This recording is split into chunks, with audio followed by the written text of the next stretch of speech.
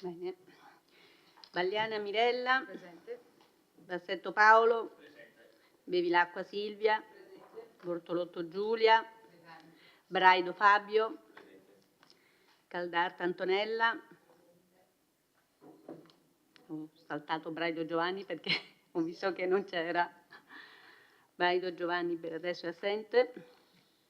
Carnelos Graziano. Presente. Cutifani Irene. Dareggian Antonio. De Bastiani Alessandro. Presente. Denardi Marta, è un'assente giustificata. Errante Lorenzo. Presente.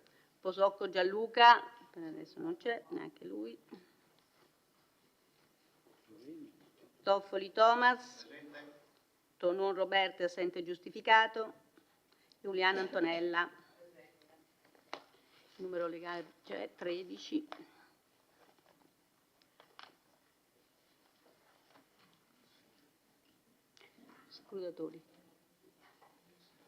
Scrutatori, Toffoli, Cutifani e Bevilacqua. Grazie.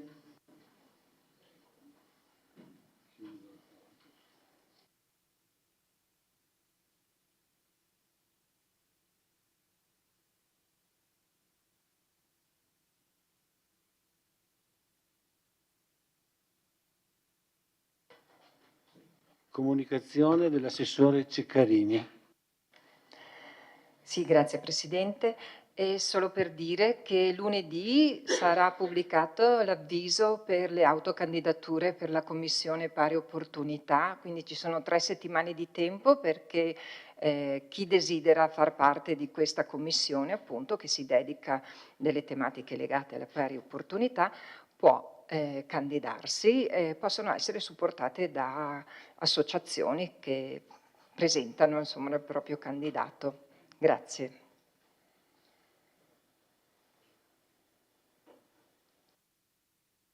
Grazie. Adesso una comunicazione del sindaco Bagliana, prego.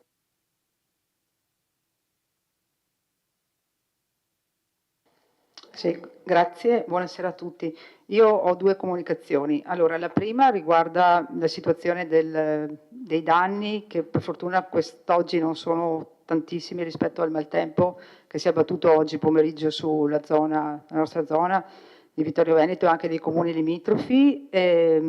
Abbiamo delle situazioni un po' di difficoltà nella zona del Meschio, ha esondato ma in modo meno grave rispetto alla scorsa volta, e quindi soprattutto nella zona di San Giacomo via Postumia è quella che è più soggetta ad andare tra virgolette sott'acqua. Fortunatamente quest'oggi il condominio Farina è stato risparmiato e invece abbiamo un'abitazione del borgo che ha subito un leggero diciamo entrata dell'acqua. La situazione del Meschio direi che a questo punto va attenzionata e monitorata, visto l'aumento delle situazioni climatiche che con frequenti tra virgolette nubifragi e l'intensità delle piogge che stanno veramente aumentando in modo smisurato. Sarà nostra cura quanto prima confrontarci soprattutto col genio civile e verificare quello che si può fare e dove si può intervenire rispetto anche a situazioni dove abbiamo sbarramento di centraline, e quindi sarà da monitorare attentamente. Mentre per quanto riguarda l'aspetto delle colline, abbiamo avuto 2 piccole frane a Marenga e Crapesica, ma le ditte incaricate sono già intervenute e quindi insomma è stato ripristinato l'assetto del terreno. Questa è la prima comunicazione. Per quanto riguarda la seconda comunicazione è quella relativa al decreto che ho firmato oggi per la nomina dell'amministratore unico della società in house Vittorio Veneto Servizi SRL, ossia la società che è affidataria del servizio di gestione delle farmacie comunali e attività connesse. E quindi dopo un'attenta valutazione ho individuato nella figura del dottor Colletti Mario Pietro Enrico la persona più indicata dal mio punto di vista, viste le sue competenze in ambito amministrativo gestionale di aziende, per poter guidare, diciamo così, la Vittorio Veneto Servizi. Vorrei anche in questo momento innanzitutto ringraziare l'amministratore unico uscente, dottor Bitz, per il lavoro che ha svolto in questi anni. È stato la guida della farmacia per 8 anni, quasi 3 mandati, 8 anni, e quindi diciamo, sottolineo l'importante lavoro, l'opera che ha fatto, il lavoro, nel senso che insomma sono state fatte delle scelte molto importanti in questi 8 anni, l'apertura della farmacia di Costa, la sistemazione della farmacia del centro, è stato fatto l'acquisto dell'immobile di San Giacomo, e quindi insomma voglio dire ha operato in modo anche preciso e puntuale, quindi a lui i nostri ringraziamenti. E ringrazio anche tutti coloro che si sono candidati per la carica, che hanno presentato la candidatura. Sono quasi 16 concittadini e anche persone professionisti dall'esterno che hanno dimostrato interesse per questa carica, e quindi ringrazio anche loro. Ecco, per il momento mi fermo qua, non ho altro da aggiungere. Grazie, quindi possiamo passare al primo punto dell'ordine del giorno.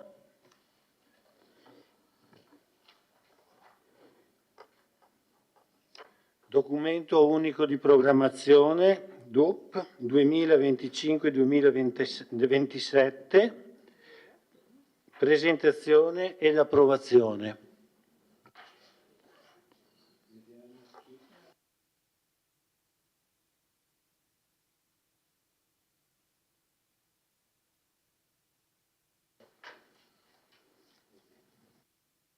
Prego, Sindaco, ho chiesto la parola. Sì, grazie. Allora, io introduco il DUP a carattere generale. Allora, il DUP è documento unico di programmazione e è lo strumento più importante che definisce l'attività di guida strategica operativa del Comune. È un documento che pianifica l'attività dell'ente e declina nel tempo tutti i bisogni e gli obiettivi della collettività. Il DUP si divide in 2 parti, una sezione strategica e una sezione operativa. La sezione strategica è quella che definisce il programma dell'amministrazione da realizzare nei 5 anni del mandato amministrativo, mentre invece la sezione operativa è la sezione dove vengono individuati gli obiettivi operativi nell'arco di tempo di un bilancio di previsione. Dopo, nello specifico, la dottoressa Costalonga vi illustrerà i contenuti delle 2 sezioni. E approfitto a questo punto per ringraziare gli uffici, innanzitutto la dottoressa Costalonga che ha seguito da vicino la stesura del DUP, dopo che noi abbiamo delineato gli obiettivi di mandato, la dottoressa Zanette e la dottoressa Daparè e tutti gli uffici, nonché il segretario comunale, che hanno insomma lavorato non poco per la stesura di questo documento. Di solito questo documento viene approvato entro il 31 luglio di ogni anno, ma per le nuove amministrazioni viene prolungato il tempo di approvazione, di solito definito entro il 30 settembre. Noi quest'anno abbiamo sforato appunto rispetto al 30 settembre di 2 settimane e ci siamo presi 2 settimane in più per definire gli obiettivi strategici del DUP. Oltre a questo testo, la normativa prevede che ogni anno ci sia una nota di aggiornamento a questo testo, che di solito in questo caso avviene entro il 15 novembre. Quindi a metà novembre noi ci rivedremo in Consiglio Comunale per approvare la nota di aggiornamento. In questo mese ci sarà appunto la possibilità di approfondire alcuni contenuti e di naturalmente fare degli emendamenti rispetto al documento che vi verrà presentato questa sera. Per questo noi avremo anche intenzione, oltre di presentarlo questa sera ai consiglieri comunali che già hanno preso visione, anche di illustrarlo ai cittadini, e quindi abbiamo in cantiere l'idea di fare delle serate illustrative in città rispetto a questo documento unico di programmazione. Per ora mi fermo, dopodiché il dibattito, almeno la presentazione, si svilupperà in questo modo. Ci sarà appunto l'introduzione da parte della dottoressa Costalonga, poi passeremo la parola agli assessori per le materie di competenza e poi riprenderò io per 2 minuti solo per esprimere gli obiettivi di materia rispetto alle mie materie di competenza. Grazie. Prego, dottoressa. Sì, non so. Grazie, se si prenota.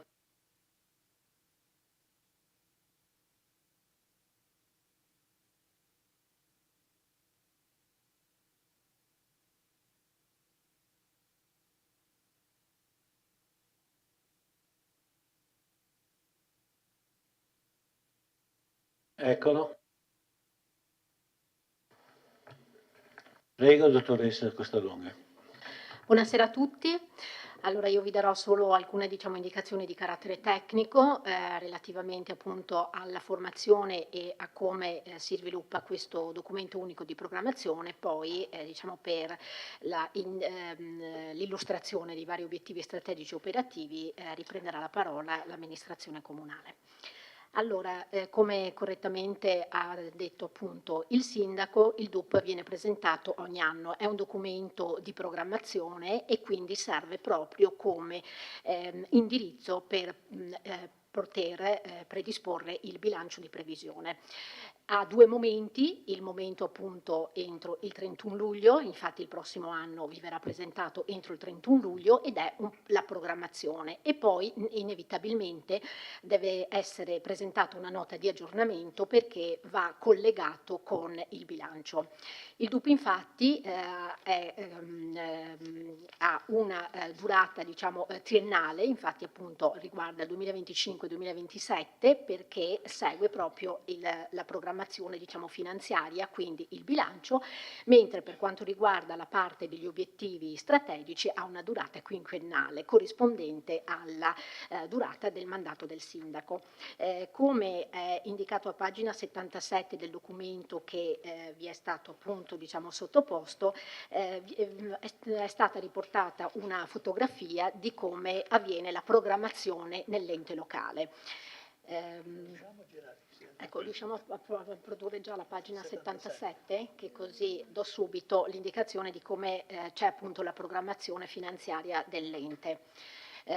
Allora, appunto la fotografia si parte dalle linee di mandato che vengono appunto presentate al Consiglio Comunale, 15 giorni fa ne avete preso atto, e poi una volta che vengono indicate le linee di mandato si costruisce il DUP, il documento unico di programmazione, che ha una sezione strategica, una sezione operativa che è collegata al bilancio di previsione, quindi ha gli obiettivi strategici, gli obiettivi operativi e poi il programma, la programmazione economica che appunto contiene le risorse che l'ente ha sia dalla parte entrata che gli impieghi poi a livello di spesa.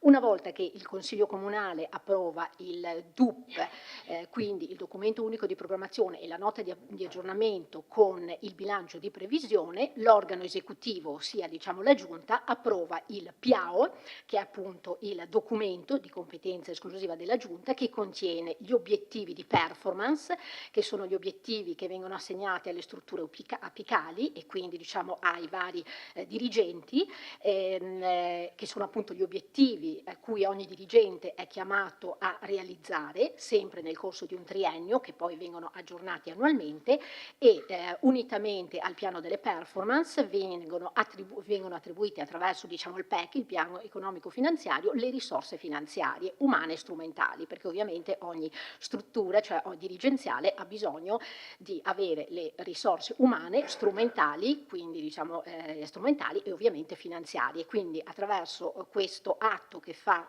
la Giunta vengono assegnati gli obiettivi e le risorse finanziarie che ogni dirigente ha a disposizione per poter realizzare gli obiettivi, che poi saranno oggetto di valutazione e collegati a queste poi anche la valutazione, diciamo, del dirigente a fine anno.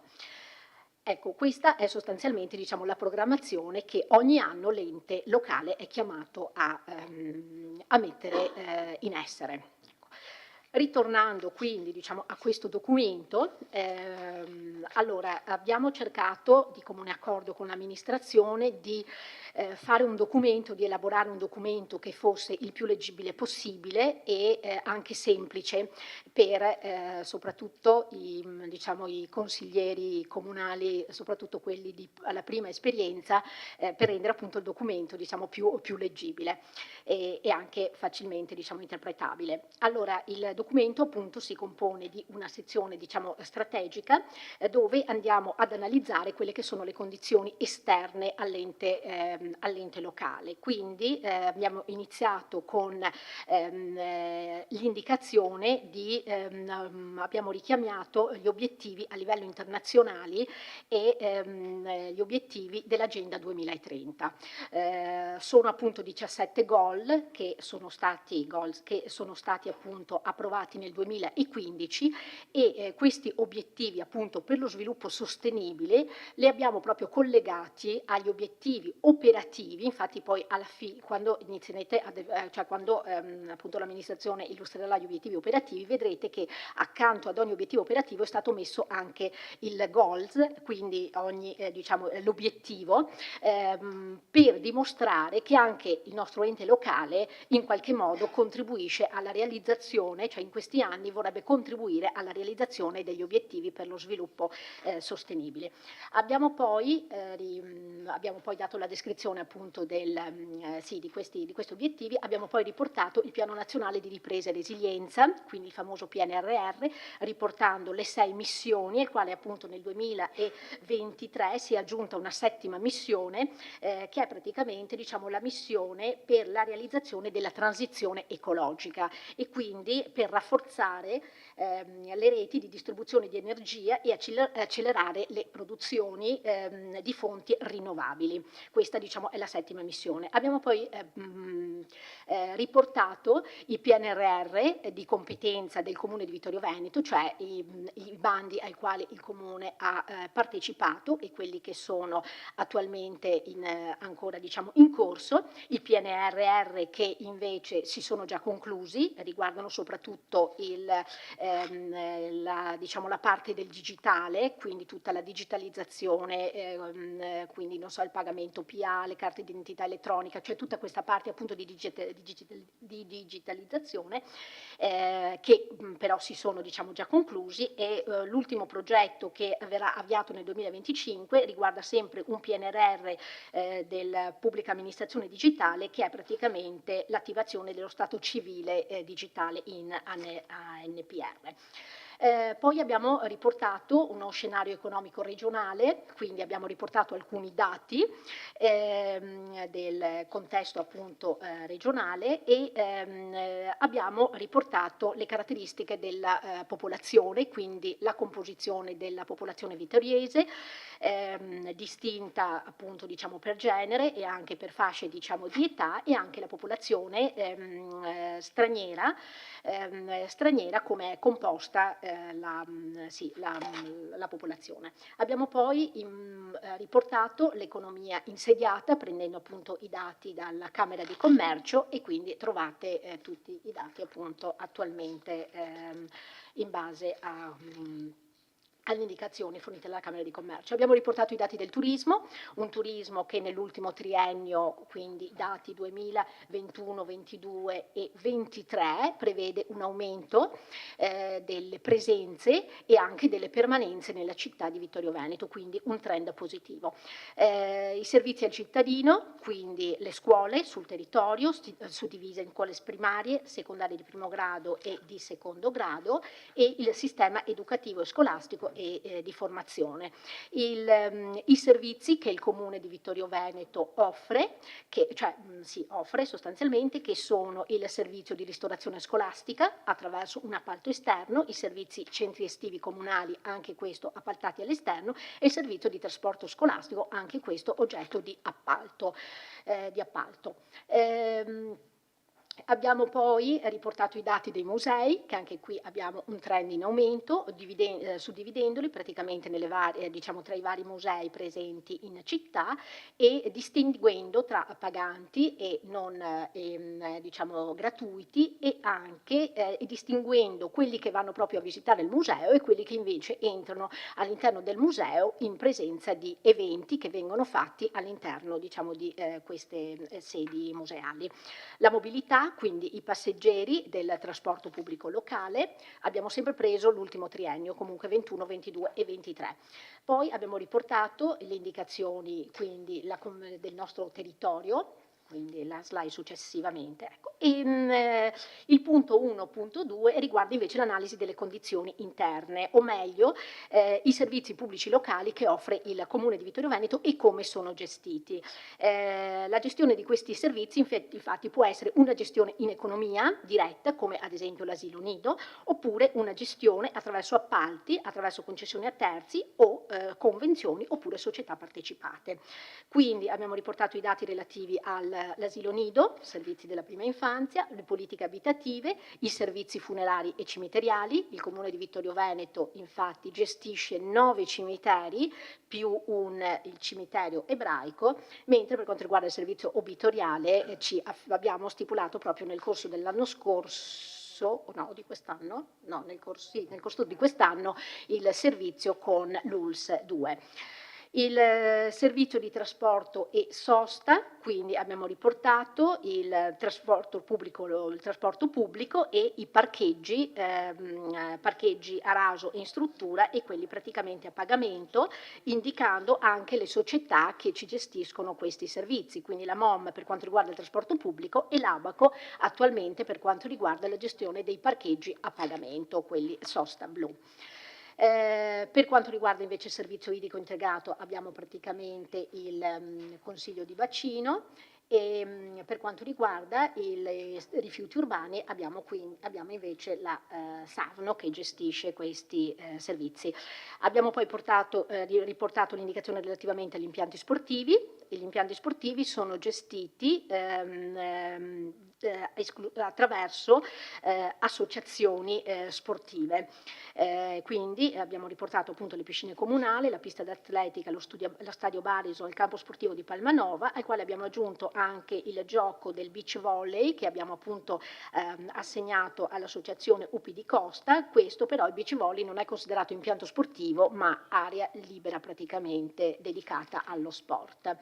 Relativamente ai servizi culturali e turistici, quindi servizi bibliotecari e servizi culturali, questi sono gestiti in parte attraverso una modalità di gestione diretta e tramite appalto, questo sia per i servizi culturali, quindi la gestione del Teatro da Ponte, il Museo della Battaglia e gli altri musei che sono appunto affidati tramite appalto. I servizi bibliotecari, anche questo, c'è una gestione mista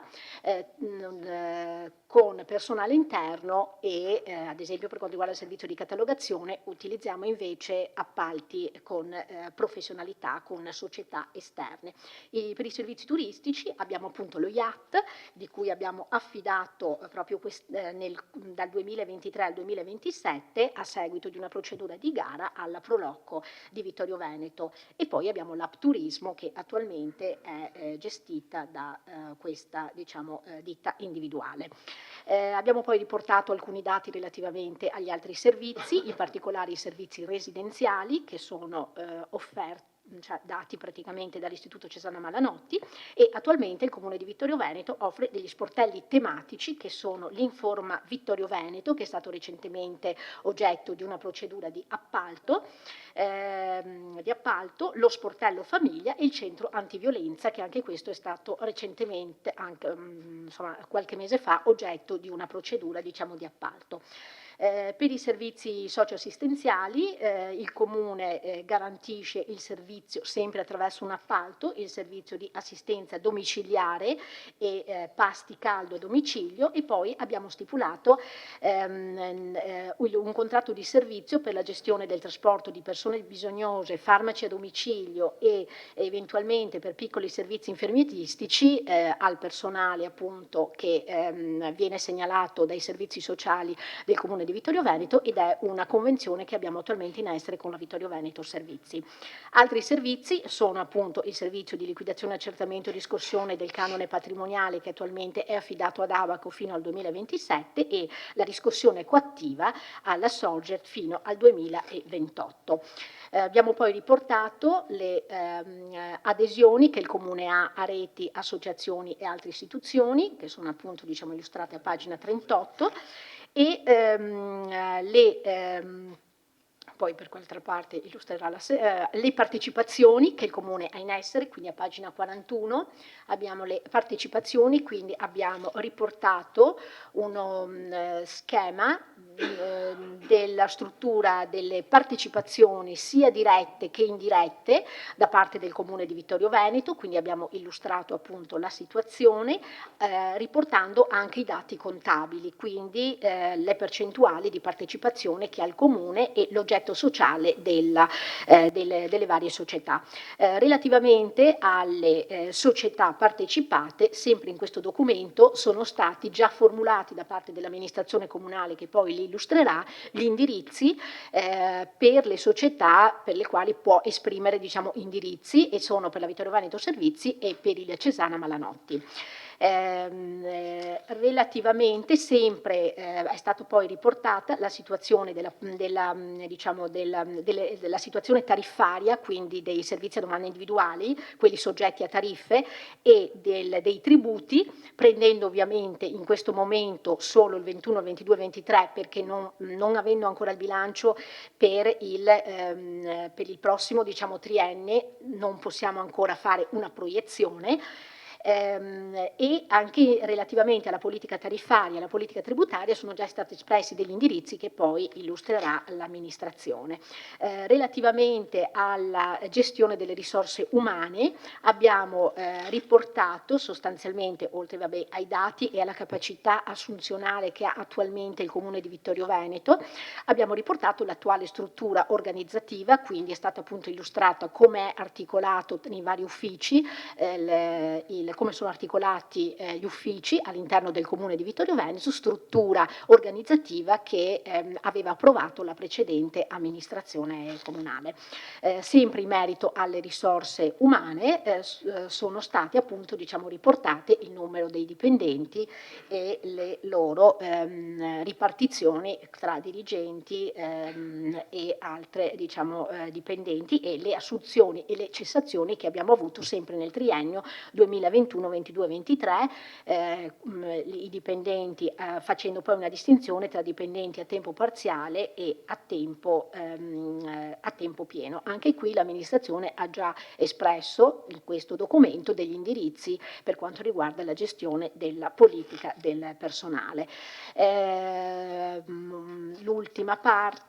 Sì, poi sono state la parte relativa al patrimonio, quindi la dotazione che ha il Comune a livello patrimoniale, Il Comune infatti dispone sia di beni appartenenti al demanio, sia beni appartenenti al patrimonio, sia disponibile che indisponibile. Anche qui sono stati riportati i dati 21, 22, 23, sono stati già dati degli indirizzi per la gestione del patrimonio e è stato riportato, in attesa di predisporre il nuovo piano delle alienazioni, il piano delle alienazioni del 2023 con l'individuazione dei beni 2024, scusa, dei beni oggetto di alienazione.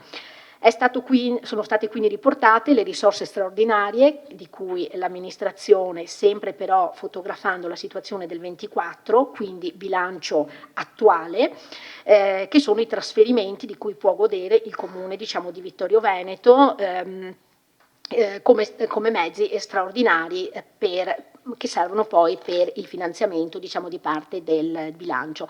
È stata evidenziata la sostenibilità dell'indebitamento da parte del Comune di Vittorio Veneto, sempre appunto con bilancio, diciamo, attuale, e gli equilibri di bilancio che sono stati approvati nella seduta del 31 luglio, comunque a fine luglio 2024. Gli ultimi, diciamo, la situazione, diciamo, che presenta ovviamente un bilancio in equilibrio. Sono stati quindi individuati gli indirizzi e gli obiettivi strategici, partendo, come dicevo prima, dal programma di mandato che appunto individuato 10 aree strategiche, 10 aree strategiche che sono appunto raffigurate in questa, diciamo, in questa illustrazione che individua appunto queste palle dove c'è lo sviluppo la visione dell'amministrazione appunto diciamo della città. Questi obiettivi, queste linee strategiche sono state poi tradotte in obiettivi strategici e questi obiettivi strategici, che poi illustrerà l'amministrazione, sono stati collegati alle missioni di bilancio, perché poi dobbiamo sempre fare il collegamento con la parte finanziaria. Questi obiettivi strategici sono poi stati sviluppati in obiettivi operativi e, come dicevo prima, questi obiettivi operativi sono stati collegati all'Agenda 2030. Quindi gli obiettivi appunto dell'Agenda 2030 sono stati individuati per ogni obiettivo operativo il responsabile politico, quindi l'assessore, e i settori coinvolti, quindi il settore, cioè la struttura poi comunale che è deputata al raggiungimento di questi obiettivi operativi. Sono stati poi a pagina 73 sono stati anche individuati gli obiettivi strategici della corruzione, trasparenza e di contrasto al riciclaggio che sono previsti appunto dalla guida ANAC e che poi verranno esplicitati all'interno del PIAO, quindi perché siamo ovviamente chiamati nella predisposizione dei nostri atti amministrativi a garantire sempre la massima trasparenza e soprattutto evitare fenomeni di corruzione, diciamo di corruzione. Ecco.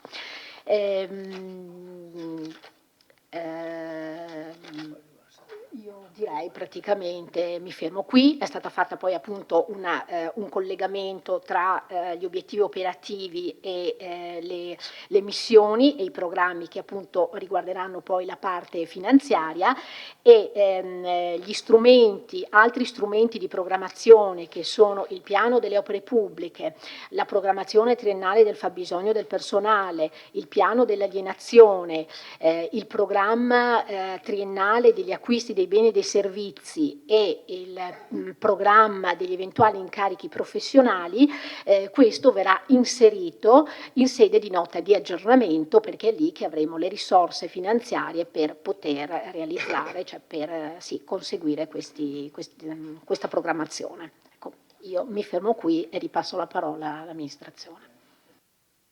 Grazie dottoressa Costalonga. Adesso continua l'illustrazione l'assessore De Antoni.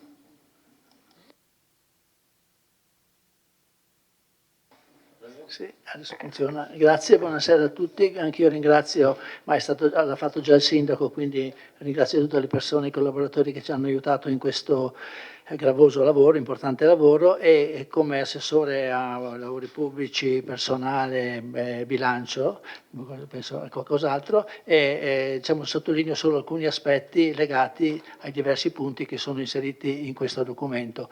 Mi dicono che il tempo è limitatissimo, il Presidente è più severo il precedente, non mi lascia parlare, per cui sono un po' agitato per questo, perché non riuscirò a dire tutto quello che volevo dire, ma comunque.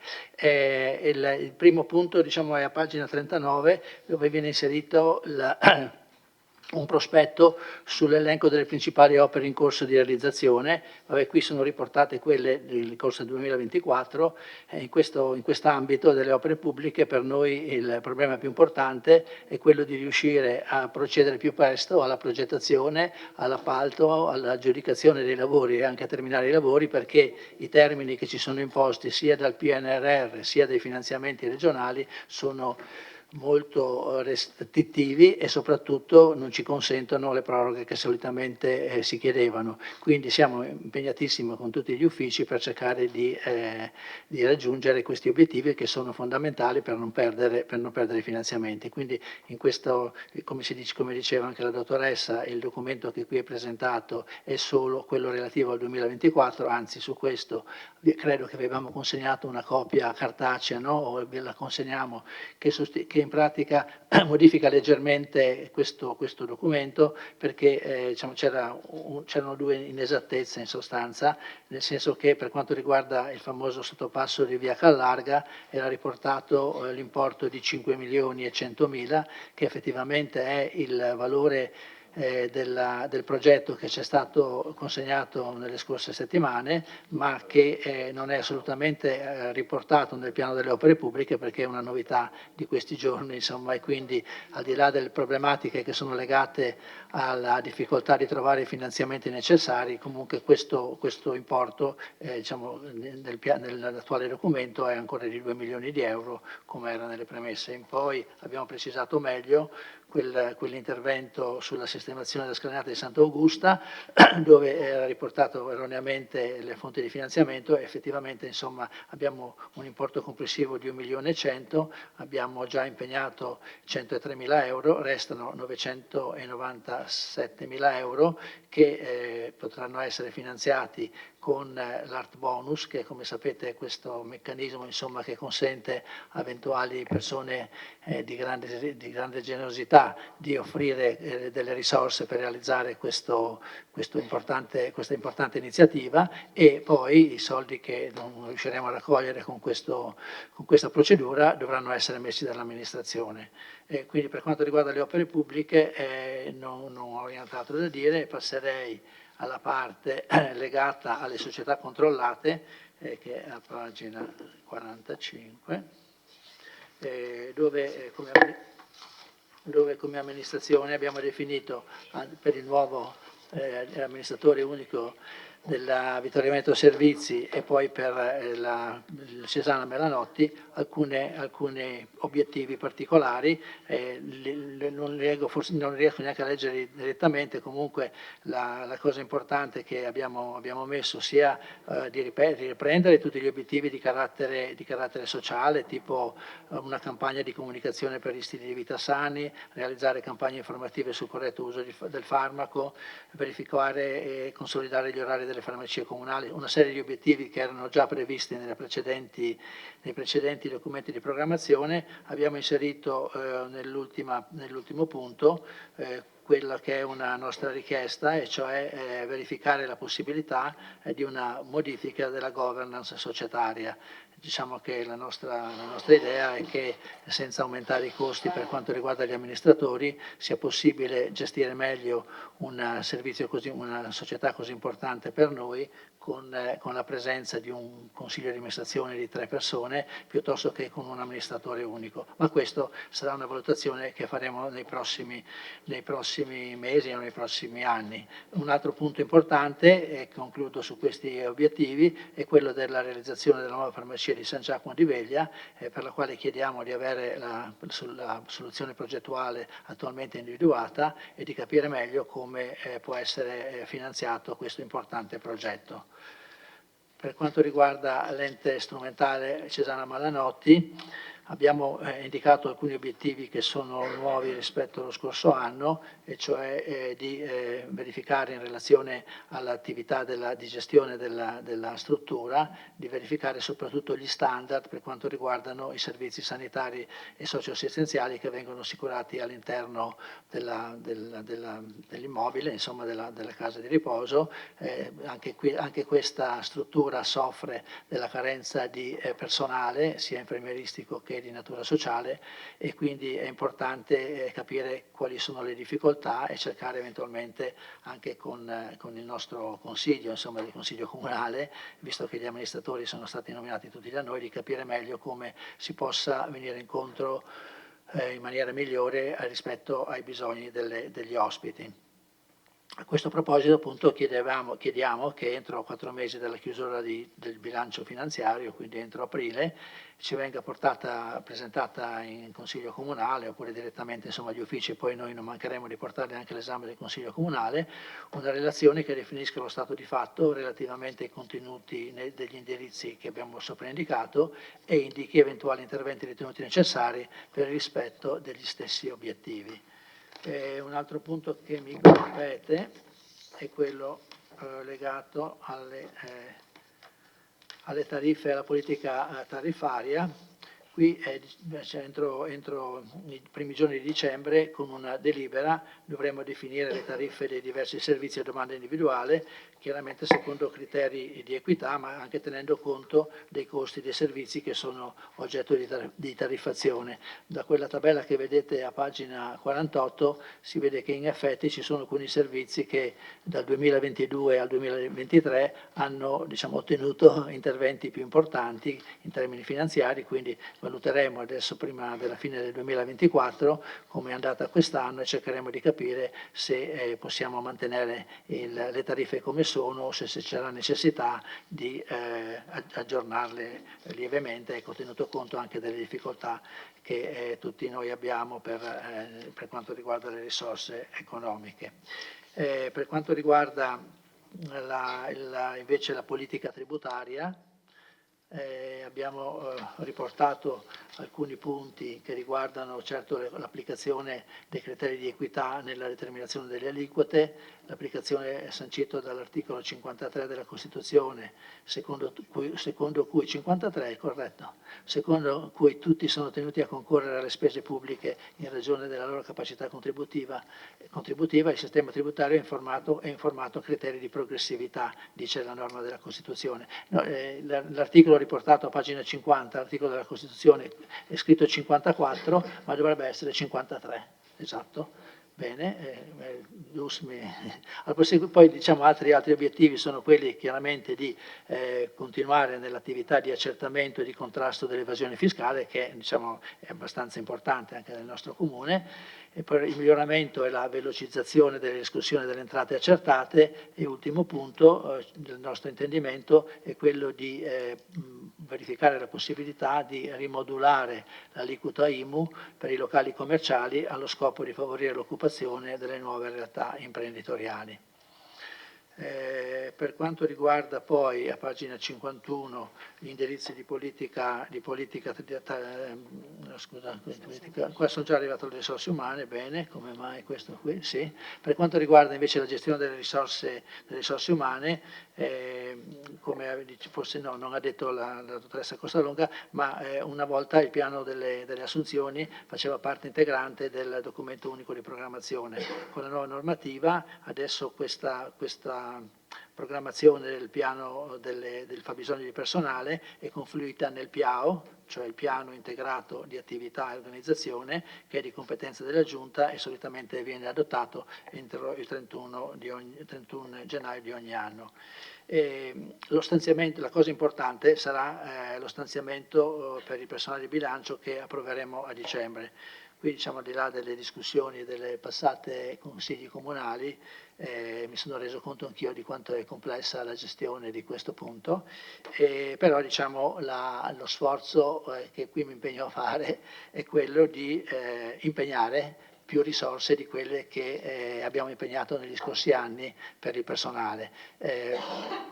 Prendo atto delle difficoltà che abbiamo subito anche noi nel corso di quest'anno per coprire tutte le spese correnti, e quindi mi rendo conto anche del fatto che qualche volta abbiamo dovuto rinunciare al personale per aiutare gli altri comparti, gli altri capitoli di bilancio.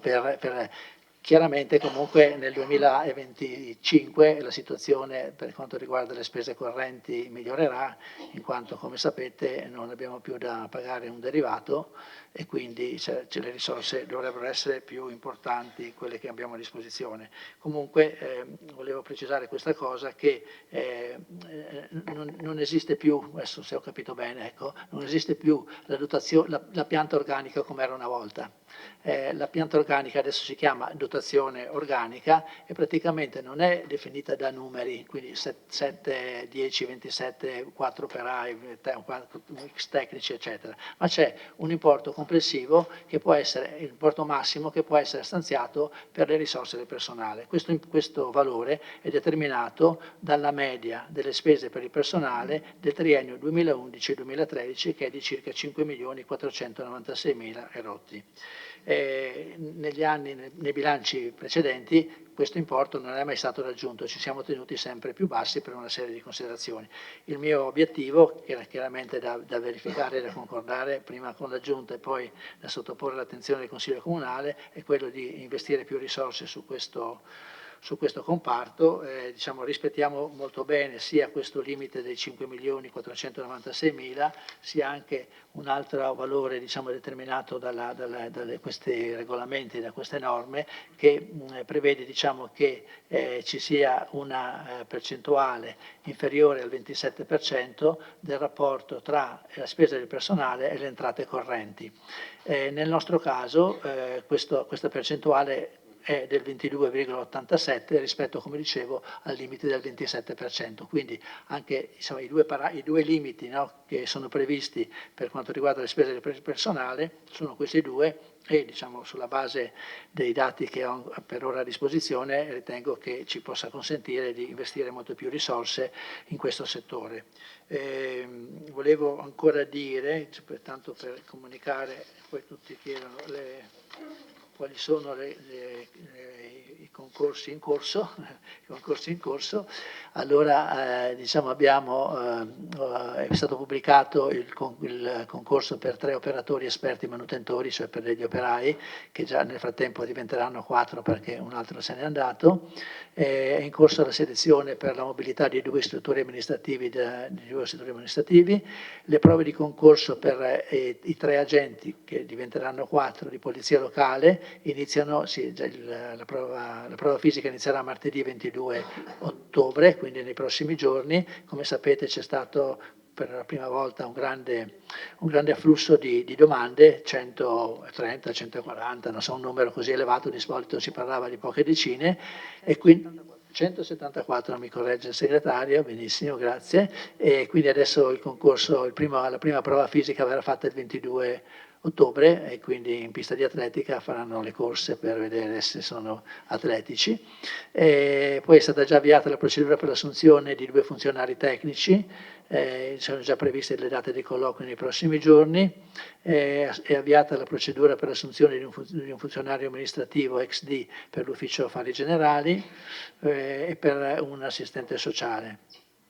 Infine, per quanto riguarda il dirigente tecnico, la Commissione ha completato i lavori proprio ieri, e è stata individuata una rosa di candidati che verrà poi sottoposta all'esame alla valutazione del sindaco, che procederà al più presto possibile, per favore, alla nomina del dirigente.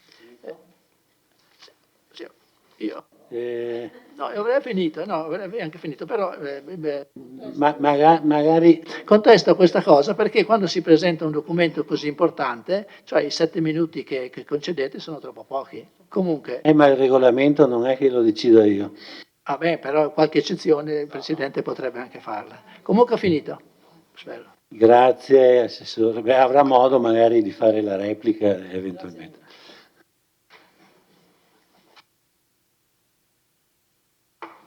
Prego, Assessore Denardi. Grazie Presidente, buonasera a tutti. Cercherò di essere molto più contenuta del collega De Antoni. Parto con un ragionamento sul patrimonio. La dirigente Costalonga ha già accennato che nel documento si individuano alcuni indirizzi relativi al patrimonio. Il Comune di Vittorio Veneto, relativamente al patrimonio immobiliare, ha una ricognizione effettuata particolarmente dettagliata. Riteniamo opportuno che la ricognizione ad oggi esistente sia ora integrata con ulteriori dati relativi alla condizione di ciascun cespite. Intendo con questo dire lo stato effettivo dell'immobile, lo stato manutentivo più o meno degradato, l'utilizzo, il suo stato libero totale, parziale, o che tipo di assegnazioni sono in essere oppure utilizzi diretti da parte del Comune. Riteniamo questo sia importante per offrire una valutazione complessiva dello stato del nostro patrimonio immobiliare che ci permetta successivamente un ragionamento sull'ottimizzazione dell'uso degli spazi. Faccio un esempio: già in queste prime settimane diverse realtà che utilizzano immobili dell'amministrazione si sono rivolti alla Giunta per chiedere una verifica in ordine ai costi, specie relativamente all'utenza del riscaldamento, e per capire se vi sia la possibilità di eventualmente collaborare con altre realtà per sostanzialmente suddividere le spese oppure individuare luoghi diversi dove svolgere le proprie attività. Crediamo d'altro lato che sia necessario verificare con altri attori pubblici e privati del territorio come utilizzare gli immobili di proprietà del Comune e non solo per diventare volano di riqualificazione e di riutilizzo. Ne cito solo due, ma perché sono elementi che urbanisticamente e volumetricamente sono tra i più importanti: la Mafil e il Papadopoli, strutture pubbliche di dimensioni così rilevanti, non utilizzate ovviamente, diventano non solo elementi che rischiano di, nel caso dei due appena citati, subire un degrado immobiliare anche rilevante, ma di essere elemento negativo anche per il territorio circostante. Un focus importante nel ragionamento dei prossimi anni sarà quello sulle manutenzioni ordinarie e straordinarie degli immobili, che purtroppo negli anni stiamo verificando hanno avuto un andamento nella migliore delle ipotesi altalenante, e andrà posto anche particolare attenzione al patrimonio di pregio. Mi viene in mente la vicenda relativa alla loggia del Museo della Battaglia, che va conservato, tutelato e valorizzato con ancora maggiore attenzione rispetto al resto. Sul turismo abbiamo visto che i dati degli arrivi e delle presenze a Vittorio Veneto sono in costante aumento anche rispetto al 2019, quindi anche senza considerare gli effetti negativi del post-Covid sugli anni 21 e 22. L'aumento è costante da quando appunto nel 2019 il nostro territorio è entrato insieme agli altri comuni nell'elenco dei luoghi protetti dall'UNESCO. L'obiettivo ora è quello di allungare ulteriormente le presenze nel nostro territorio, individuando esperienze da vivere, magari anche combinando attrattività diverse del nostro territorio. Mi vengono in mente solo come esempio i ragionamenti sui percorsi e sugli itinerari a piedi in bicicletta e le attrattività culturali e musicali. Molto importante in questo sarà un rafforzamento della rete dei comuni che appartengono al nostro IAT, condividendo con loro strategie e obiettivi. Un ragionamento importante dovrà essere fatto anche nei prossimi anni sulle strutture. La domanda extra alberghiera è in costante aumento, ce lo dicono anche gli operatori del territorio, ma è fondamentale anche riuscire a garantire un adeguato numero di posti letto offerti in strutture alberghiere. Sappiamo che purtroppo negli ultimi anni ci sono state delle chiusure per vari motivi e per varie dinamiche. Bisogna capire se si può intervenire rapidamente e con che modi per verificare anche queste ulteriori possibilità. Penultimo punto relativo all'innovazione per l'abitare. Sappiamo che le esigenze anche abitative sono cambiate negli ultimi anni e riteniamo giusto individuare un approccio che sia in grado di aderire a questi cambiamenti. Se un tempo magari era indispensabile e fondamentale, soprattutto e quasi esclusivamente un supporto in caso di difficoltà economiche o personali, è chiaro che negli ultimi anni si sono sviluppate anche condizioni per le quali persone che non hanno difficoltà personali o di reddito di particolare tipo fanno fatica ad individuare un immobile in affitto, perché il mercato degli affitti nel nostro territorio è particolarmente carente, non diciamo che è inesistente, ma questo significa dover andare cercare di sopperire o comunque andare incontro anche a queste diverse e modificate esigenze. In questo senso possiamo già dire che sono stati avviati dei primi contatti con realtà associative e di categoria interessate a ragionare su questi temi ed avviare ragionamenti anche di tipo innovativo. Ultimo punto, quello relativo agli affari legali. Sappiamo che il contenzioso del Comune di Vittorio Veneto è variegato e molteplice. Cito solo due vicende, forse tra le più note e particolarmente importanti anche per il nostro bilancio.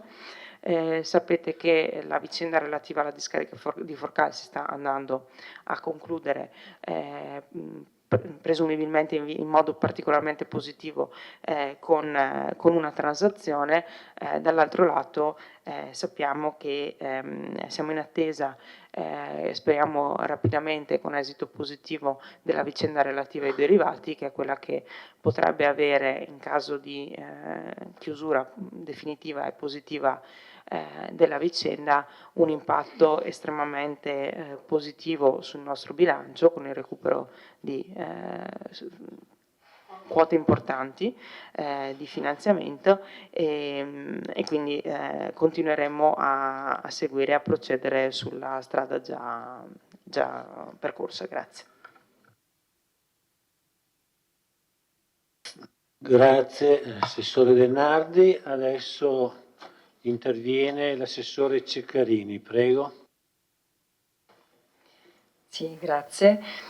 Allora, per far memoria, come assessore alle politiche sociali, equità sociale e di genere, servizi alle famiglie, valorizzazione giovanile, politiche della terza età, integrazione, prevenzione dei rischi sociali e volontariato sociale, vi presento gli obiettivi operativi della linea strategica Una città attenta alle persone.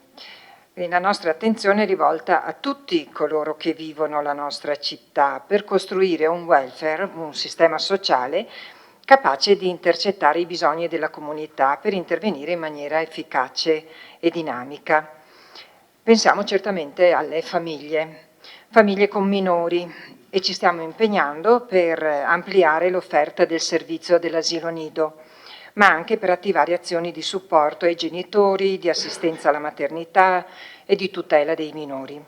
Pensiamo alle famiglie con persone con disabilità fisiche, psichiche e sensoriali, per concorrere alla costruzione del loro progetto di vita, in collaborazione con i familiari stessi, le associazioni, i servizi specialistici, promuovendo percorsi di autonomia come l'esperienza di co-housing finanziato dal PNRR negli appartamenti di via Galileo Galilei, e facilitando la collaborazione tra associazioni ricreative, sportive e culturali per favorire una partecipazione attiva alla vita sociale delle persone con disabilità. Nella nostra programmazione c'è attenzione alle famiglie di persone anziane, ricordandoci che sono sempre più numerose le famiglie unipersonali, l'abbiamo visto, quindi composte solo dall'anziano e spesso dall'anziano solo, che si trova ad affrontare questa stagione della vita senza supporti familiari.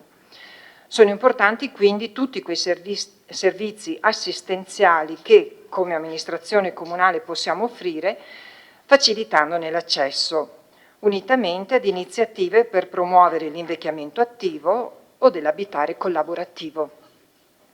Gli anziani sono la grande sfida che dobbiamo affrontare e quindi il Comune deve rafforzare il ruolo di coordinatore con la rete degli operatori e delle realtà che si occupano di anziani e di sostegno alla terza e quarta età, per rispondere alle crescenti esigenze dei diretti interessati, ma anche dei familiari, dei caregiver. Tante sono le famiglie vulnerabili, in difficoltà, anche temporanea. Vanno sostenute in progetti di inclusione sociale, accompagnandole nell'accesso ai servizi socioassistenziali, sociosanitari, ai servizi dell'abitare. Dobbiamo operare per valorizzare i loro potenziali ed aiutarle a raggiungere un'autonomia economica, educativa ed abitativa.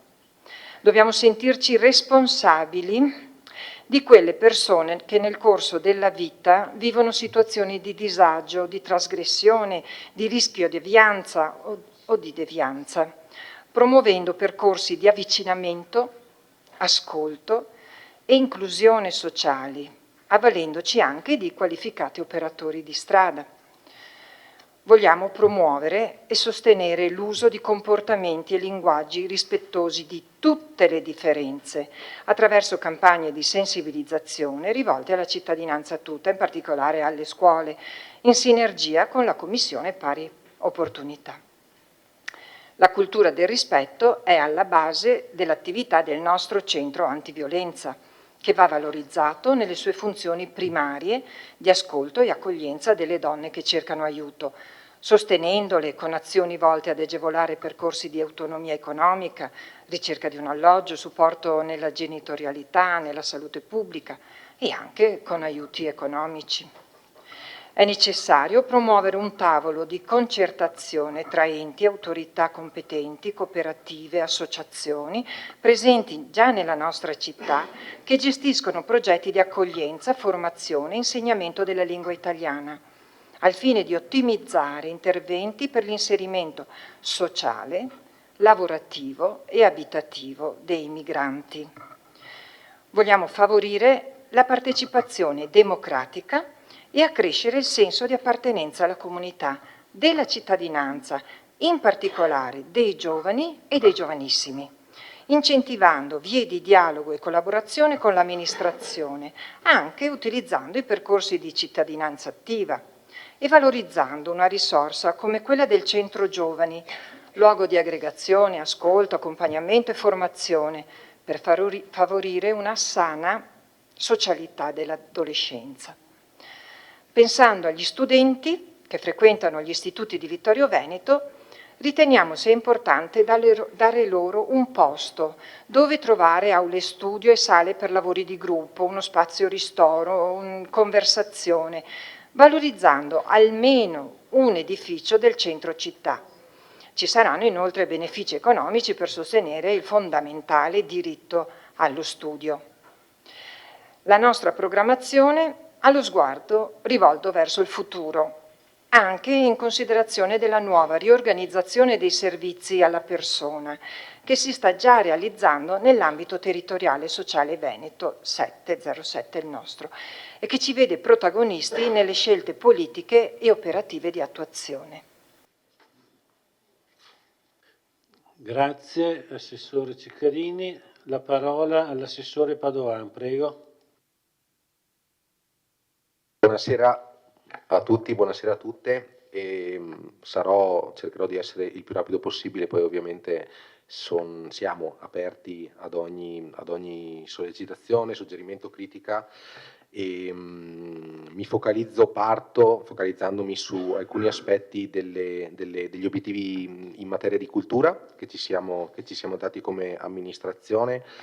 L'obiettivo strategico identificato alla pagina 93 5.1, implementare proposte culturali di qualità per valorizzare l'identità storica e contemporanea della città. E il primo obiettivo operativo identificato è promuovere con modalità innovative Vittorio Veneto, città simbolo della fine della Grande Guerra e della lotta per la liberazione. E qui evidentemente si tratta di promuovere iniziative anche attraverso il coinvolgimento e la raccolta di proposte da parte del mondo dell'associazionismo al fine di come dire, posizionare Vittorio Veneto in prima fila su questi temi che evidentemente caratterizzano la nostra identità, ed è anche parzialmente legato all'obiettivo operativo 521, cioè la riqualificazione dei musei cittadini anche attraverso il loro rilancio come spazi comunali e cittadini deputati ad eventi culturali caratterizzanti i diversi siti. Quindi l'idea è quella di promuovere un progetto integrato di proposte culturali su queste direttrici. Secondo obiettivo operativo identificato, la promozione annuale di un festival della contemporaneità che consente attraverso voci qualificate di comprendere e conoscere l'articolarsi storico, sociale, culturale e politico della nostra attualità, coinvolgendo attori pubblici e privati per il sostegno economico. Crediamo che vi sia tutto il potenziale per creare delle giornate che possano far riflettere su temi contemporanei la nostra città. Abbiamo anche raccolto già manifestazioni di interesse in tal senso. Crediamo possa essere un'opportunità davvero di apertura al dibattito culturale e politico contemporaneo, e abbiamo diverse iniziative in mente.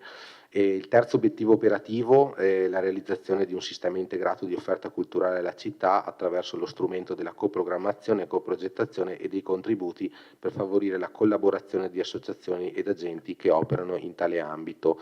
L'idea qui è quella di lavorare come comune in modo da coordinare, oltre che promuovere iniziative cittadine, e anche promuoverle direttamente dall'amministrazione comunale, quindi investendo su professionalità che possano sviluppare avvenimenti e iniziative rilevanti. Qui per offerta culturale è ampiamente intesa, inserendo anche ad esempio il mondo della scuola, quindi con progetti legati al mondo scolastico, in maniera di collaborare con le progettualità proposte dagli istituti, o anche con giornate quale quella ad esempio di Educhiamoci, che si sta per chiudere peraltro in questo momento, la quarta edizione. In ogni caso la ratio di questo obiettivo operativo è dare all'amministrazione comunale in primis un ruolo propulsivo, oltre che di iniziativa e di coordinamento, pertanto valorizzare quello che possiamo costruire quale amministrazione comunale. Quarto obiettivo operativo, consolidamento del ruolo di Vittorio Veneto come città della musica, sia attraverso i tradizionali concorsi che segnano la nostra storia anche da decenni, sia sostenendo festival ed eventi a cura delle associazioni musicali e culturali presenti nel territorio, quindi insistere lungo questa direttrice e possibilmente anche ideando modalità innovative di promozione di questo importante settore, anche attraverso la collaborazioni potenzialmente internazionali istituzionali, come specificato in un obiettivo operativo separato. Quinto obiettivo operativo è la valorizzazione delle potenzialità che può offrire lo sport all'interno dell'offerta culturale cittadina, quindi un settore, diciamo così, che non va solamente legato all'attività fisica, al benessere fisico, ma anche al benessere in generale, alla crescita culturale. Crediamo anche qui che Vittorio Veneto, oltre che sul tema del lavoro, possa caratterizzarsi sul tema dello sport, attraverso appunto la creazione di eventi dedicati che possono coinvolgere platee diverse dal punto di vista comunque eterogenee dal punto di vista culturale. Lo sport è anche in molti casi la cartina al tornasole di processi sociali e quindi può essere un'ottima porta d'accesso per dibattiti molto, molto attuali. E abbiamo poi l'obiettivo operativo all'interno della valorizzazione del patrimonio degli spazi culturali e la promozione del Teatro da Ponte quale primario centro culturale cittadino, e lavorare quindi per generare una cultura del teatro aperto alle diverse espressioni artistiche e culturali. Proprio nella giornata di oggi si è proceduto tramite commissione ad aprire le buste per vedere insomma le offerte pervenute nell'ambito del bando di assegnazione del Teatro Comunale da Ponte, e possiamo dire che abbiamo un gestore e la proposta progettuale presentata è altamente soddisfacente, ne è pervenuta una e ci saranno i necessari controlli nei prossimi giorni e poi si procederà gli uffici procederanno con la delibera di assegnazione. Tengo a ringraziare nuovamente gli uffici comunali per l'enorme lavoro che hanno portato avanti in questi mesi, quindi davvero credo sia un applauso che vada un po' condiviso da tutti. E infine anche nulla, non so quanto ho parlato, ho sforato. No, sta per concludere il tempo, può tirare le conclusioni. Sì, chiudo, poi veramente apro, insomma, se ci sono delle domande di chiarimento, non voglio rubare altro tempo ai miei colleghi. Crediamo di avere come dire, delle proposte ambiziose che intendano il ruolo dell'amministrazione davvero in maniera propulsiva, in maniera di coordinamento, con una funzione di coordinamento all'interno di proposte della proposta culturale cittadina, al tempo stesso evidentemente mettendoci a disposizione, valorizzando il mondo dell'associazionismo al fine di continuare e di insistere su un'azione concertata, condivisa, rispettosa delle passioni che animano le numerose associazioni cittadine che portano avanti già insomma, storicamente un importante lavoro sociale e di crescita, direi morale, spirituale e culturale. Pertanto questa è l'ispirazione massima le due, diciamo così, stelle polari che guideranno la nostra azione in quest'ambito. Grazie per l'attenzione. Grazie Assessore.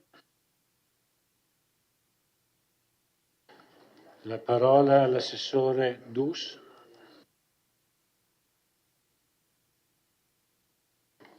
Eccoci. Buonasera. Dunque, io ho sempre trovato che ha un suo fascino, diciamo, il DUP, perché riesce a condensare e a fare una fotografia di quella che è la nostra città attualmente, e si trovano in esso quelli che sono gli obiettivi, le ambizioni, le idee e anche i valori dell'amministrazione che guida la città. Quindi è sicuramente un documento che ha una sua importanza. Certo, nel DUP non c'è tutto. Nel DUP non ci sono le cose impreviste, le emergenze, non ci sono le cose appunto imprevedibili, e non ci sono soprattutto le cose di cui molto spesso, ahimè, gli amministratori si trovano ad occuparsi, cioè i problemi che ogni giorno emergono e che spesso non si riescono a pianificare. E ciò che viene poi pianificato magari fa fatica a trovare una sua strada per esprimersi, perché appunto ci sono altri problemi contingenti che emergono con forza. E quindi nel redigere il DUP, occupandomi di aree appunto tecniche, ambientali, urbanistiche e di viabilità, diciamo, ho cercato di trovare quale potesse essere un fil rouge che le legasse e mi è venuto in mente pianificare l'adattamento, cioè viviamo in un periodo in cui ci sono degli sconvolgimenti molto rapidi e non prevedibili, e quindi è assolutamente necessario che anche questi inizino ad essere pianificati. Questo lo si deve fare, secondo me, sia attraverso gli strumenti urbanistici, quindi appunto noi abbiamo approvato da poco il piano assetto del territorio del nostro comune, uno strumento assolutamente utile che richiedeva da tempo di essere approvato, e quindi uno dei prossimi obiettivi sarà sicuramente quello di fare la prima variante al PRG, quindi il primo piano degli interventi. Anche questo è un lavoro essenziale per pianificare l'adattamento della nostra città.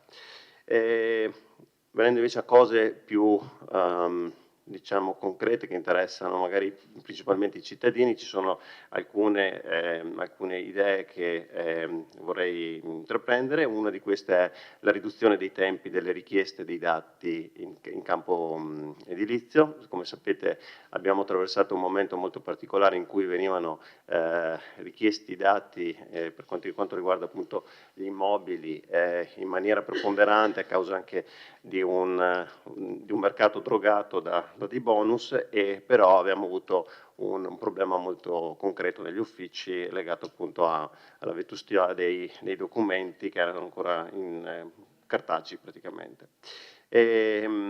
Altre idee sono valutare possibili soluzioni per il recupero e la valorizzazione del complesso della Villa Papadopoli.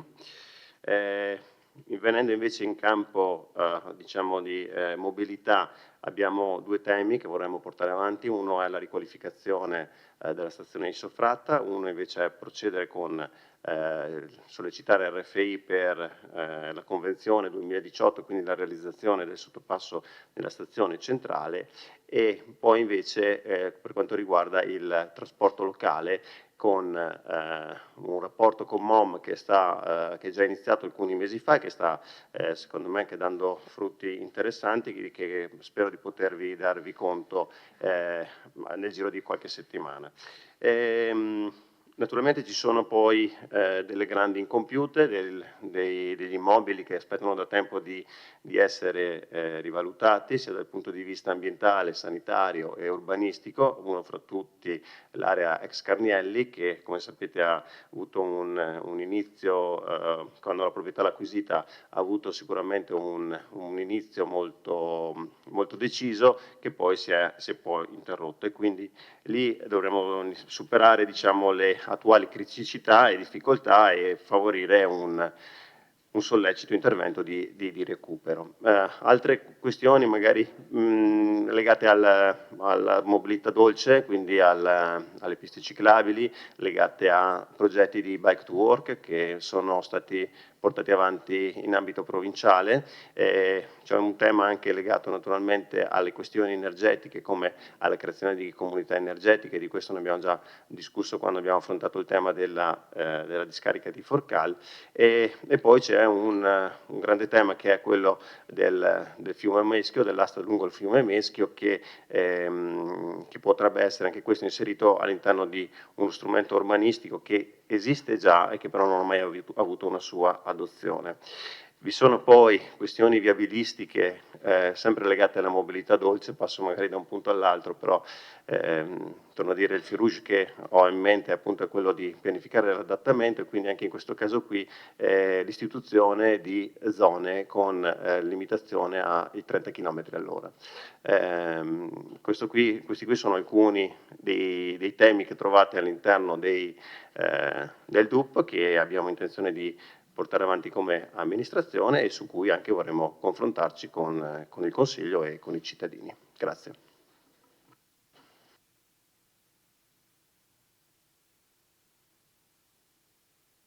Grazie Assessore Dus. Adesso il Sindaco Bagliana relaziona sui suoi referati.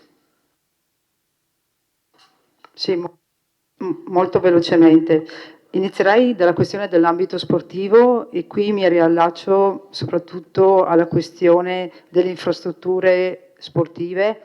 Come sapete, insomma, bisognerà mettere mano ad alcune infrastrutture sportive, vedremo la modalità con cui intervenire, ma questo sarà quanto, sia nella questione delle piscine comunali e nella realizzazione del campo da rugby e altre infrastrutture sportive.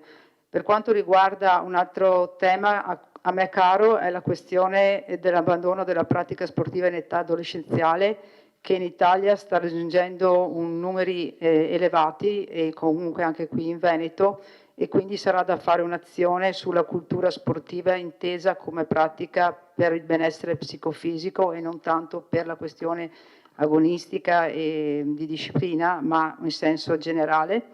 Poi naturalmente continua il sostegno alle associazioni sportive e ai volontari che dedicano tantissimo del loro tempo affinché appunto queste realtà sportive, e nella nostra città sono veramente tante, continuano nella loro attività. All'interno ci sono tantissimi ragazzi che frequentano queste società e quindi continueremo insomma a sostenerle e a verificare con loro anche idee innovative per proiettare l'attività sportiva in avanti. Passando velocemente alla questione delle attività produttive, non possiamo assolutamente dimenticare la grande crisi che stanno vivendo un po' tutte le nostre città, che è la questione della chiusura dei negozi, la questione del commercio, il commercio di vicinato, dei negozi di vicinato, che sono veramente un elemento in sofferenza.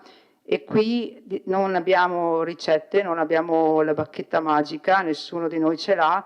Si tratta di ripensare e rivedere assieme alle associazioni di categoria e dico io anche a tutti i cittadini che hanno a cuore la città, perché poi qua vorrei chiamare anche in causa veramente i singoli cittadini sul loro modo di acquistare e di consumare all'interno della città, perché bisogna capire quello che vogliamo, se vogliamo avere le città con i negozi aperti o vogliamo avere una città abbandonata, cioè nel senso senza attività commerciali, e quindi voglio dire bisognerà cercare di incidere anche sulla modalità di acquisto delle persone. Sarà una cosa difficile, però ci proveremo.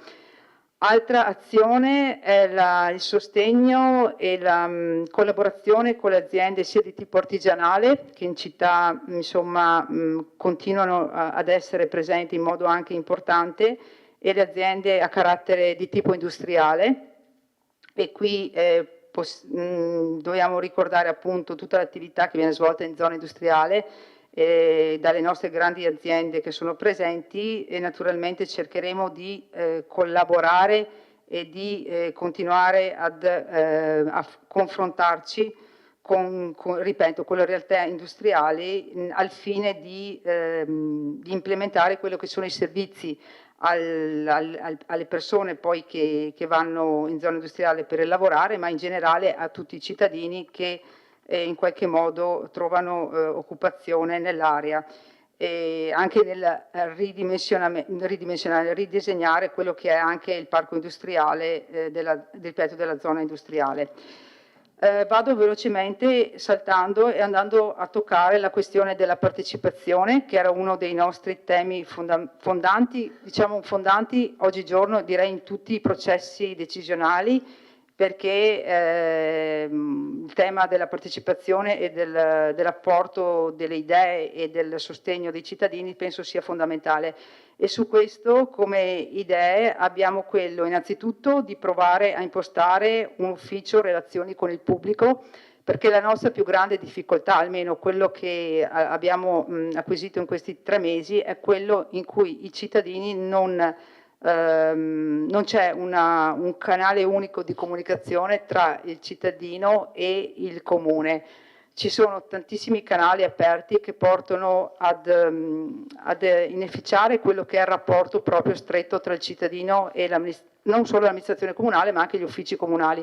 Quindi penso che sia importante focalizzarci e porre attenzione a ricalibrare, ritrovare uno strumento che sia più efficace possibile e diretto nella reazione, ripeto, tra le persone, i cittadini e gli uffici comunali e il comune in generale. Quindi anche nell'ottica della partecipazione attraverso un ridisegnamento di quello che può essere il ruolo dei consigli di quartiere, attraverso nuove modalità e strumenti di partecipazione che stiamo iniziando ad abbozzare.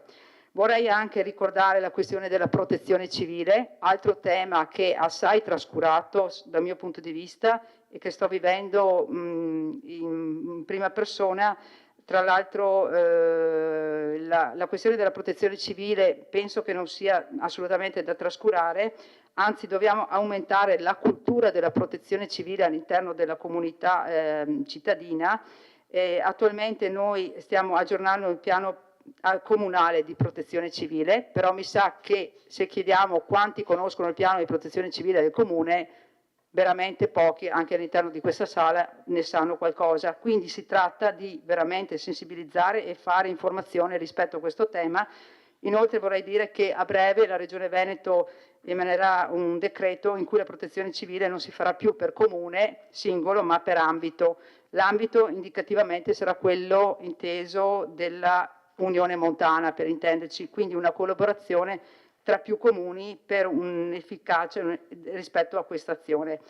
Altra cosa, e poi finisco, quello riguardo anche all'implementazione per quanto riguarda la polizia urbana in termini di, voglio dire, di controlli in generale sul territorio. E qui ribadisco che stiamo continuando anche con l'attività intrapresa dall'amministrazione precedente, che è quella del controllo del vicinato, e abbiamo anche già fatto una riunione col coordinatore e quindi noi proseguiremo magari anche implementando questa modalità, questo strumento per quanto riguarda tra virgolette la sicurezza del territorio. Grazie. Grazie Sindaco. Quindi adesso invito i consiglieri a prenotare i loro interventi. Chiedo a Dus se riesci a togliere la schermata.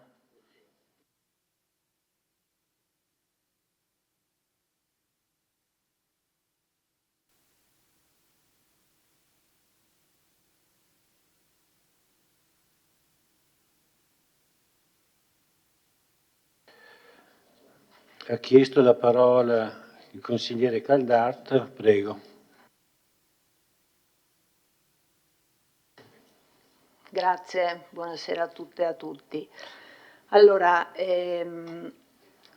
prima di entrare proprio nel merito di alcuni punti, volevo fare una premessa che comunque si collega al DUP. In questo documento, come ha appena detto anche la sindaca, ci sono alcune parole che ricorrono e che io condivido in pieno, tipo l'importanza della partecipazione, dell'educazione, la prevenzione e la cura dei minori, ci ha detto l'assessore Ceccarini, la salute, sappiamo quanto avete a cuore la salute. Però questa sera il Presidente del Consiglio ha visto bene di convocare il Consiglio Comunale in concomitanza con la chiusura del Festival Educhiamoci, che di tutto ciò parla. Quindi io credo che questo sia una cosa veramente grave, perché impedisce non solo a noi che siamo qui, ma anche ai cittadini che ci stanno seguendo, che devono scegliere se seguire in diretta il Consiglio Comunale o partecipare ad una serata che comunque è una serata strategica, perché Stefano Rossi, che parla stasera, è uno dei più importanti psicopedagogisti italiani e senza dubbio ha dei messaggi da dare proprio a chi si occupa di educazione. C'è stato un messaggio, io ne ho ascoltati parecchi interventi, e c'è stato un messaggio trasversale agli interventi.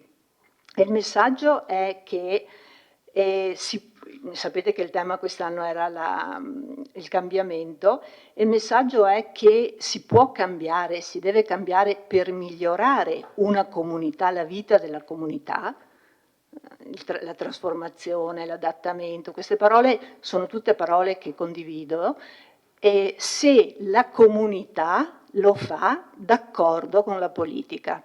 Ecco, se questo è l'esempio di come voi intendete condividere, penso che siamo partiti con il piede sbagliato.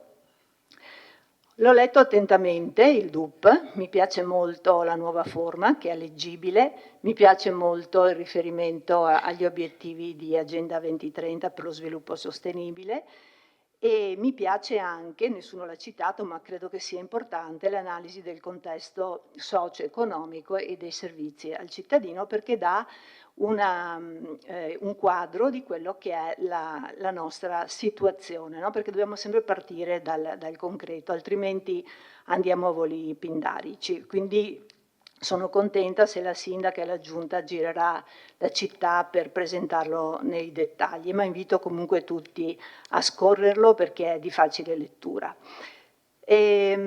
Certamente ci sono dei punti, alcuni dei quali avete già sottolineato, per esempio, giusto per andare anche in ordine, l'assessore De Antoni ha letto la lista delle opere previste, no? Pagina 9, 10 e 11, di tutti i progetti legati al PNRR, quelli ex PNRR confluiti in quelle che si chiamano opere medie e poi tutta la parte digitale, e sono opere importanti che giustamente voi portate avanti, sono tutte opere che sono state chiaramente previste, finanziate, messe a terra precedentemente, adesso c'è tutta la parte burocratica importantissima, quindi bene che lo facciate, anche se è bene dire che questi 7 milioni e 100 insomma vengono siamo a metà anno, quindi vengono da ciò che è stato.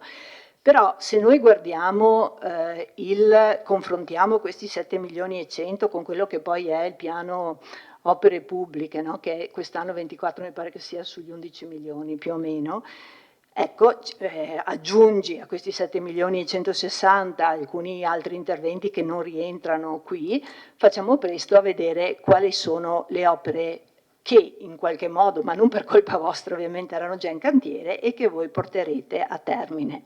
Il punto è, cos'è ciò che farete dopo che queste opere sono completate? Perché non ci sono vere e proprie indicazioni di interventi e soprattutto il vice sindaco Dus è stato forse il più concreto nella sua presentazione perché almeno ha fatto alcuni esempi concreti di interventi, no?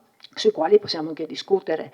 Però qui non si vedono i soldi, cioè uno può anche dire io rimetterò a posto la città, però non ci sono i soldi perché e sarebbe bello proiettarla questa pagina 80 mi pare che sia, dove avete il riassunto, dove c'è il riassunto, l'analisi delle spese del 24, del 25 e del 26. Non so se è così gentile, vice sindaco, da poter andare a pagina 80, io comunque il tempo me lo guardo. Vedete che in conto capitale nel 24, l'anno in corso con tutte le opere che ci sono, che è un anno eccezionale, sono previsti 22 milioni di spesa, nel 25 si passa a 4 milioni e 8, ovviamente tante opere saranno continuate nel 25, ma poi nel 26, quindi si presume il primo anno in cui veramente potrete mettere in cantiere opere nuove, ci sono 2 milioni e 8. Allora, tutte queste buone intenzioni, con cosa le pagate? Perché qui non tornano i conti.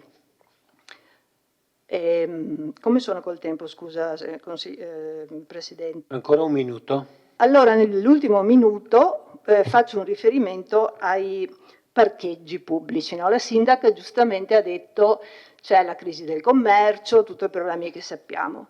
Noi pensiamo, e questo lo dico in modo propositivo, che un possibile aiuto, ovviamente non soluzione, ma aiuto che potremmo dare al miglioramento della situazione è quella di non procedere con l'affidamento ad Abaco o chi sarà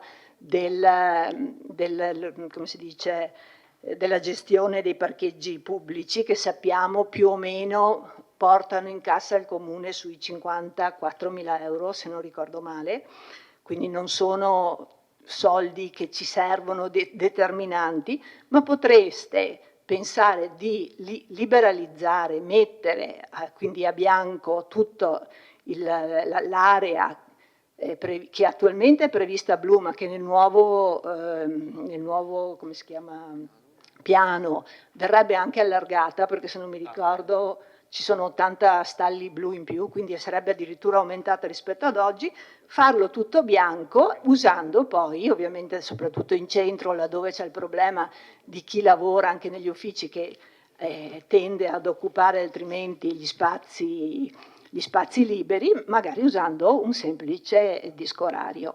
Oppure fare come fanno nelle grandi città, dove ci sono le zone a traffico limitato. Quindi questo potrebbe essere invece il fatto di procedere con appunto l'Abaco, chi per loro, quindi con i parcheggi blu, mi pare essere ormai fuori tempo. Massimo, mi fermo qui, poi continuo, grazie. Grazie consigliere Caldart. Volevo solo dire che in città ci sono altri appuntamenti importanti questa sera. È difficile dire cosa è più importante e cosa lo è meno, il Consiglio Comunale sicuramente lo è. La parola a consigliere Uliana. Grazie, io chiedo cortesemente di poter avere il tempo che passa, altrimenti non riesco a rendermi conto di come devo tarare il mio intervento. Allora, io inizio con una perplessità riguardo a questo DUP e riguardo soprattutto alla parte della programmazione culturale. Perché quando io leggo l'introduzione e la presentazione generale delle linee programmatiche di mandato, io vedo scritto: la città di Vittorio Veneto si caratterizza per le bellezze ambientali, memorie storiche, patrimonio artistico, culturale, paesaggistico. Noi vogliamo ripartire da qui.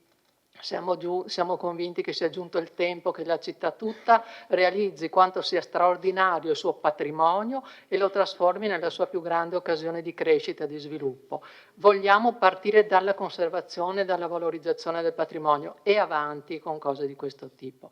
Se poi passo alla pagina successiva e vado alla premessa delle linee programmatiche di mandato, io vedo scritto: crediamo fermamente che Vittorio Veneto possa invertire la china di un lento e progressivo declino se per primi i vittoriesi, guidati da un'amministrazione comunale attenta, condivideranno l'idea che la nostra città ha bellezze ambientali, memorie storiche e un patrimonio artistico invidiabili e unici. Beh, allora io devo dire che a fronte di queste impegnative dichiarazioni di intenti, che decisamente non posso che condividere, però io devo dire che trovo poco credibile quello che poi vedo scritto nel DUP, soprattutto nel momento in cui vado a vedere le cifre che sono state stanziate per le missioni la 5, la tutela e valorizzazione dei beni e delle attività culturali, e per la numero 7. Allora, io vedo che c'è una cifra che diminuisce partendo dal 2024 arrivando al 2026, una previsione di spesa che diminuisce notevolmente. Invece io mi sarei aspettata il contrario, mi sarei aspettata di vederla implementata. Allora, questo non è credibile rispetto alla premessa.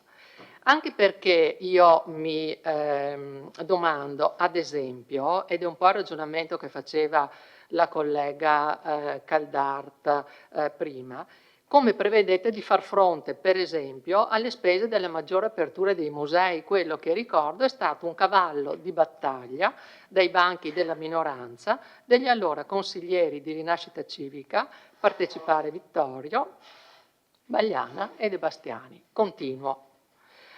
Allora, forse vi siete resi conto, come appunto è stato già visto ed allegato nel DUP, che i visitatori nei musei della città sono aumentati notevolmente dal 2021 al 2023. Tant'è vero che il museo del Bacco da Seta sono triplicati i visitatori, raddoppiati nella Galleria Civica Vittorio Emanuele II, raddoppiati nel Museo del Cenedese, triplicati nel Museo della Battaglia. Allora, questo che cosa significa? Che non serve più quindi un ampliamento dell'orario di apertura? E se sì, come? Queste sono delle domande a cui vorrei delle risposte. E da quando? Visto tra l'altro che i servizi di gestione dei musei sono in scadenza. Allora, a questo proposito io vi chiedo come intendete procedere, nel senso che dati i tempi prevedo che ci sarà una proroga biennale sia ad acqua che a terra fertile.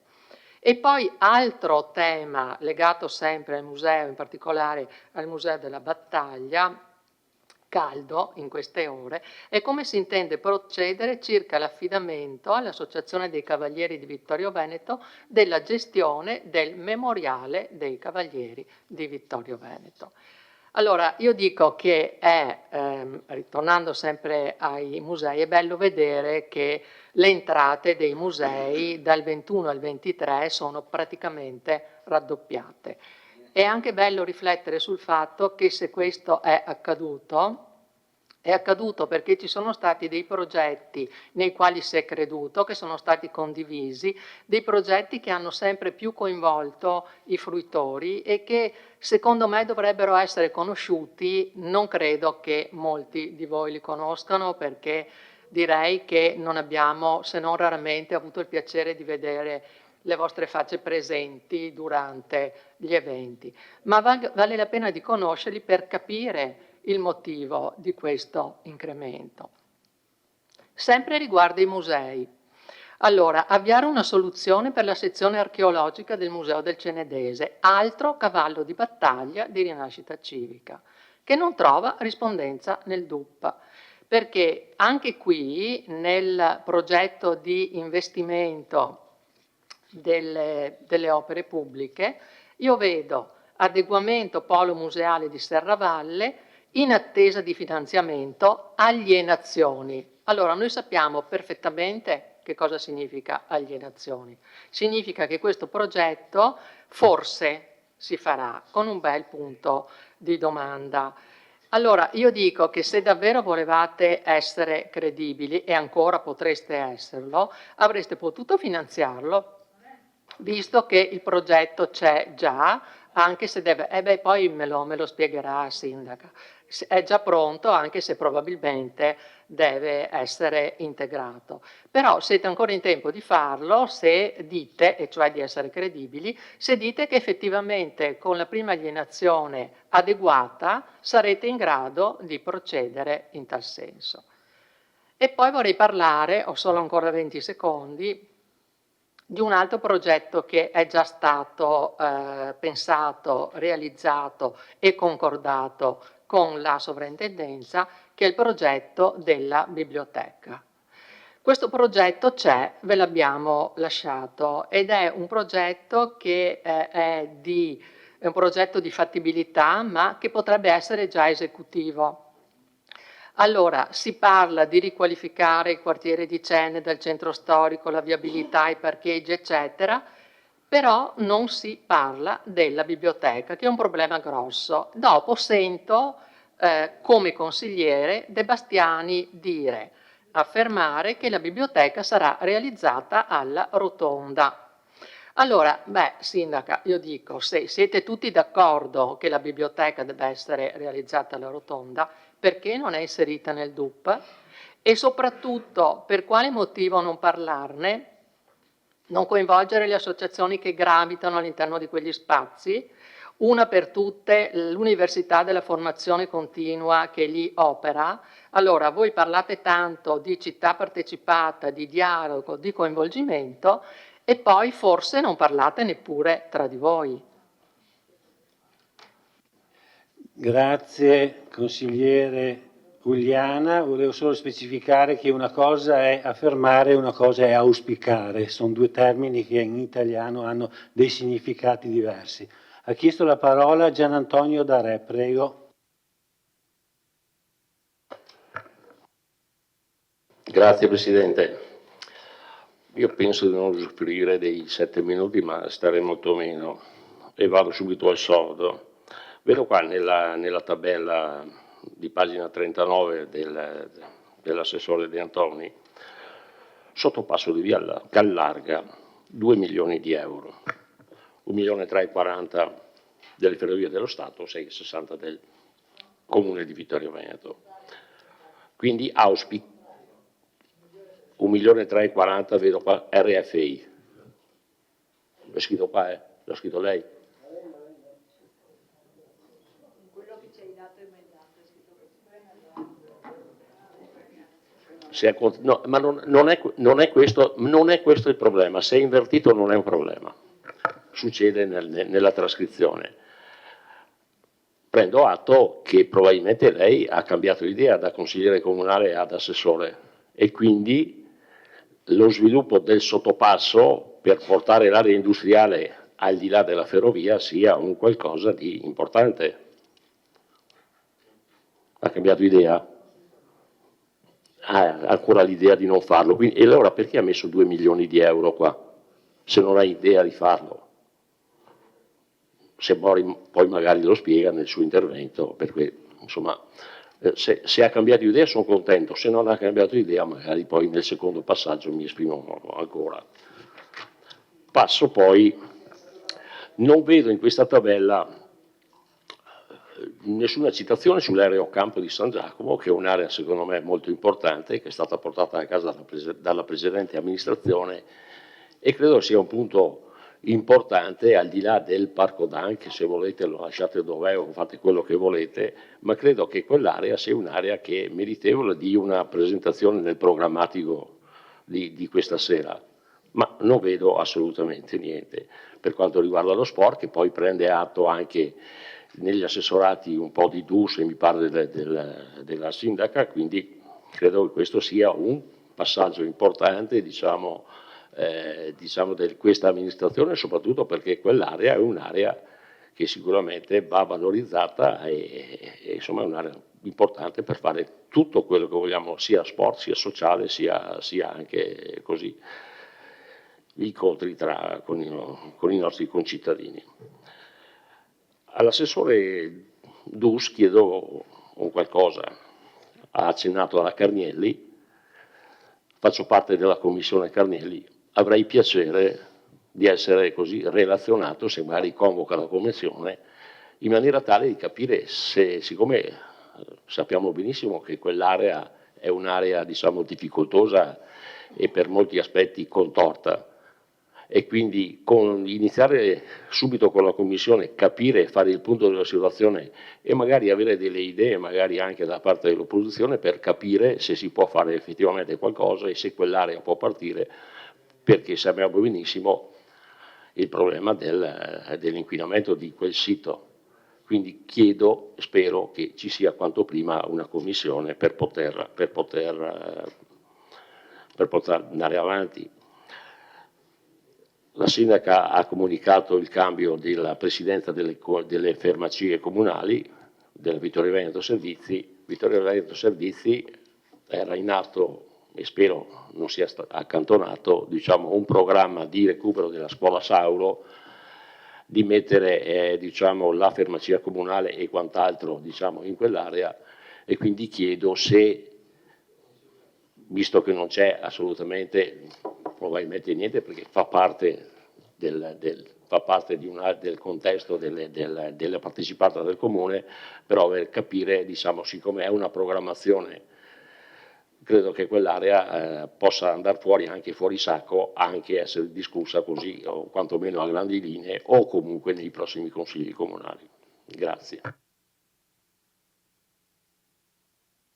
Grazie consigliere Darè. Vediamo chi chiede la parola adesso, prego.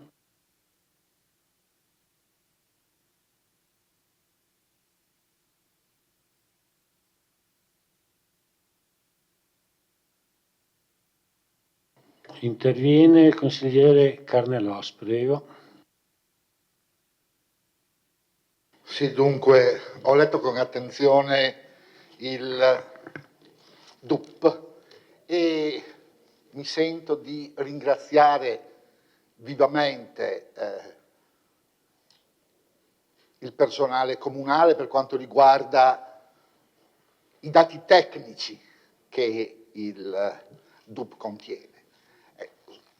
Ritengo davvero un supporto notevolmente importante perché ci dà la fotografia della nostra città e l'encomio va anche per la snellezza del documento.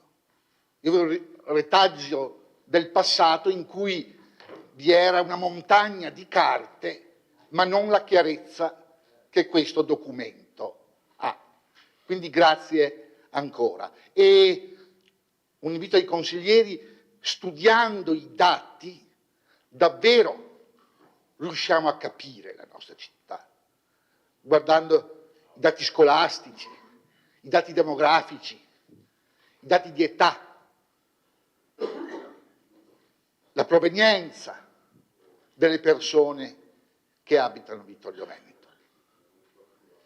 Guardandolo e leggendolo, davvero, come si può dire, ci appaiono bugie, i mantra che dicono che, tanto per dirne una, Vittorio Veneto riesce a mantenere gli abitanti che ha perché vi è un flusso di persone da altri stati. E la cosa interessante, perché noi siamo un paese che è stato vittima dell'immigrazione e ha riempito gli altri stati. Pensate al Brasile, gli Stati Uniti, l'Australia, l'Argentina. E guardandoli quei dati non riusciamo a capire anche davvero quale sarà la Vittoria futura e l'Italia futura. Questo per quanto riguarda i dati tecnici. Volevo ringraziare la Giunta per quanto riguarda gli aspetti programmatici. C'è freschezza in questo documento e mi compiaccio perché il messaggio o i messaggi che concordemente abbiamo dato all'elettorato prima delle elezioni trovano concretezza e sono esplicitati in questo documento. Davvero c'è del nuovo e non mi preoccuperei delle preoccupazioni di altri, perché il passato è passato. Dobbiamo ricordare le radici, ma poi questa è una nuova amministrazione. Le novità nel DUP ci sono. Noi consiglieri siamo speranzosi e ancor più speranzosi lo sono le vittoriesi e i vittoriesi che ci hanno creduto. Non li deluderemo. Grazie.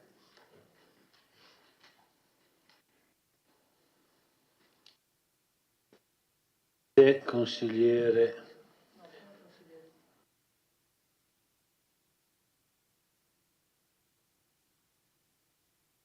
Di Antonio ha chiesto la parola, però io darei la parola a...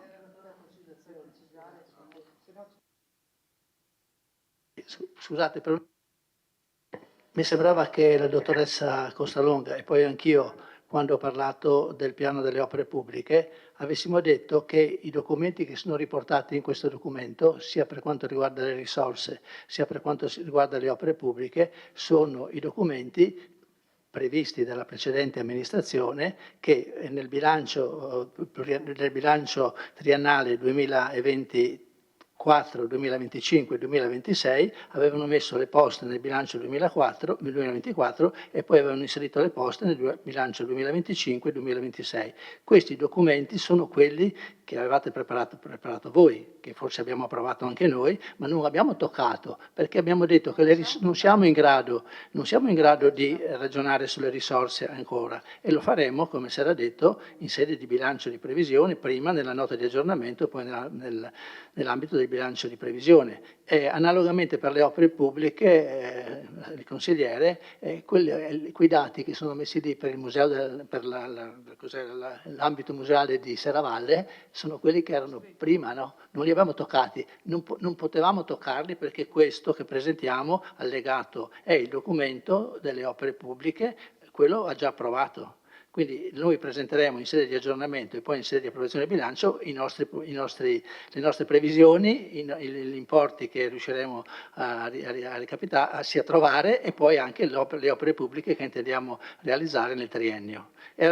Questo intervento spero che mi sia passato, Presidente, solo era per precisare, per evitare che ci fossero infingimenti o diciamo incomprensioni. Finisco sul sottopasso. Il sottopasso è inserito nel documento 2024-2026, quello che avete fatto voi. Su questo tema del sottopasso ho sempre sottolineato che non riuscivo a capire la validità di questo intervento. Adesso non si può. Vabbè, avete fatto anche voi così, avete fatto nel 2021, 2022, avete fatto la stessa cosa anche voi. Quindi non mi meraviglio che non siamo riusciti a spiegare questa cosa. Mi sembrava di averla detta, però mi scuso se non sono stato così chiaro. Quindi questi documenti sono quelli che avevate inserito voi. La parola al consigliere Gianluca Posocco. Grazie e buonasera a tutti. Allora, innanzitutto un DUP leggibile, quindi ringrazio chi ci ha lavorato, un documento che i primi anni di presentazione era veramente difficile da capire, ma adesso, dopo tanti anni, tutti abbiamo migliorato questo documento, e comunque leggendolo si capiscono le linee programmatiche che ogni amministrazione che si sussegue dà. Diciamo che questa sera è stata una presentazione di circa un'ora e mezza, buona, e ha fatto capire a chi non ne masticava di questo documento come funziona. In realtà tante belle parole che condivido quasi totalmente, ma di concretezza, io di concretezza, consigliere Carnellos, ho un'altra, cioè la vedo in una maniera diversa. Io la concretezza non ne ho vista stasera. Qualcosa nel vice sindaco Dus, quando parlava del sottopasso della stazione centrale o di sistemare la stazione di Sofratta. Concretezza, stasera tante belle parole, però di concreto c'è un piano opere pubbliche che viene portato avanti e che il 15 di novembre con la revisione vedremo se sarà confermato nella sua totalità oppure no. E spero che il 15 novembre finalmente le parole che si sono dette stasera troveranno un po' di concretezza in qualche documento. Stasera ho capito dall'assessore De Antoni che il sottopasso probabilmente non si farà, anche perché ho visto dai giornali che passa a un costo di 5 milioni di euro, e quindi sarà una scelta, per l'amor di Dio, una scelta dell'amministrazione. Adesso siete voi e le decisioni sono vostre. Io posso condividere o non condividere, ma le decisioni sono vostre. Però in questo dell'area industriale vorrei tornare un attimo, anche vedendo un attimo il programma della nuova associazione del Parco Industriale per Alpi Trevigiane che si è formata, che ha iniziato a lavorare, e ho visto che una delle priorità è appunto rafforzare la competitività e l'attrattività dell'area industriale attraverso una serie di interventi.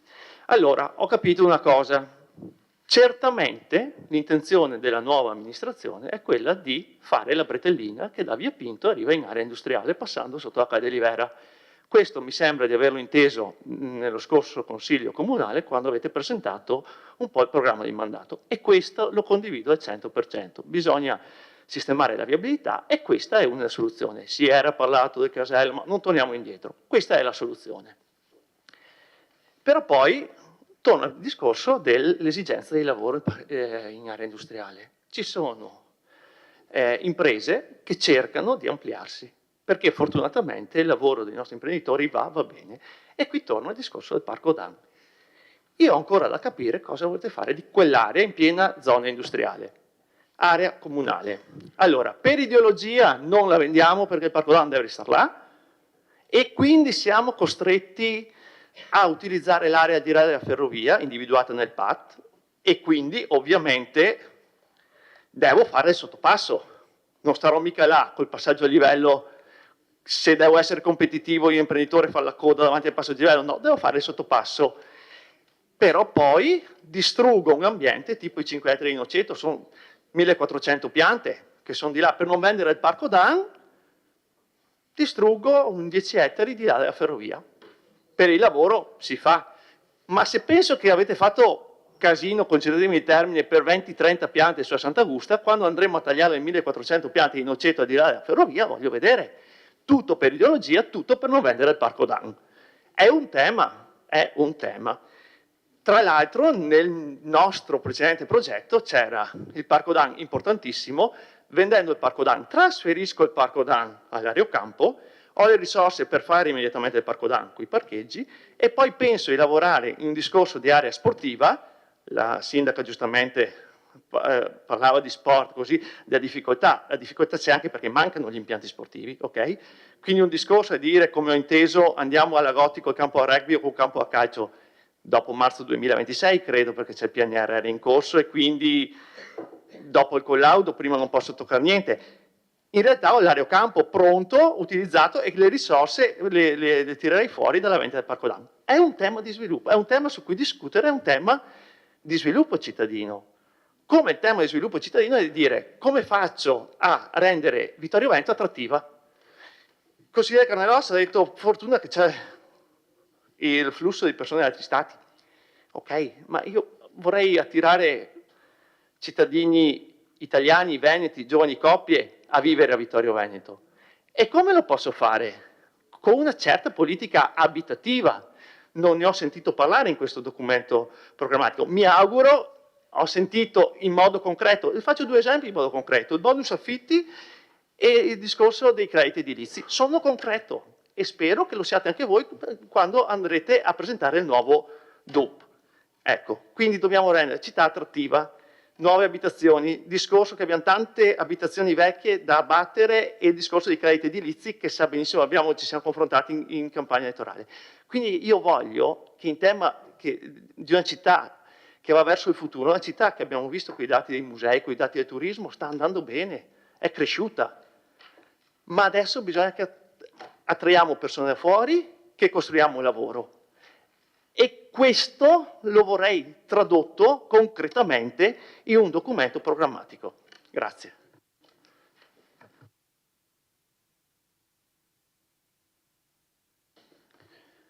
Grazie consigliere Fosocco.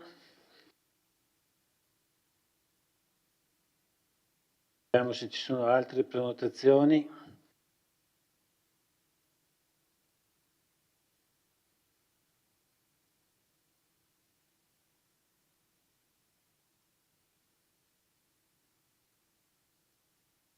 Perché se non ci sono prenotazioni, e allora prenoti una replica.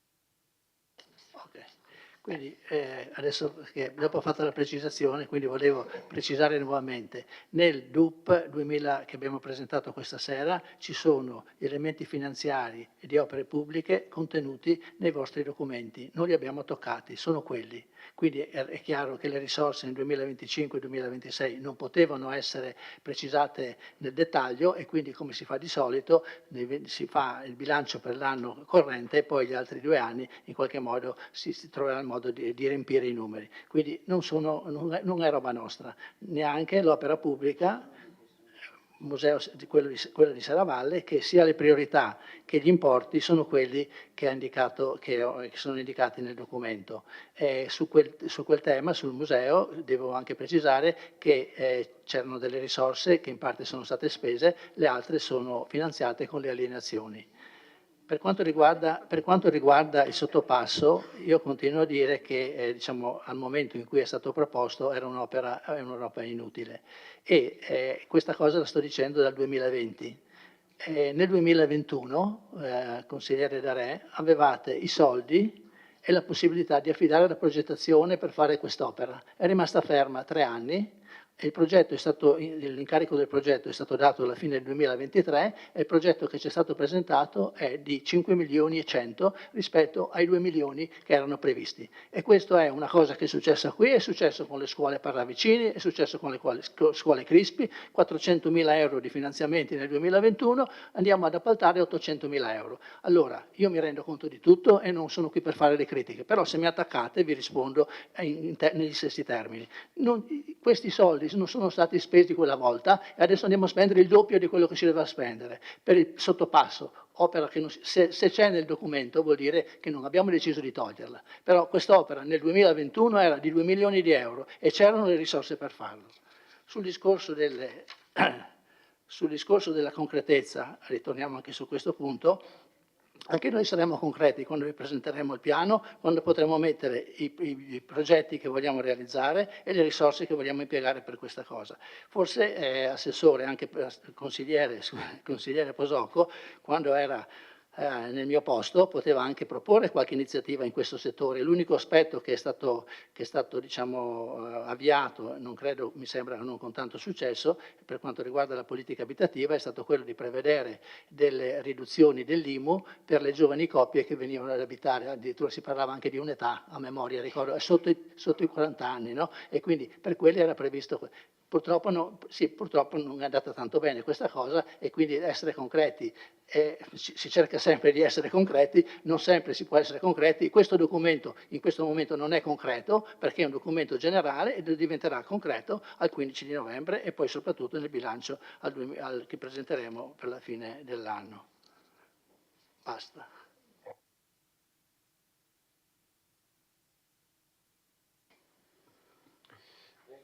Sì, il consigliere Posocco ha posto delle questioni urbanistiche assolutamente rilevanti, riguardanti in particolar modo l'area industriale e sollecitava questa giunta ad essere concreta.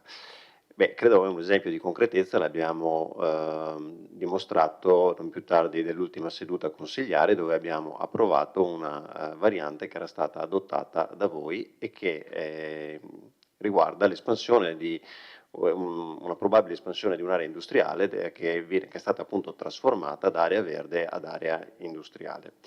E verrà dato seguito poi nel piano degli interventi a un ragionamento più complessivo su quello che è appunto l'area industriale.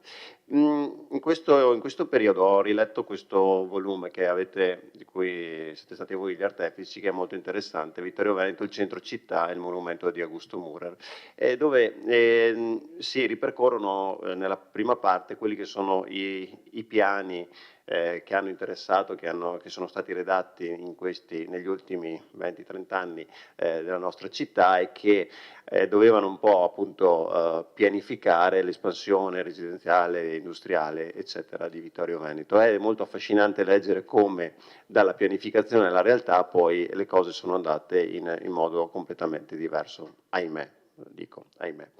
E che con i piani poi sia stato solo un tentativo di sistemare e riadattare quelle che sono state le problematiche che sono emerse poi nel corso degli anni. Ecco, io credo che negli ultimi anni si sia fatta una pianificazione, la definirei à la carte, dove chi aveva delle esigenze precise veniva più o meno soddisfatto, e che invece non si sia riusciti mai a fare un ragionamento alto di tipo appunto pianificatorio. Credo che la nostra sfida sia proprio questa: ragionare sull'intera città e non su singoli comparti che sono sicuramente rilevanti, che però devono essere inseriti in un ambito più ampio di città. Noi abbiamo già intenzione di ragionare con la neonata associazione, ci fa piacere che ci possa essere un unico interlocutore e vedremo nei prossimi mesi come potremo rapportarci con questo unico interlocutore e fare con esso un ragionamento globale su quelle che sono le richieste della zona industriale, che interessano sia l'espansione dell'attività produttiva, ma anche richieste di avere più servizi. Anche quello è un tema, il tema dei servizi dell'area industriale è un tema che deve essere assolutamente affrontato, perché è vero che ci sono le industrie che producono, è vero che ci sono i lavoratori, però mancano assolutamente dei servizi. Ecco, credo che tutte queste questioni debbano trovare spazio anche nel piano degli interventi e, come ripeto, ad agosto abbiamo approvato finalmente il PAT e adesso procederemo invece che è la cornice, adesso procederemo con il piano di interventi che rappresenta un po' i contenuti. Grazie. Grazie per il secondo intervento. C'è una replica del consigliere D'Arè. Allora, le voglio dire che quei soldi, ma qua c'è un assessore, l'ex assessore al bilancio, gli può dire anche dove sono stati messi, ma quando noi parliamo di zona industriale e quindi di allargamento della zona industriale, che la nostra è satura, no? Perché abbiamo un'area tra Conegliano e Vittorio Veneto che è una delle più grandi del Veneto. Allora, se c'è un bisogno che ci sono le aziende che hanno bisogno di espandersi, è chiaro che bisogna mettere nelle condizioni le aziende di potersi espandere, perché ci sono altre zone industriali e tanti comuni pronti a offrire, diciamo, il proprio territorio a aziende estremamente sane. Quindi non è che io faccio una polemica con lei perché adesso sono all'opposizione o prima era. La stessa cosa che dicevo in maggioranza la sto dicendo anche adesso.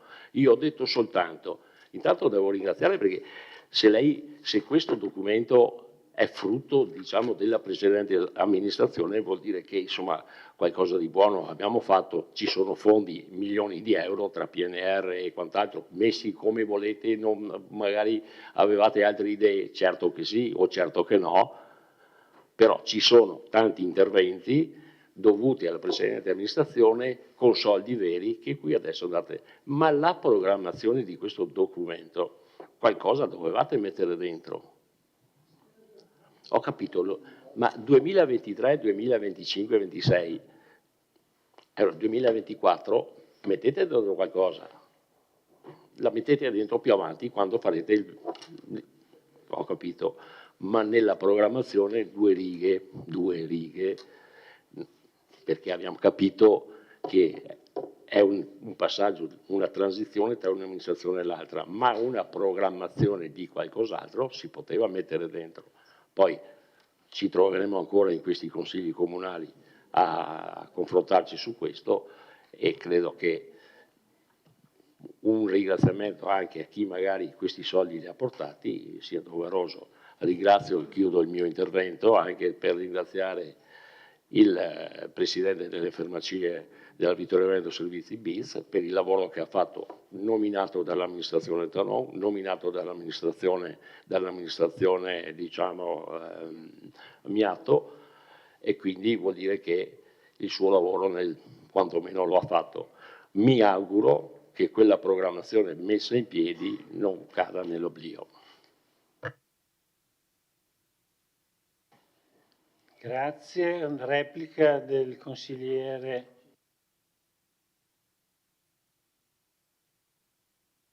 Secondo intervento.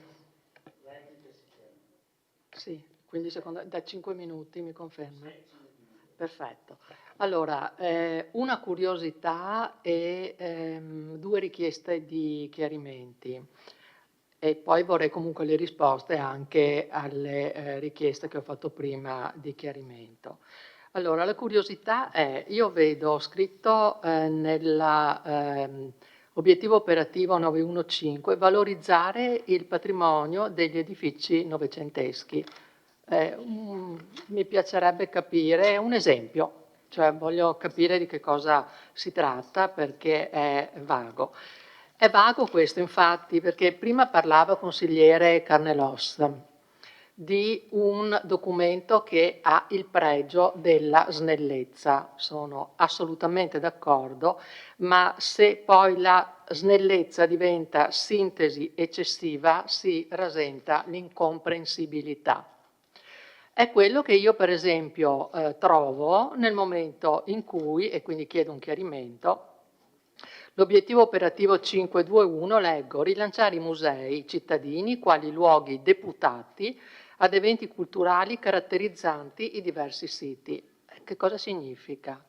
Allora, dato che gli eventi all'interno dei musei per ora sono inevitabilmente, me ne rendo conto, quelli che sono stati programmati dalla nostra amministrazione e mi fa piacere che siano stati portati alla loro conclusione, sto parlando della mostra a Villa Croce e di quella che sarà inaugurata l'11 novembre a Palazzo Todesco, Dolomiti, Metamorfosi di un paesaggio. Ma che progettualità ci sono, per esempio, per queste due sedi espositive? Ecco, questo mi collego a quanto diceva il consigliere Darè. Le idee dove sono? Quali sono? Che progettualità ci sono? Che cosa concretamente si farà? Che cosa diventeranno queste due sedi espositive? Intendo dire già del prossimo anno, perché con quest'anno la programmazione che era stata fatta da noi va a terminare. Con che eventi culturali intendete caratterizzarle? Ecco, questo è un chiarimento, l'altro chiarimento riguarda l'obiettivo operativo 514, cioè consolidare il ruolo di Vittorio Veneto come città della musica attraverso i tradizionali concorsi.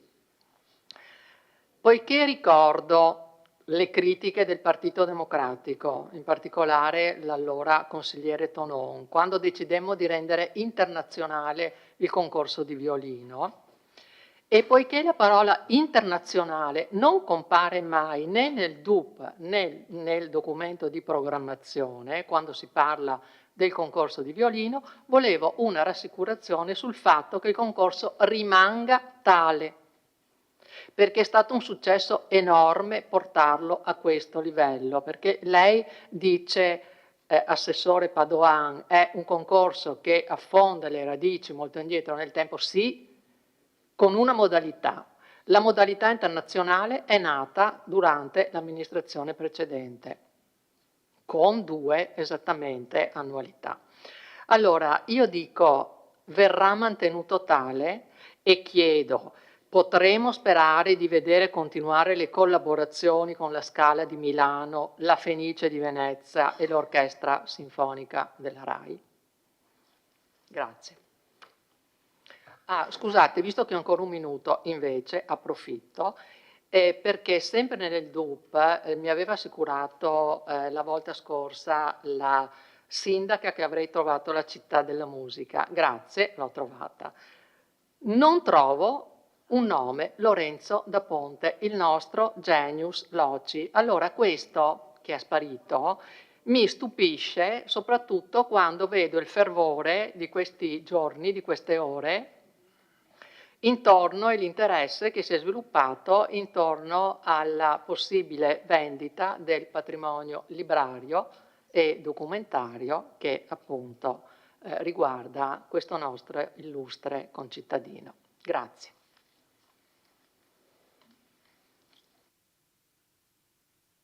Grazie. Concedo un breve un inciso al consigliere Darè.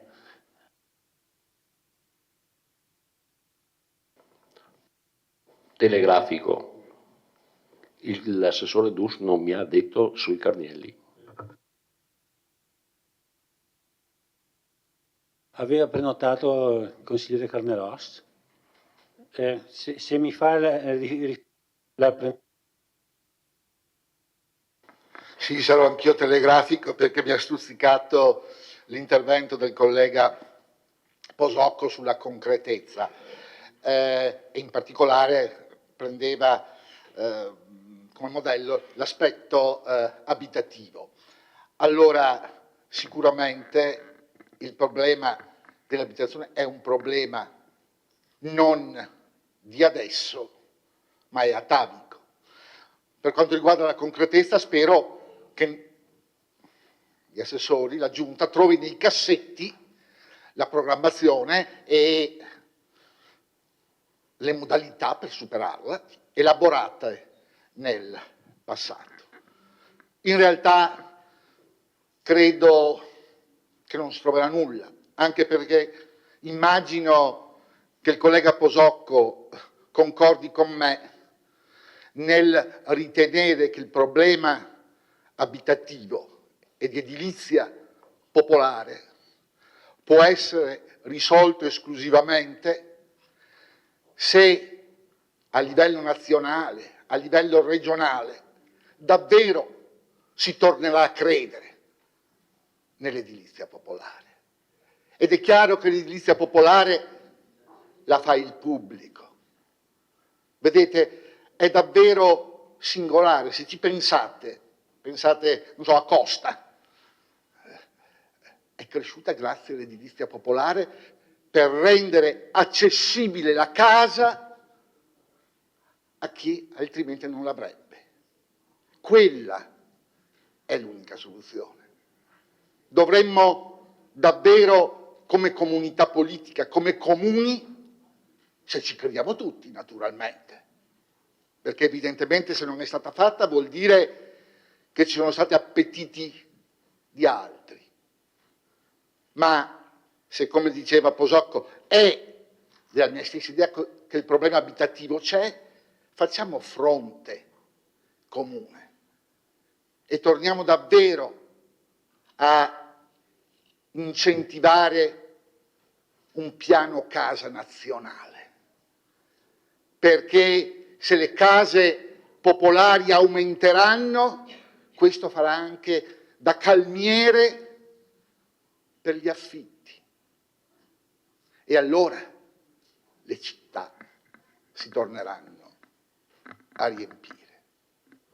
Questo sarebbe una cosa concreta che assieme potremmo fare. Incentivare la Regione a finanziare maggiormente gli ATER e che comincino a ricostruire. Credo che ciascuno di noi pensi, guardando i giovani, non hanno in mente palazzi popolari costruiti da poco, né da un decennio, né da un ventennio e nemmeno da un trentennio. È davvero singolare, probabilmente, ricordare l'Ina Casa, anche quella. Lì ci fu un grande piano. Dovremmo tornare a quella idea e al piano Fanfani di allora. Forse ora è démodé, perché si parla di deregulation, di privatizzazione, di privati, e si è depotenziato il pubblico. È stato un errore. È lo stesso errore che sta avvenendo nella sanità. Ci accorgeremo fra 20 anni, così come del problema abitativo ce ne siamo accorti dopo. Ora, invece, bisognerebbe agire. Grazie.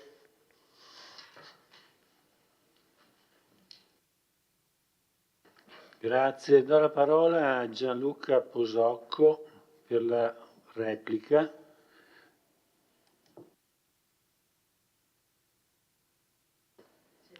Grazie. Sì, tenevo a sottolineare che io non parlavo di edilizia popolare.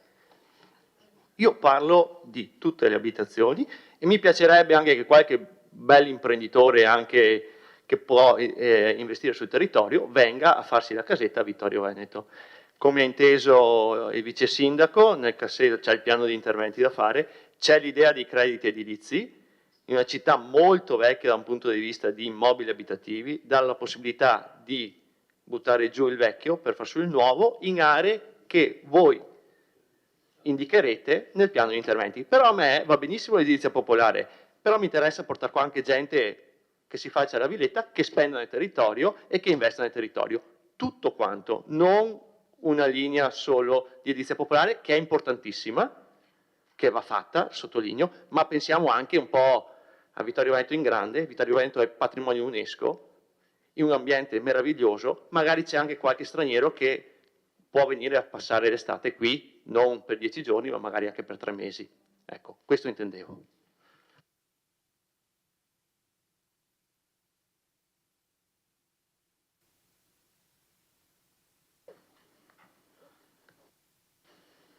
Prego, Assessore Padoan. Grazie Presidente. Prima una precisazione, perché la convocazione del Consiglio Comunale in questa settimana si è resa comunque necessaria per esigenze tecniche. Per fortuna, come lei sa sicuramente, consigliera Caldart, tutti gli eventi di Educhiamoci sono disponibili on demand, sono disponibili in rete, è possibile recuperare. Nel 2024 vedo che ci sono tante persone che anzi seguono questa meritoria iniziativa da remoto, così come è possibile vedere anche il Consiglio Comunale da remoto, per cui evidentemente credo personalmente che, diciamo così, la sua stizza fosse un pelino eccessiva relativamente alle possibilità poi concrete di superare questo ostacolo. Detto questo, soprattutto la consigliera Uliana si è focalizzata sugli aspetti più vicini al mio assessorato, ha già risposto l'assessore De Antoni riguardo alla mancanza di coperture, perché appunto sono le coperture che erano state messe in precedenza, per cui mi pare che possiamo come dire, superare questo suggerimento.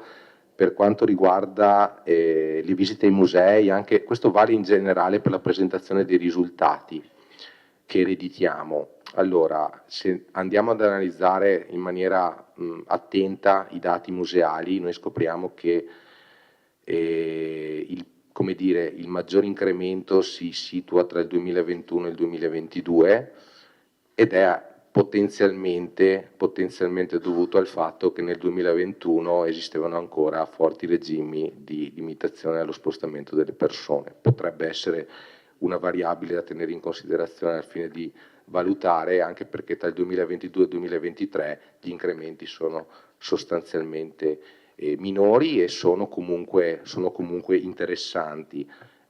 Questo non vuol dire che il sistema museale come dire, attrae da sé, vi è anche la variabile dell'incremento del turismo, che evidentemente traina anche il servizio museale, o forse viceversa, comunque diciamo, c'è una correlazione probabile. E per quanto riguarda le aperture museali è un tema che io valuterei con attenzione, tenendo però presente che nei 5 giorni di apertura gratuita che abbiamo stabilito durante i festeggiamenti di Sant'Augusta, abbiamo 5 giorni, abbiamo al Museo del Cenedese avuto come numero di presenze un numero pari al 50% delle visite a pagamento dell'anno 2023, cioè dell'intero anno 2023, quindi evidentemente c'è potenziale per lavorare in tal senso. E per quanto riguarda le destinazioni specifiche della valorizzazione degli spazi dedicati alla cultura, allora io credo che stiamo facendo delle valutazioni, abbiamo avviato dei tavoli interni per confrontarci su questi temi, e credo che quello che è importante sia dare omogeneità ad ogni sede, ad ogni spazio espositivo, ovviamente anche poi contemperando la possibilità che arrivino proposte particolarmente interessanti.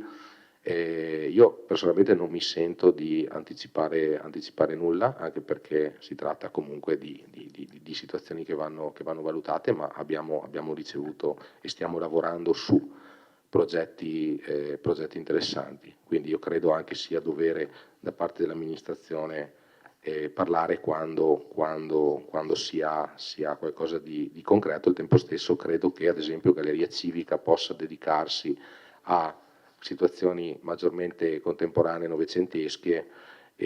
Palazzo Tedesco io credo che abbia un potenziale che sia stato già avviato, però ripeto è uno spazio molto ambito, per cui non possiamo, come lei sa, quindi sappiamo anche, voglio dire, potenzialmente deviare da questa linea maestra. Per quanto riguarda i concorsi tradizionali, sì, allora il violino, ripeto, voglio dire, lei è stata consigliera e assessore, scusi, per una decina d'anni, quindi evidentemente c'è stato un cambio anche nella sua linea politica in tal senso. Io credo che l'idea e l'obiettivo del concorso internazionale vada perseguita, ci sono tante variabili che come lei sa intervengono, quella però voglio dire è la prima direttrice, non mi spenderei in nomi di determinate come dire, soluzioni artistiche piuttosto che altre. Io credo che l'importante sia valutare la qualità, poi insomma questo sono come dire, ragionamenti che di nuovo non possono essere fatti prima di un certo tempo. E chiudo, mi pare di aver risposto a tutto, scusate per il tempo, patrimonio libraio di Lorenzo da Ponte. Allora, la parola da Ponte non è vero che non ricorre, e in ogni caso io credo che ci sia, voglio dire, sì certo il genius loci, ce ne sono tanti altri, Lorenzo da Ponte è clamorosamente importante e secondo me è anche stato relativamente poco sfruttato, diciamo così, è un termine orrendo, però me ne rendo conto, però diciamo che c'è tanto da fare, ce ne rendiamo conto. E, per quanto riguarda la situazione che si sta creando, evidentemente è una situazione di lunghissima data e la volontà nostra è quella di lavorare per trovare una soluzione che valorizzi la città di Vittorio Veneto. Questo dal nostro punto di vista è abbastanza evidente. Grazie per le sollecitazioni e grazie. Grazie, adesso immagino che l'assessore Dus risponda alle sollecitazioni del consigliere D'Arè. Prego.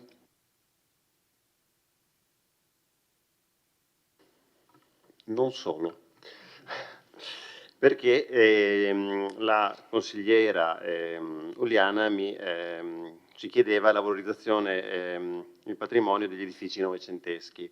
Questo, come vede, è un obiettivo strategico che si inserisce all'interno del governare le trasformazioni urbanistiche e architettoniche della città e quindi diciamo fa un po' capo al mio assessorato.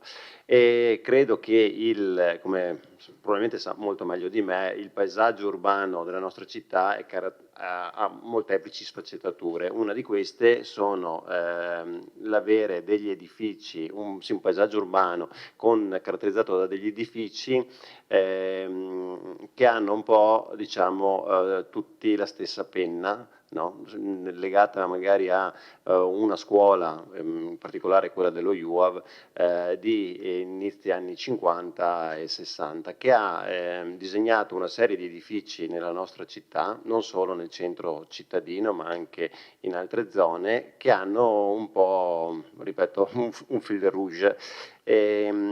Ci piaceva valorizzare questa cosa, valorizzare un tratto distintivo che in questo momento non ha nessuna tutela. In questi ultimi mesi stiamo anche assistendo a delle trasformazioni assolutamente legittime di edifici appunto risalenti agli anni 50 e agli anni 60 che avevano una loro caratteristica e che purtroppo mi viene da dire per appunto una mancanza di tutela sono stati completamente stravolti e rivoluzionati, andando a perdere quelli che erano anche magari dei tratti distintivi della nostra città. Ora io non mi voglio spingere a dire creiamo nuovi limiti per le trasformazioni, ce ne sono fin troppi per carità, però mi piace almeno capire se possiamo fotografare istantaneamente e dare una collocazione storica e anche in questo caso geografica, perché appunto rappresentano la nostra città, a questo paesaggio urbano che ha assolutamente la dignità di essere salvaguardato e valorizzato, e questo era un po' il mio intento con questo obiettivo operativo.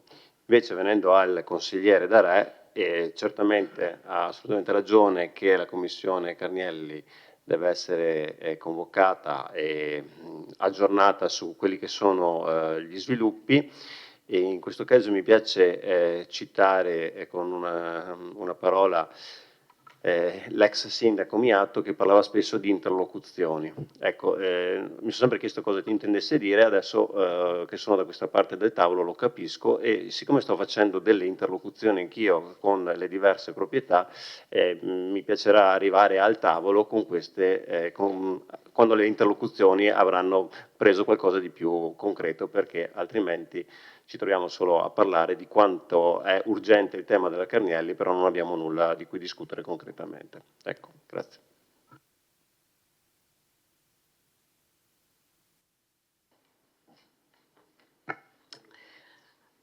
Allora, mi è piaciuto molto la modalità di raccontare la propria idea, sia del vice sindaco Dus e anche dell'assessore Padoan, perché io vedo dietro alle loro esposizioni che c'è un pensiero. Poi è un pensiero condivisibile e non condivisibile, questo lo vedremo, però lì vedo che c'è un disegno. Quello che manca, e purtroppo lo devo dire alle altre presentazioni, è il pensiero, cioè c'è stata una semplice elencazione di, tra l'altro, verbi, perché guardate, se voi guardate la città rinnovata, no? Lì troviamo cose specifiche, come ci aveva detto prima l'assessore Dus, riqualificare, cioè si fanno nomi e cognomi. Sfogliate il resto e troverete confrontarsi, utilizzare, promuovere, valorizzare, i soliti termini che vogliono dire tutto e nulla. Quindi ribadisco che qui manca la concretezza. Del resto ce l'ha detto con parole chiare e registrate l'assessore De Antoni. Lui ha detto: abbiamo un DUP che non è concreto.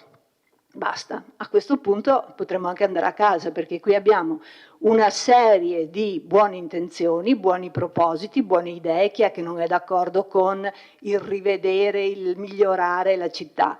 Però i soldi sono quelli che avevamo messo noi, quindi non ci sono.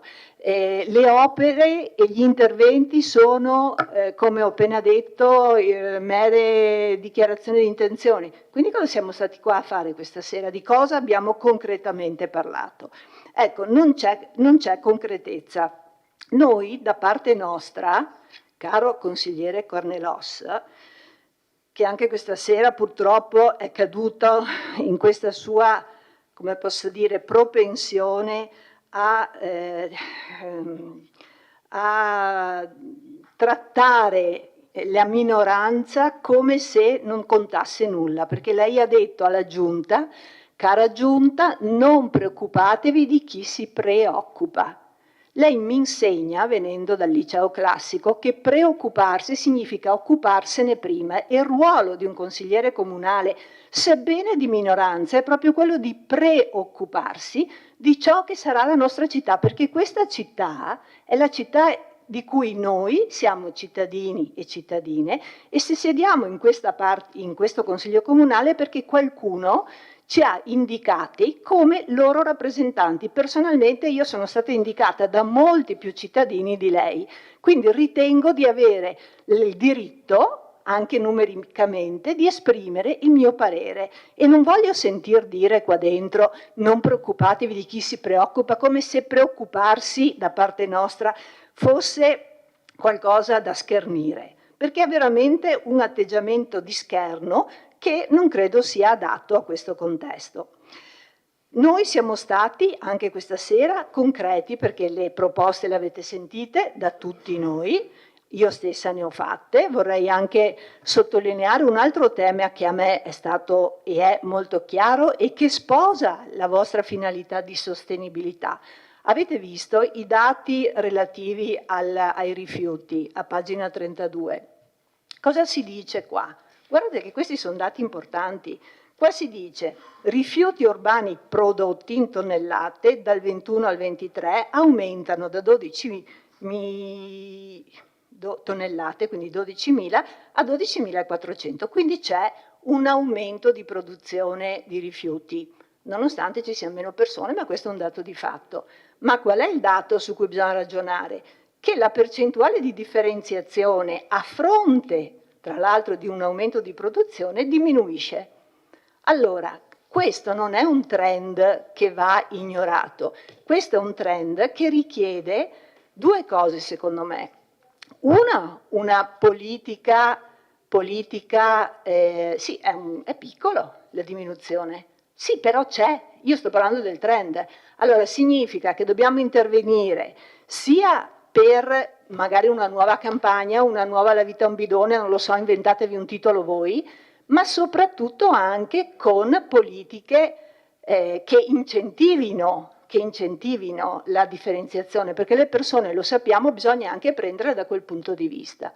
Quindi veramente il nostro invito è a concretizzare quello che c'è scritto qua, che sono tutti buoni propositi, ma dobbiamo, e tutti noi cittadini, vi misureremo poi su ciò che concretamente farete.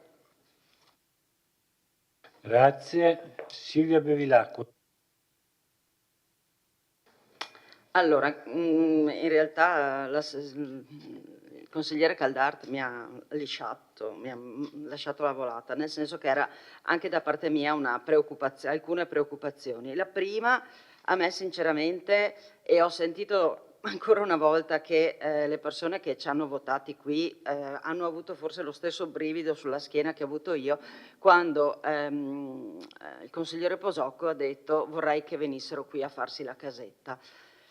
Forse è un fermarsi troppo sulle parole, ma no, io non vorrei che ci fosse altro consumo di suolo, non vogliamo che nessuno venga a farsi la casetta. Per me vorrei che quello che abbiamo venisse recuperato in modo che, ma sono due cose diverse, sinceramente sono due cose diverse.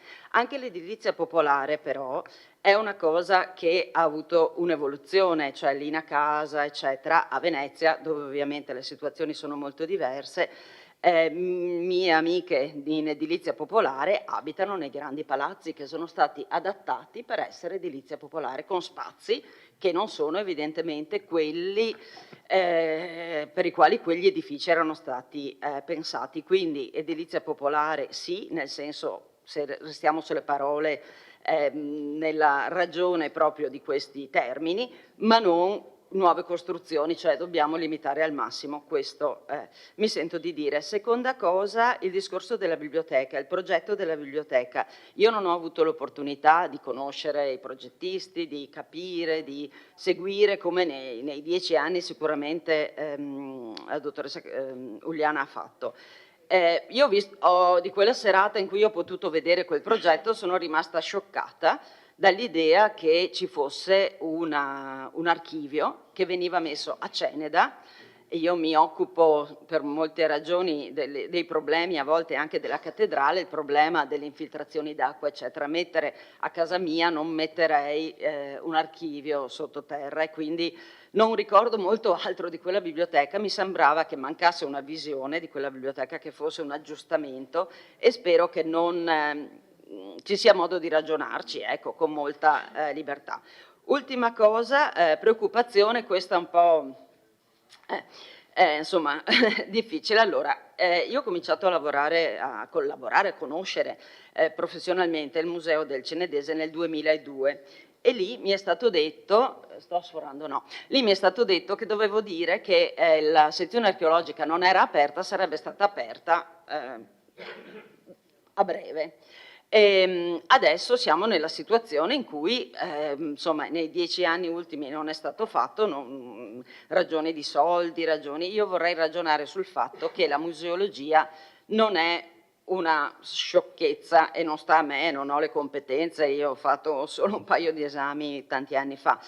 Ma per dare un'immagine ai cittadini che ci aspettano, che ci ascoltano magari, è come se io avessi ordinato una cucina o dei mobili 25 anni fa e adesso ho l'opportunità di pagarli e me li porto a casa. Forse anche quel progetto museologico, e con questo mi rendo conto che sto dicendo che rischiamo di rallentare ancora, però chiediamoci se ha davvero, valutiamolo, chiedo all'assessore Padoan di valutarlo con le persone competenti, se quel progetto di 25 anni fa va ancora bene, perché sono state fatte altre scoperte, la comunicazione è cambiata, anche la comunicazione museografica e museotecnica, e quindi non dobbiamo farlo per forza così com'è solo perché abbiamo l'urgenza, neanche ributtare, rifermare tutto, quindi voglio dire, non è, forse se non si è fatto negli ultimi 10 anni ragioniamo davvero anche sulle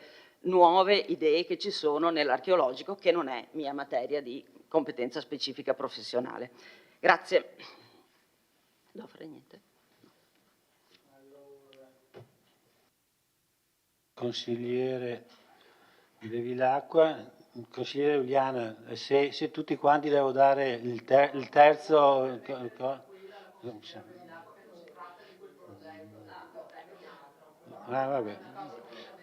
vabbè, va bene, grazie.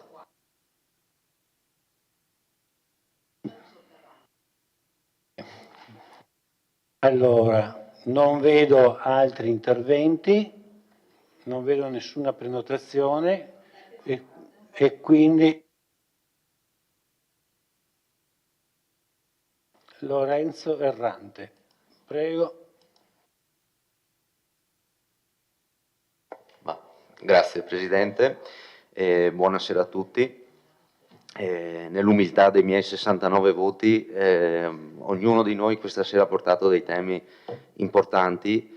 All'interno del DUP si parla di una cosa a me cara, anche se ho solo 31 anni, si tratta dell'ospedale di Vittorio Veneto. Un argomento che non solo ci tocca da vicino, ma che ha anche un impatto significativo su tutti i comuni limitrofi. Sebbene il nostro comune non abbia potere esecutivo nel decidere l'apertura di nuovi reparti o l'assunzione di personale, ha il dovere di vigilare e sollecitare le autorità competenti affinché il nostro ospedale possa funzionare al meglio. L'ospedale di Vittorio Veneto non è solo una struttura sanitaria, è un pilastro fondamentale per la salute e il benessere dei nostri concittadini. Per molti anziani delle nostre comunità rappresenta un riferimento essenziale. Tuttavia è un peccato che una struttura così capiente manchino reparti fondamentali come ad esempio l'ortopedia, che ci è stato detto un anno fa doveva aprire a breve, oppure l'oculistica. Questo costringe molte persone, soprattutto i più fragili, a dover affrontare viaggi verso Conegliano e talvolta verso Treviso. Se è comprensibile, anche a causa di carenze di personale sanitario, medici, infermieri e OS, la concentrazione di alcune specialità in ospedali definiti, dobbiamo comunque fare del nostro meglio e nei limiti del possibile affinché il nostro ospedale possa ritornare più completo e capace di rispondere alle esigenze di tutti noi. In questo contesto è fondamentale non dimenticare l'importanza dei servizi territoriali e delle cure palliative. Questi servizi, spesso invisibili ma vitali, offrono già un ottimo supporto a chi ne ha bisogno e garantiscono una qualità di vita migliori ai nostri malati, anziani e alle loro famiglie.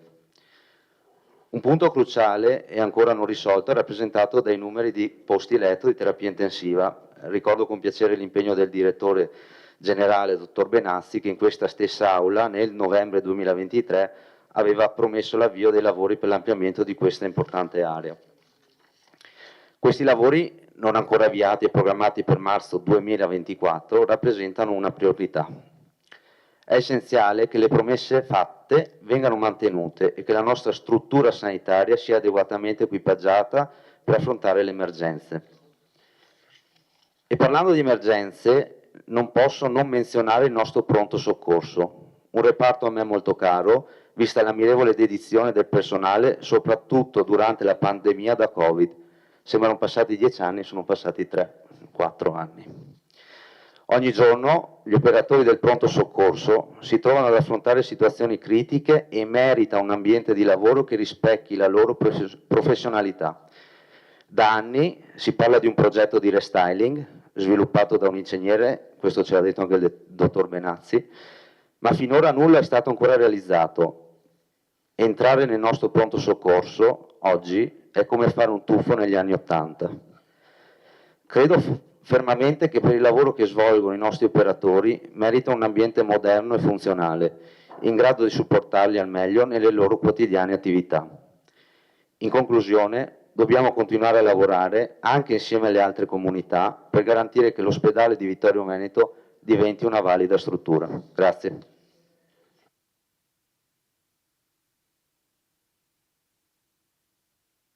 Grazie consigliere.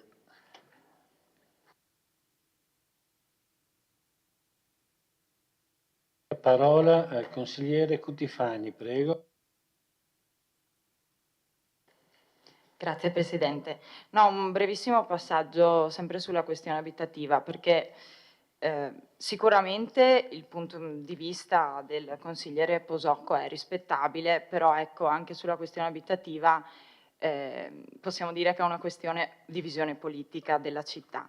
E infatti che Vittorio Veneto si popoli di imprenditori veneti, peraltro sottolineando questo veneti, che costruiscono villette può essere una visione che piace a qualcuno, ma non per forza a tutti, ecco. Io credo invece che proprio da questo documento emerga una visione di città un po' diversa e anche emergano dei bisogni che ci sono in città.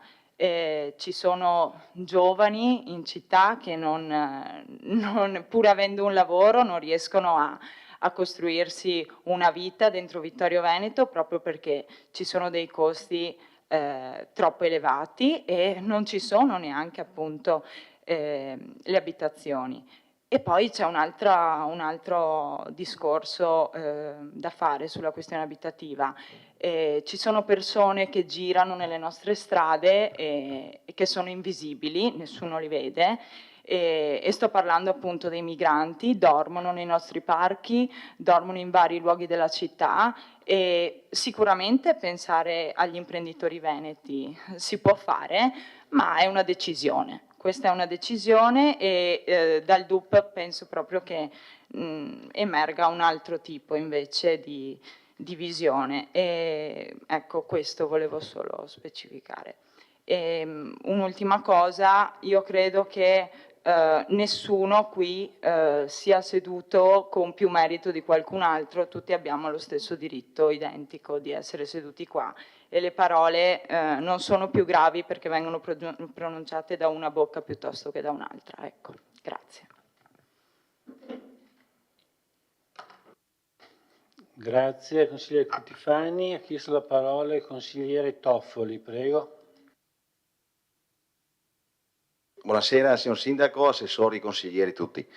Mi ricollego al discorso di Errante, a me a cuore il pronto soccorso all'ospedale di Vittorio Veneto. Tutti i consiglieri devono essere la tutela dell'ospedale e salvaguardia dell'ospedale di Vittorio Veneto per aiutare i nostri anziani a non spostarli di qua e di là, quindi assolutamente no alla chiusura notturna, deve rimanere aperto. Su questo fronte penso siamo tutti d'accordo.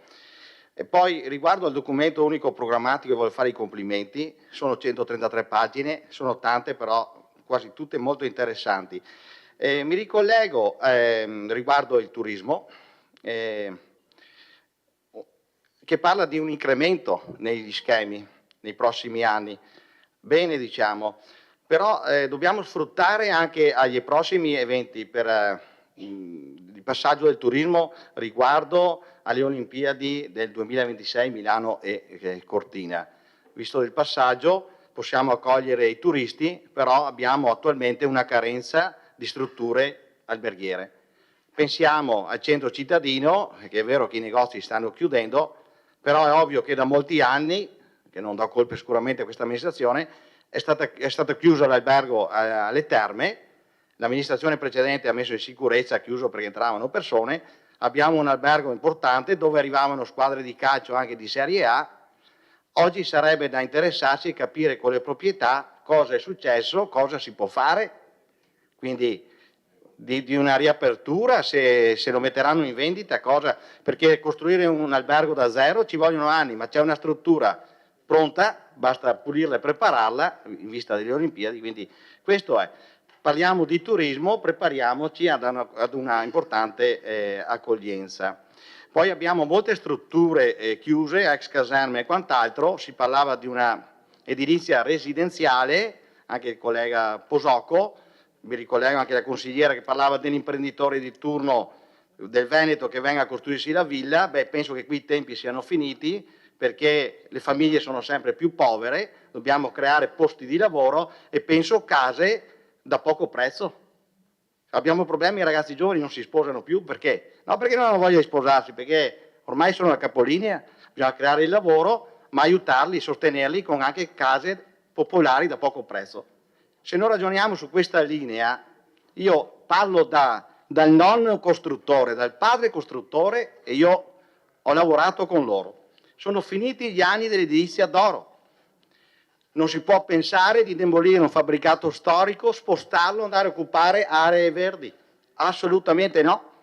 Ci preoccupiamo del livello del Meschio, è anche la colpa di tutte le case che sono state costruite in giro nei nostri territori, perché l'acqua non scorre più. Pensiamo a salvare l'ambiente e recuperare tutti i palazzi che abbiamo da recuperare. Poi vorrei fare due parole sui 30 km orari, il limite della velocità, bene nei centri abitati, ma entrati purché brevi nei pressi delle scuole per mettere in sicurezza i bambini e gli anziani, è vero. Ci sono persone che corrono in strade che più di 30 non si potrebbe andare, fanno paura. Quindi bene, sindaco, i 30 km però entrati dove serve. E quindi impegniamoci su questi fronti, poi anche sul commercio. Io direi, parliamo ogni giorno del centro città che chiudono i negozi, dispiace, è vero, non è facile, ma sono cose da anni che si tramandano, vanno avanti per il costo della materia prima, le tasse, gli affitti alti. È da capire anche con i proprietari, cioè dobbiamo andare a vedere, a supportare i negozianti, capire prima che chiudano dove si può lavorare, però una mano nella coscienza se la devono mettere anche i proprietari, che piuttosto di tenere chiuso un negozio perché vogliono l'affitto alto, meglio fare un forfait annuo, far lavorare questi giovani che vogliono fare qualsiasi cosa e aiutarli, e riapriamo questi negozi, forse si apre un spiraglio, un raggio di sole. Sono cose concrete, semplici, che in tutti insieme uniti possiamo risolvere.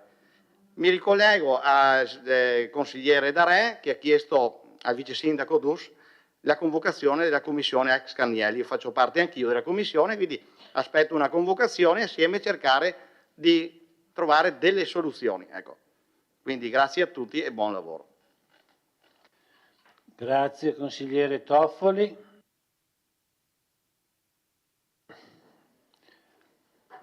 Penso che gli interventi siano... Se ha fatto un intervento può fare una replica.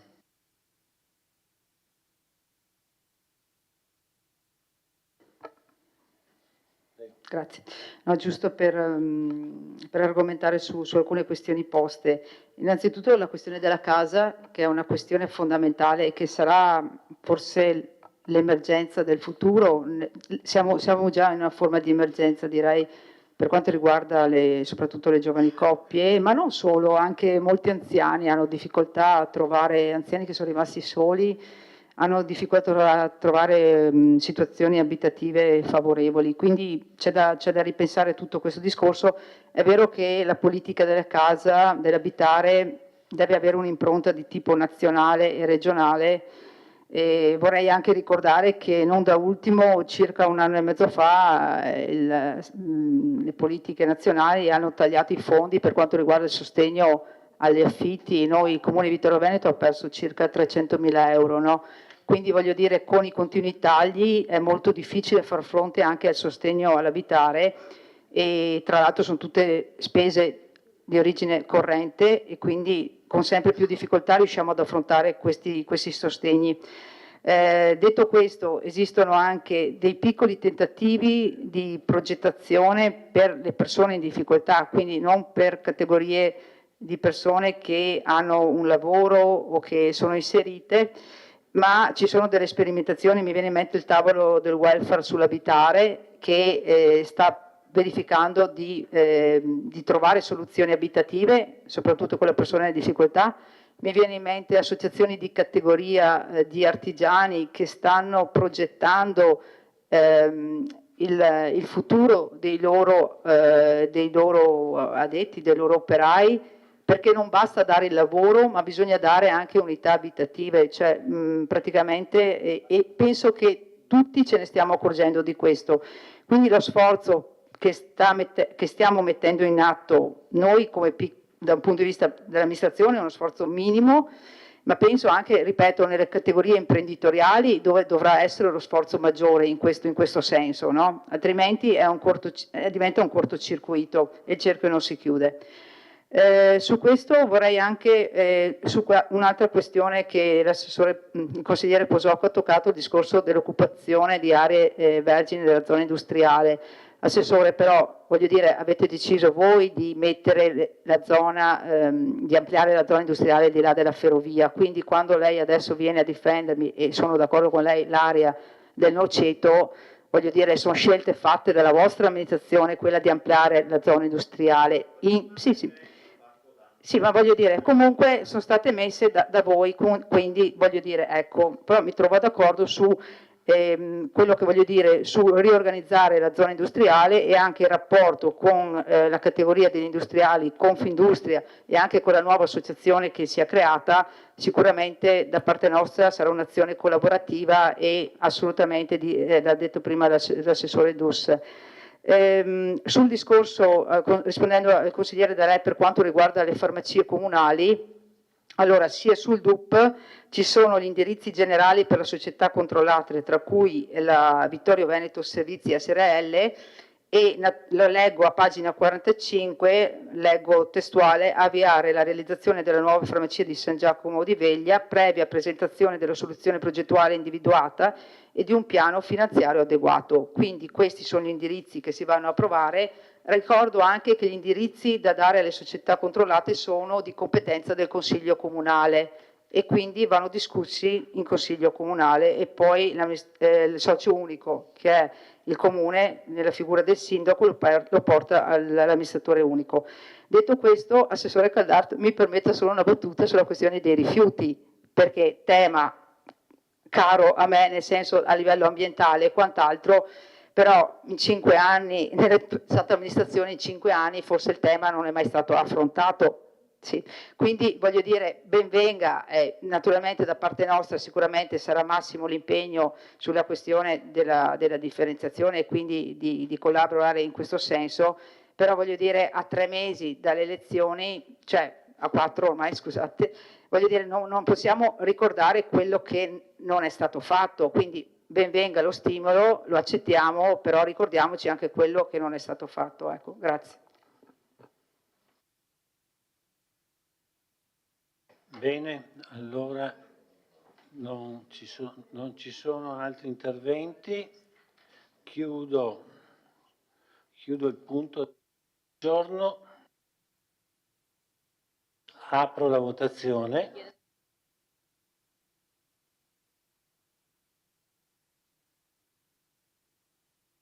Ci sono dichiarazioni di voto? Prego.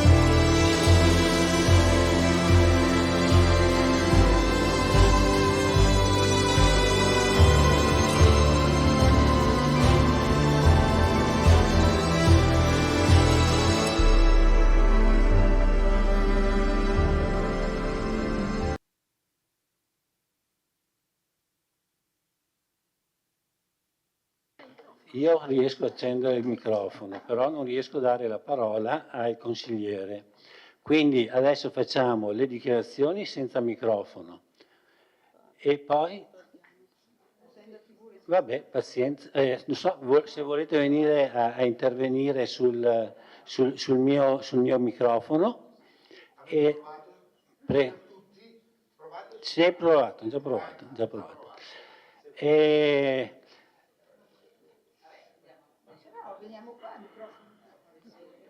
No, ma perché la tenda non riesce a registrare ai collegati? Li riportiamo sinteticamente. Va bene.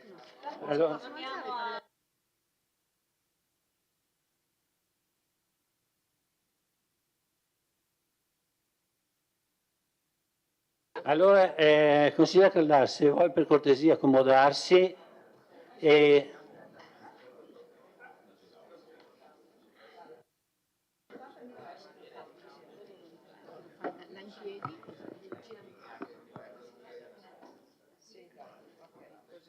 Sì, allora sarò brevissima. Mi sono anche sconcentrata intanto. La nostra idea di città non evidentemente corrisponde con quella che avete voi, con quella che abbiamo intuito voi abbiate, perché ribadisco la prima carenza di questo documento è proprio il fatto che ci siano grandi dichiarazioni di intento, molte delle quali sono assolutamente condivisibili, ma manca la sostanza, a parte in alcuni casi. Nei casi dove la sostanza ci è stata presentata, faccio il caso specifico per esempio della politica abitativa, che è chiaro che anche a noi sta molto a cuore, io credo proprio di poter dire che non la condividiamo, questa politica abitativa finalizzata principalmente al discorso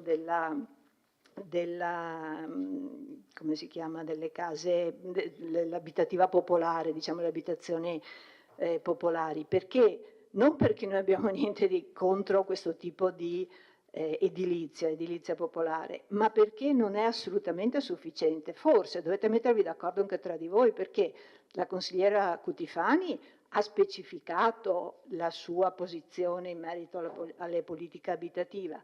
L'assessore Denardi prima ha proprio detto, e me lo sono segnato perché mi ha colpito favorevolmente, che la politica abitativa non è solo politica sociale, di abitazioni sociali, ma è anche una politica che deve incentivare la messa a disposizione di appartamenti anche privati per i giovani, eccetera, eccetera. Tutte cose che sono quelle che in qualche modo vi abbiamo questa sera riferito. Per esempio, chiaro che non potevate inserirlo nel DUP perché è successo successivamente, però avete visto che la palazzina credo, di via Duca d'Aosta, esatto, è stata messa in alienazione dal Ministero. Quella palazzina su cui più volte ci avevate spinto a intervenire chiedendo la messa a disposizione, che noi avevamo fatto, ma che il Ministero ci ha detto picche, non ve la daremo mai se non la acquistate. Adesso è ufficialmente in vendita,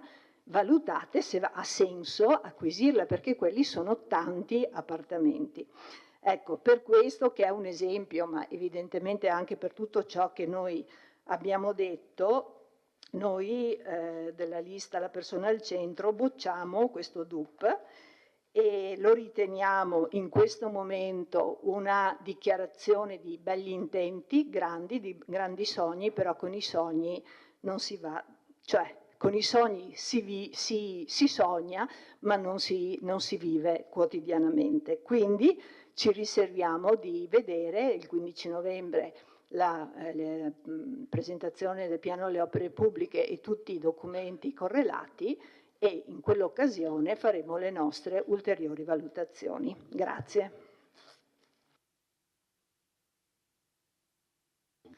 Grazie. Ci sono altre dichiarazioni di voto? Prego.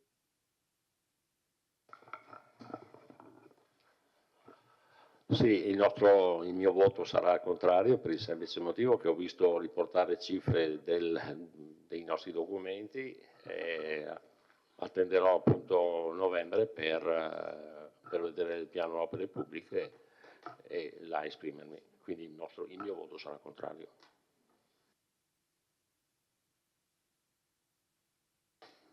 Allora.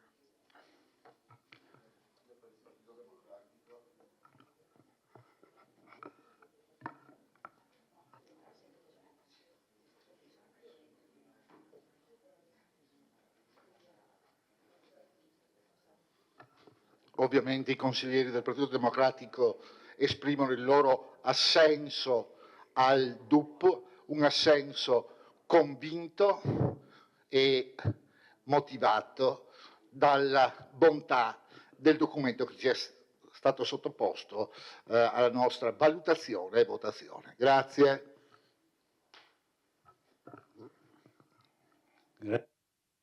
Prego. No. Prego, consigliere Bassetto, così ci ricordiamo. Grazie Presidente. A nome del gruppo Mirella Baliana Sindaco annuncio che il nostro voto sarà un voto favorevole di appoggio all'amministrazione e abbiamo letto il documento, l'abbiamo ritenuto un documento complesso, ma allo stesso tempo, devo dire, di facile lettura e comprensibile. Credo che di questo debba essere dato atto a chi materialmente lo ha predisposto, perché è riuscito a rendere semplice un qualcosa che di per sé sarebbe abbastanza complesso. È davvero chiaro, e chiaro anche negli intenti, secondo me, di questa amministrazione.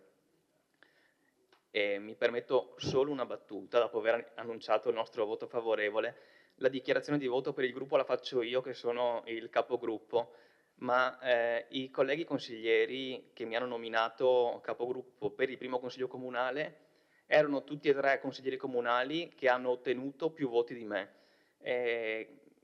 Ci tengo a sottolineare che chi è stato eletto sulla base di una ripartizione dei seggi secondo il metodo previsto dalla legge, e qui dentro, fortunatamente, per ora, ciascun consigliere vota un voto, ogni consigliere, scusate, conta un voto e l'opinione di tutti conta tanto uguale. Grazie.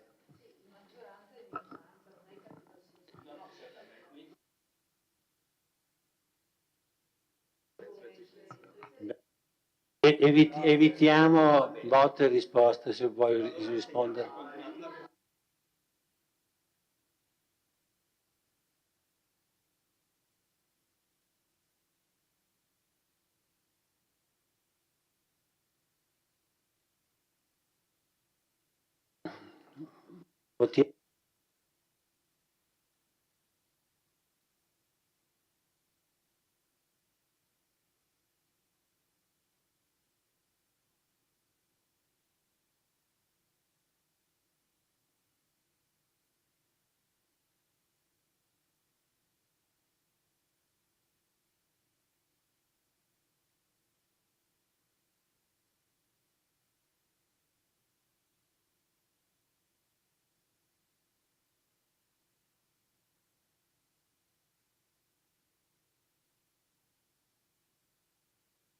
Bene, adesso chiudo la votazione.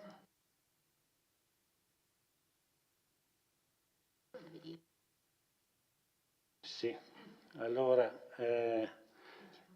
10 favorevoli, mi è scappato, 5 contrari, nessuno astenuto. È approvata.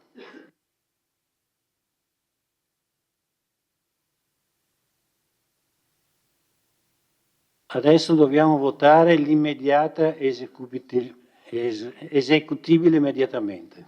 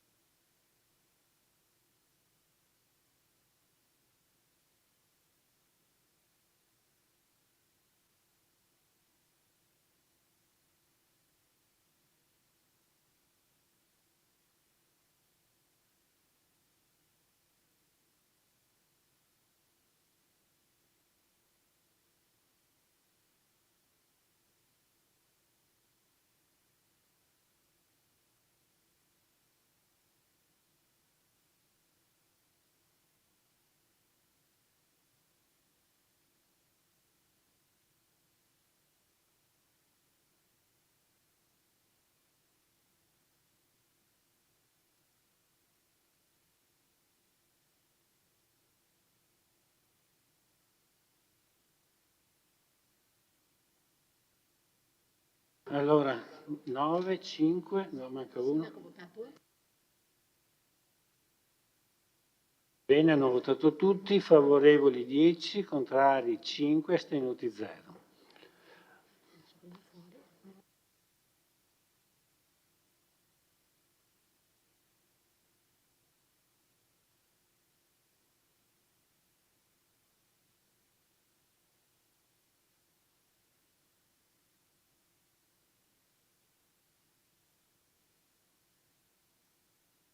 Bene, adesso passiamo al prossimo punto dell'ordine del giorno.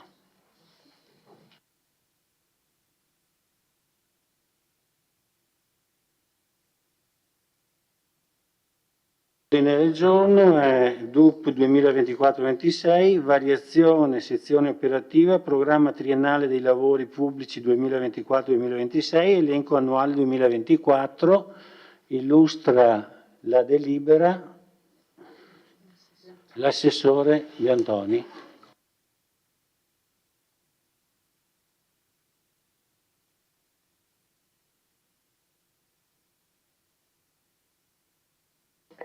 Sì, si tratta del piano delle opere, del piano triennale delle opere pubbliche 2024-2026. In questo documento, tra gli altri interventi, era previsto l'intervento per la realizzazione di un tratto della pista ciclabile Venezia-Monaco lungo la sponda nord-ovest del Lago Morto per un importo complessivo di 770.000 euro, che erano finanziati diciamo, per una certa cifra da parte dell'ambito coneglianese e vittoriese e per una restante cifra di 220.000 euro da parte del Comune. Primo problema, adesso c'è fretta di andare avanti su quest'opera, il primo problema che si è posto è che lo stanziamento di 220.000 euro del piano delle opere pubbliche era diciamo, coperto da un finanziamento derivante dalle alienazioni, quindi impossibile da mandare avanti. E quindi abbiamo dovuto trovare le risorse, come vedremo poi nella variazione di bilancio, e quindi inserire l'importo come documentazione di spesa, riferirlo al piano all'avanzo di amministrazione, con un'ulteriore piccola modifica, in quanto nel passare del tempo l'importo finanziato dall'ambito è passato da 550 a 535,175,05, non capisco come, e quindi da parte nostra, anziché mettere i 220.000 euro che erano previsti, abbiamo dovuto mettere 234.824,95 euro mediante appunto l'applicazione dell'avanzo di amministrazione. E questo è il primo punto.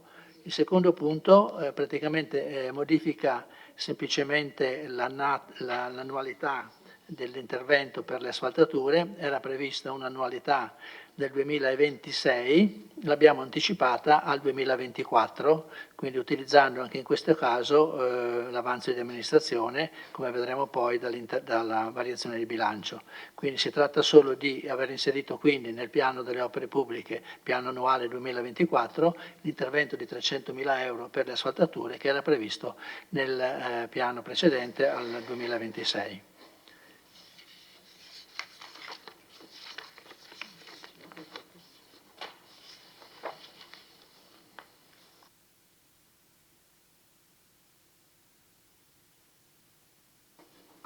Grazie. No, vorrei fare una specifica rispetto alla prima variazione. Vorrei inquadrare la questione della pista ciclabile del Lago Morto e fare un riassunto rispetto a da dove è stata inquadrata. Allora, nel 2021 la Regione Veneto ha approvato un piano che prevedeva l'individuazione di 11 aree urbane nella Regione Veneto, a cui naturalmente dare dei finanziamenti relativi appunto ad una serie di ambiti, di competenze, e quindi è stata individuata l'area vasta urbana Conegliano Vittorio Veneto, a cui l'amministrazione precedente appunto aveva aderito.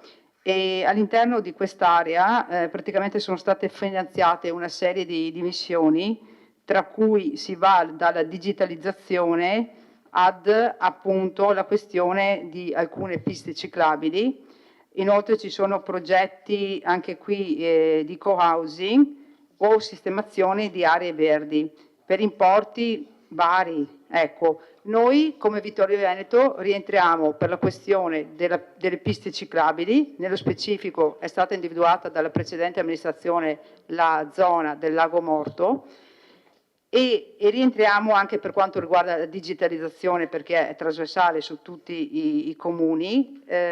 Conegliano fa da capofila rispetto a tutti i comuni che compartecipano, come Vittorio Veneto, Columberto, Codogné, Godega di Sant'Urbano, Refrontolo e Pieve di Soligo. E appunto ora si tratta, appunto c'era la scadenza del 31/12/2024 per presentare il progetto di fattibilità tecnico-economico, quindi un progetto esecutivo. Purtroppo siamo in ritardo perché i progetti non sono stati fatti, vero? Vedo il consigliere Posocco che annuisce favorevolmente a questa mia affermazione, quindi adesso stiamo un po' ricorrendo queste scadenze e appunto c'erano anche soldi non finanziati in modo specifico, ma erano finanziati con alienazioni, quindi abbiamo dovuto cambiare anche il capitolo di spesa. Solo per dire insomma che stiamo procedendo in questa programmazione e speriamo nei tempi celeri di portare avanti la progettazione e ripeto si tratta di un percorso di circa 2 chilometri sulla sponda del Lago Morto e poi vediamo il progetto tecnico di effettibilità tecnica, anche perché il terreno, il sito non è molto semplice da affrontare da un punto di vista così di realizzazione dell'opera, ma insomma questo sarà e andrà a unire il borgo Fadalto Basso a Borgo Picin. Ok, grazie.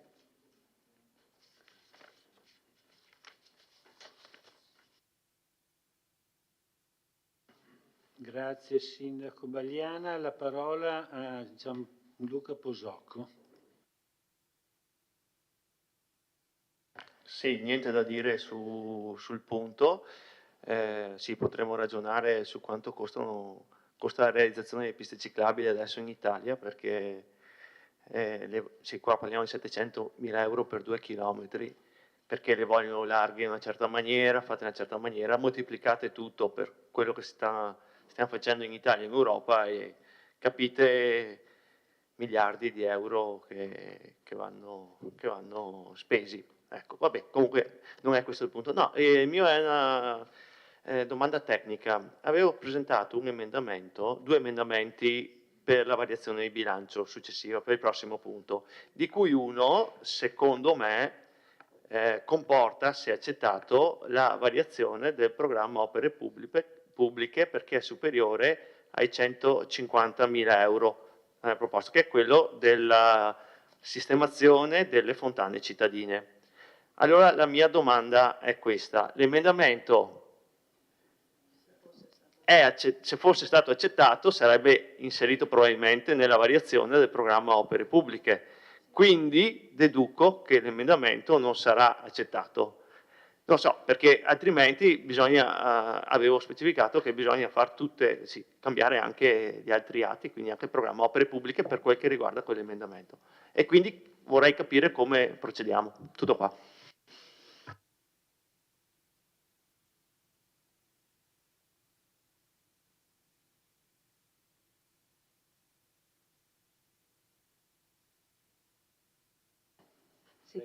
Sì, il programma, l'opera per cui si prevede la modifica del programma opere pubbliche è un'opera non prevista nella programmazione triennale, quindi non è un anticipo, è un inserimento ex novo di un intervento che comporta una modifica del programma delle opere pubbliche che deve essere pubblicato per 30 giorni e quindi, se approvato, potrebbe essere modificato con un atto successivo di DUP. Ecco, ma non è necessario cambiare l'ordine dei punti all'ordine del giorno. Ecco.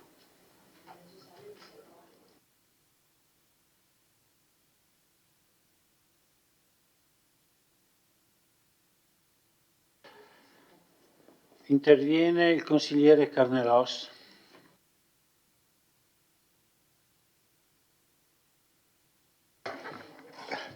Ecco la concretezza. Credo che più concreto che asfaltare delle strade non ci sia, e di quanto bisogno le strade vittoriesi abbiano bisogno di asfaltature, credo che non ci voglia un profeta o un visionario per dirlo. Asfaltature che erano state previste nel 26, l'amministrazione, oculata e saggia, ha deciso di farle subito. Questa è concretezza. È concretezza anche perché per farle subito ha messo soldi subito, 300.000 euro, mentre invece quelle che dovevano essere fatte nel 26 erano con ricavi da alienazione, che, come ha detto prima benissimo il consigliere Uliana, quando non si vuole fare una cosa la si mette e si mette con ricavo da alienazione. Invece noi ci mettiamo soldi freschi. Però, per concludere, permettetemi così un affettuoso ricordo di quel povero assessore a cui mettevano sempre asfaltature con alienazioni. E allora così va il mio affettuoso saluto a quell'assessore. Grazie.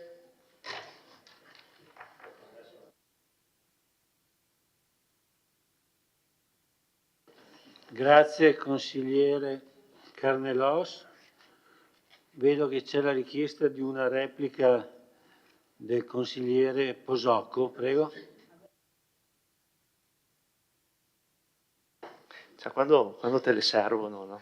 Servono. No, probabilmente il consigliere Carnelos si riferisce all'assessore forse dell'amministrazione Tonon o qualcun altro, perché per quel che mi riguarda le asfaltature erano finanziate con soldi veri. Il problema è che non sono state fatte, però erano soldi veri.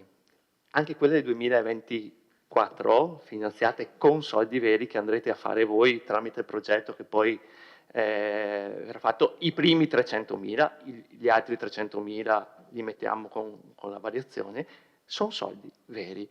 Il problema è che magari non venivano fatti, non veniva fatto il progetto, ok? Quindi la storiella che racconta qualcuno, e so benissimo chi, che erano finanziate con alienazioni, in realtà no, erano finanziate con oneri. Grazie.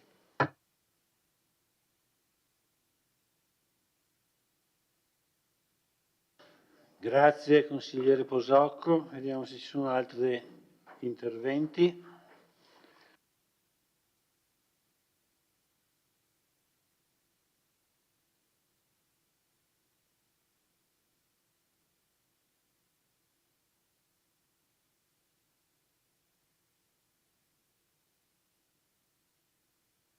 Assessore De Antoni, prego. Ok, sì, un'ulteriore precisazione. Il finanziamento 2024 delle saltature è stato inserito con la variazione di bilancio del 29 luglio che abbiamo fatto noi, prendendo i soldi dall'avanzo di amministrazione 2023. Analogamente, i 300.000 euro che mettiamo adesso con questa modifica, le risorse sono state prese dall'avanzo di amministrazione sempre 2023. Quindi non è vero che non c'erano. Consigliere, ha detto adesso al consigliere Carnelos che i soldi del 2024 li avete messi nel bilancio. Non erano nel bilancio. Sì, ma non li abbiamo potuti utilizzare. Va bene. Tant'è che abbiamo utilizzato. Basta che non sia che lei. Va bene, ok. Va bene, chiudiamo qui questa. Basta, ho finito.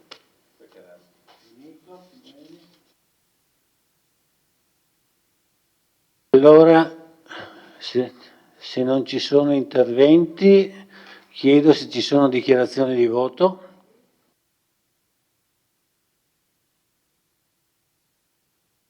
Sì, della persona al centro voteremo favorevolmente a questa variazione perché riteniamo che siano punti che vanno al favore della nostra città, quindi siamo assolutamente favorevoli, speriamo, contiamo, anzi vi diamo fiducia sul fatto che questi ulteriori 300.000 euro vengano effettivamente, abbiano di conseguenza abbiano un'immediata progettazione, individuazione delle strade, progettazione e anche realizzazione, proprio per evitare quella lentezza che noi abbiamo dovuto subire per una nostra incapacità, evidentemente, perché ovviamente non possiamo come dire, accusare solo una parte della Giunta, che comunque è stato decisamente, c'è stato un ritardo pazzesco sulle progettazioni, perché poi lì si è tutto bloccato ed è il motivo, uno dei motivi, lo sappiamo bene, per cui i cittadini ci hanno bocciato. Quindi intraprendendo questa iniziativa dimostrate coraggio, però il coraggio noi speriamo, anzi ci auguriamo perché è la città di tutti noi, che ci faccia seguito poi l'asfalto. Buon lavoro. Buona fortuna, Assessore De Antoni.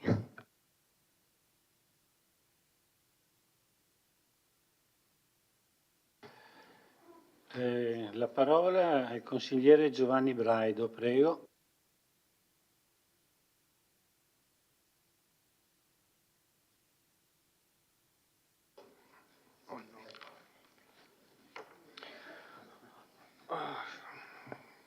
Gli uomini amano essere ingannati, diamo loro quello che amano.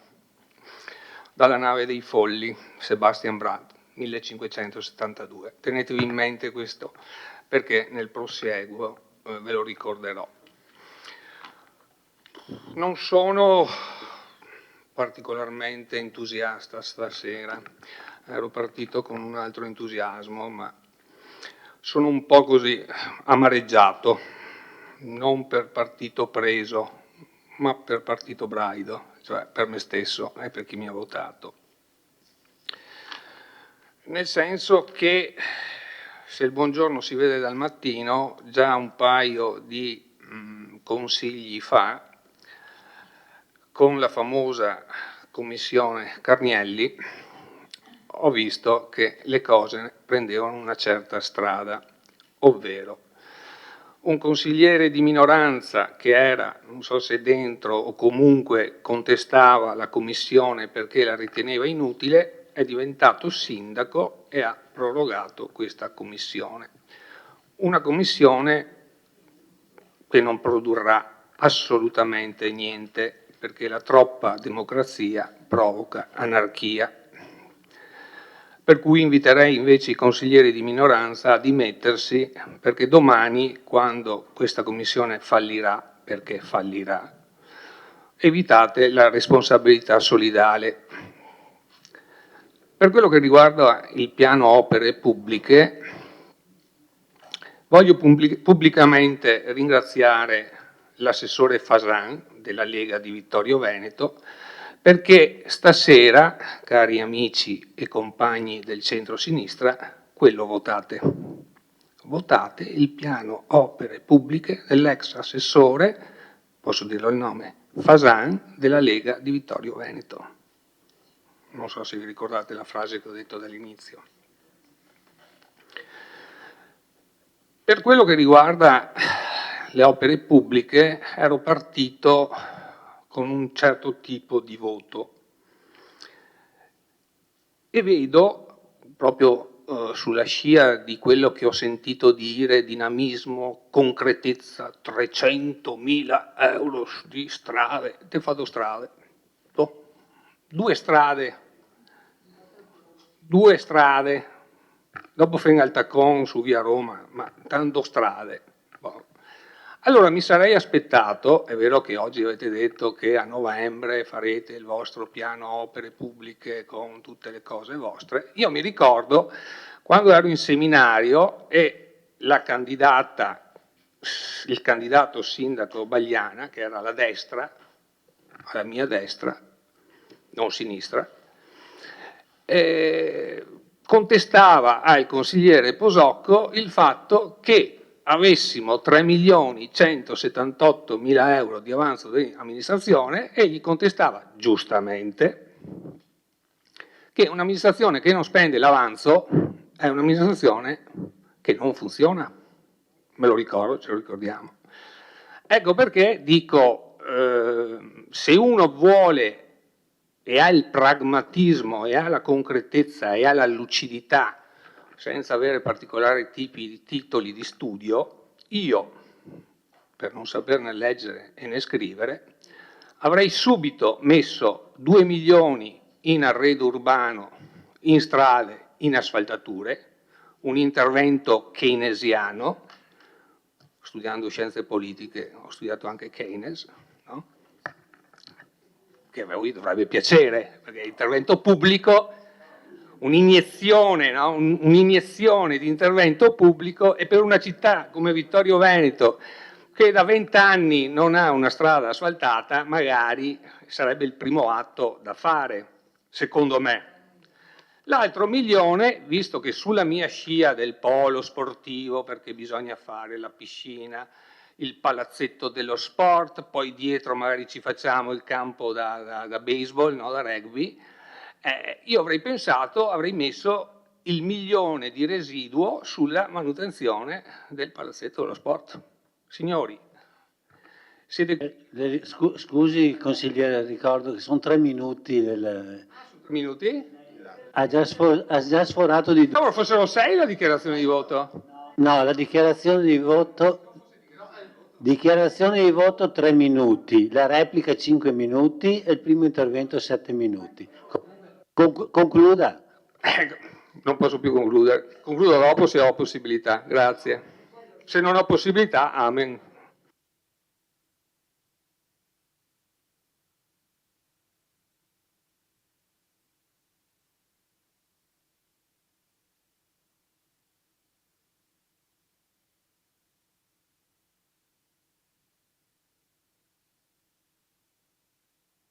Bene, se non ci sono altre dichiarazioni...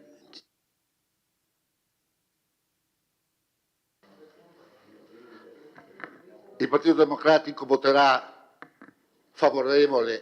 voto favorevole a questa delibera. Sono un keynesiano, ma Keynes conosceva anche le regole della finanza e non è possibile metterli adesso nel 2024 perché bisognerebbe impegnarli entro il 24 ed è chiaro che non sarebbe possibile né per Palazzito né per piscine e quindi stolto sarebbe quell'assessore alle finanze che avesse messo i 2 milioni adesso perché si sarebbe trovati non li avrebbe impegnati e li avrebbe trovati in avanzo nel 2025. Quindi bene ha fatto a mettere i 300 perché quelli evidentemente la consigliere la consigliera Caldart ha detto buona fortuna proprio perché effettivamente è un'opera da titani metterlo in bilancio il 18 di ottobre e riuscire entro il 31 di dicembre ad avere il progetto e l'impegno.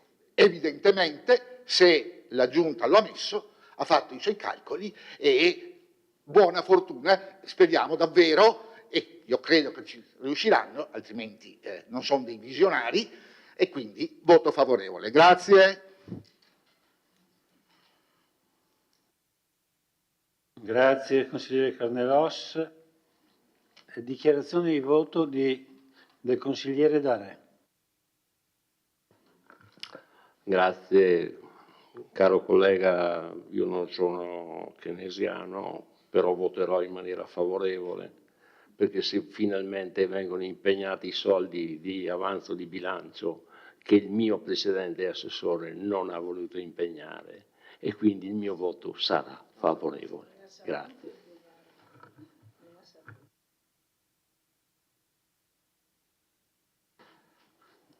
Dichiarazione di voto di consigliere Bassetto. Anche il gruppo Mirella Baliana Sindaco, Presidente, voterà a favore di questa proposta di delibera. Colgo l'occasione però per fare quella precisazione che non ho potuto fare prima alla consigliera Caldart. Davo per scontato ovviamente di rivolgermi a tutti, sì, non era rivolto alla maggioranza, il discorso che facevo prima che non ho potuto concludere. Era solo per precisare, ma davvero lo davo per scontato. Grazie.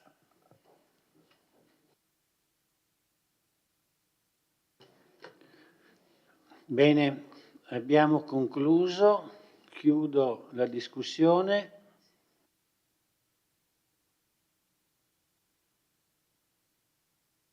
E apro la votazione.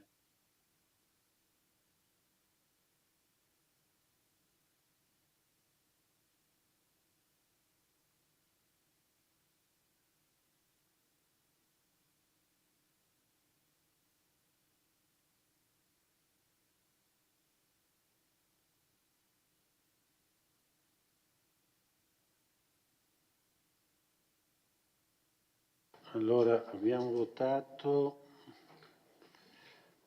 Hanno votato tutti? Sì. Chiudo la votazione.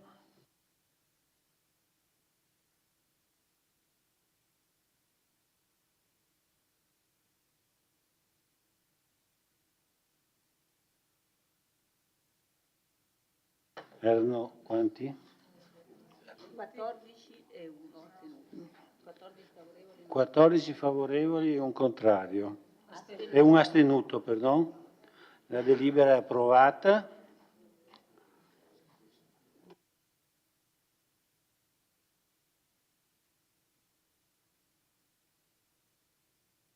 E votiamo l'immediata esecutibilità.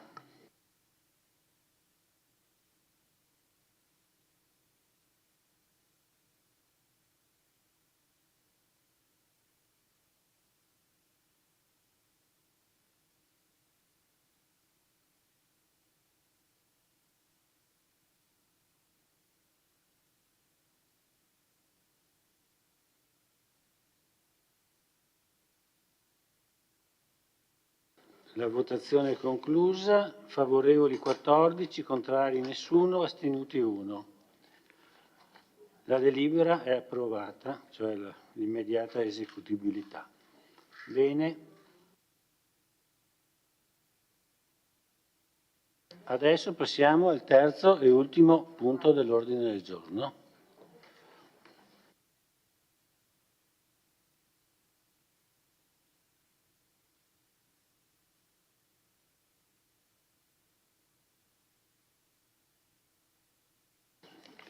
Bilancio di previsione triennio 24-26, variazione numero 4, illustra la delibera l'assessore De Antoni, prego.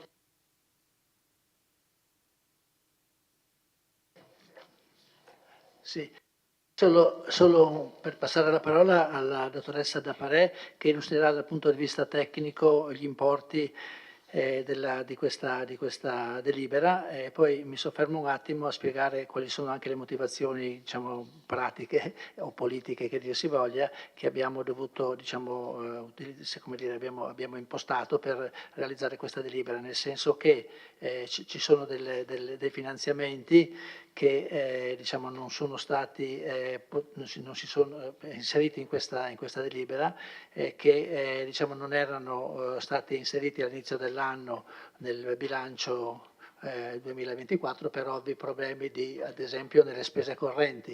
Nelle spese correnti non erano previsti alcuni interventi, ad esempio per il Natale, per fare un esempio, proprio perché al momento della stesura del bilancio evidentemente non tutte le risorse necessarie per le spese correnti erano sufficienti per Analogamente anche nella variazione di bilancio di luglio abbiamo fatto un altro intervento sempre per completare, diciamo, gli obiettivi, i progetti che erano inseriti nel vostro bilancio e che per motivi, diciamo, che abbiamo verificato erano reali, non si sono potuti concretizzare. Quindi c'è questo intervento importante nelle spese correnti e poi soprattutto c'è un intervento importante nelle spese in conto capitale. Spese in conto capitale che anche per quanto avevo detto prima abbiamo dovuto finanziare degli interventi che nel bilancio presente, nel bilancio corrente, erano inseriti con fondi provenienti dalle alienazioni.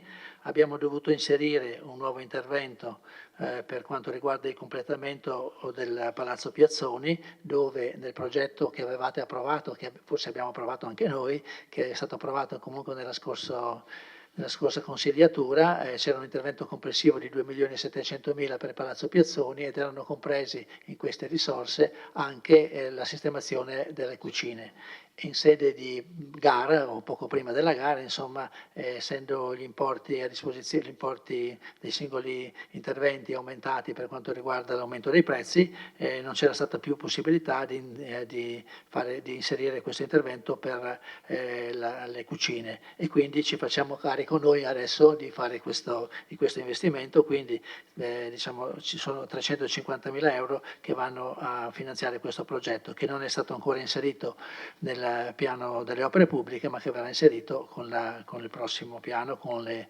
tempistiche di cui parlava il segretario. Ci sono poi altri interventi, ecco, ad esempio quello legato alla strada vecchia. Questo è un investimento che facciamo perché l'Unione Montana, sulla base delle indicazioni che erano state date, aveva individuato come progetto da finanziare questa strada vecchia. Il loro investimento è di circa 100.000 euro, la quota a nostro carico è di circa 75.000 euro. Un altro intervento importante sempre nelle opere pubbliche è quello dovuto al completamento dei lavori di manutenzione straordinaria del Teatro da Ponte. Nel bilancio c'erano solo 90.000 euro disponibili, nella perizia che a suo tempo era stata fatta per individuare quali erano le opere di miglioramento, insomma, e soprattutto di adeguamento alle norme, erano previsti circa 200.000 euro, per cui abbiamo dovuto integrare questi interventi che erano sottofinanziati appunto con questa variazione. E qui per rispondere anche al consigliere Braido, se avessimo fatto un intervento più coraggioso, diciamo importante come lei suggeriva, non ci sarebbe stata la possibilità di finanziare questi interventi che sono spesse volte ad integrazione di finanziamenti di altri enti, ad esempio la Regione, come nel caso della pista ciclabile, oppure per esempio dell'appalto calore e di altre cose. Quindi non appalto calore, ma come si chiama? Il conto calore, scusi. Ecco. Quindi il motivo di questa mancanza di coraggio è dovuto anche a questo fatto che quelle risorse che ci sono state trasmesse dall'avanzo di amministrazione 2023 sono state utilizzate fino ad oggi per coprire questi interventi e quindi evitare che poi questi finanziamenti che già ci sono stati concessi vengano poi revocati proprio perché i lavori non sono stati iniziati. Questa era l'introduzione e adesso più dettagliatamente la dottoressa Parè spiegherà i termini del bilancio, della variazione.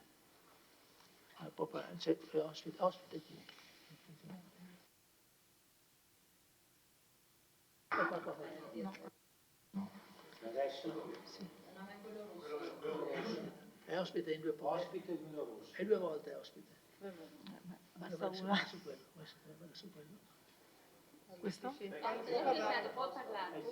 Funziona già. Sì. Buonasera a tutti. Allora introduco la quarta variazione al bilancio di previsione 2024-2026. Trattasi di una variazione di competenza e di cassa per quanto riguarda l'annualità 2024, di sola competenza per l'anno 2025 e 2026.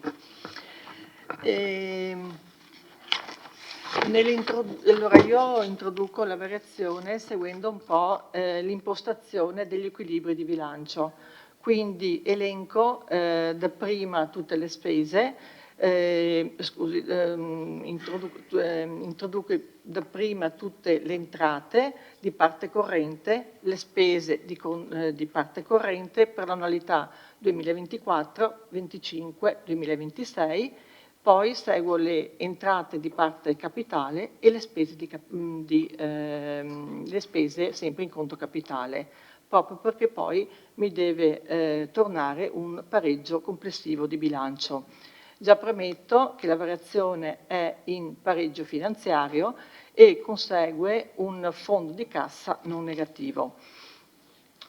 Elenco le voci più rilevanti che riguarda l'entrata di parte corrente.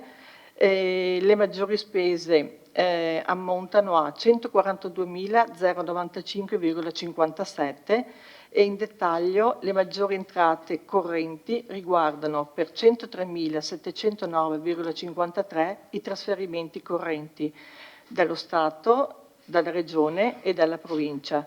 Riguardano i trasferimenti compensativi dei minori introiti da IMU oppure i contributi regionali come per esempio quelli riguardanti la prima infanzia. Poi si rilevano 38.386,04 di entrate extratributarie e da rimborsi vari. Per quanto riguarda invece la spesa corrente, le maggiori spese correnti per l'annualità 2024 ammontano a 638.370,84. In dettaglio le voci più rilevanti riguardano per 46.330 i maggiori costi di energia elettrica per la pubblica illuminazione e gli stabili comunali, 34.000 per la manutenzione ordinaria di immobili, 45.000 per interventi di potature alberi, 70.000 per le spese per fornitura e interventi servizi cimiteriali, 25.000 per incarichi per la stabilità del patrimonio arboreo e del verde pubblico, 10.000 per spese di danneggiamenti in seguito a incidenti stradali, 10.000 acquisto pali per la pubblica illuminazione, 49.700 per arretrati contrattuali del personale dipendente, questi finanziati in parte da avanzo accantonato di parte corrente, 14.638,08 per indennità di fine mandato del sindaco, anche questo finanziato con avanzo accantonato di parte corrente, 12.600 per il fondo proventi ufficio legali, 4.500 per spese contrattuali, 15.000 per incarichi dell'ufficio lavori pubblici, sono incarichi professionali per la discarica Forcal, 7.500 per attività culturali, 22.000 contributi per il Natale, 50.000 per spese per l'organizzazione e iniziative per il Natale, 46.177 spese per liti, arbitraggi e risarcimenti, 44.000 maggiori costi per trasferimenti a US per minori in tutela, 25.000 per contributi al minimo vitale e sussidi, 20.000 per contributi assistenziali, inserimenti in struttura, 15.000 contributi regionali e frequenza prima infanzia, 42.485 spese per la manutenzione e canoni del sistema informatico. Questi 42.000 di spese per i canoni del sistema informatico praticamente sono finanziati dai risparmi che abbiamo avuto dei progetti del PA digitale. Le minori spese correnti per l'annualità 2024 sono 494.262. In dettaglio le voci in diminuzione riguardano 195.000 da risparmi della fornitura di calore degli stabili comunali. Allora, qui in sede di commissione per il bilancio è stato richiesto un approfondimento sul trend dei costi per quanto riguarda l'appalto calore, che riguarda non solo il riscaldamento ma anche la produzione di acqua calda e il rinfrescamento del periodo estivo. Allora, andiamo per stagione, non per anno finanziario di bilancio. La stagione 2021-2022 porta un saldo di costi di 800.766. Per quanto riguarda invece la stagione 2022-2023 riporta un saldo di 461.728. Per quanto riguarda la stagione 2023-2024 porta un saldo di 460.802, però è da rilevare che per questa ultima stagione mancano due periodi, manca il periodo di giugno, luglio, agosto e settembre sostanzialmente. Continuando abbiamo risparmi per spese telefoniche di 9.600 euro. Abbiamo 32.700 risparmi spese del personale, 124.000 risparmi, anzi non sono risparmi, sono minor spese dirette per ricovero anziani, che non sono risparmi effettivi ma sono stati finanziati su altri capitoli di bilancio. La spesa per gli anziani o per gli disabili o i soggetti a rischio sociale comunque rimane invariata. E anche qui in sede di commissione mi hanno chiesto anche la relativa entrata che ammonta in previsione a 40.000 euro. La spesa complessiva sono esattamente 254.768. Poi abbiamo sempre minori spese per 10.126,20 risparmi della gestione del centro antiviolenza, 10.000 di risparmio per il fondo di sostegno accesso alle abitazioni, questo non è stato finanziato. Poi abbiamo 85.110 di risparmi della gestione del PIAG digitale. Questi sono i risparmi appunto che abbiamo avuto dai progetti del PIA digitale, che in parte per quei 42.625 finanziano spesa di parte capitale, la differenza invece finanzia la parte corrente. Poi abbiamo l'annualità 2025 che riguarda, allora, le maggiori spese riguardano 114.250 incremento importo premi di assicurazione da porre a base d'asta, 5.000 per spese di cancelleria, 20.000 per l'organizzazione dei centri estivi comunali e 20.000 per trasferimenti a US minori in tutela.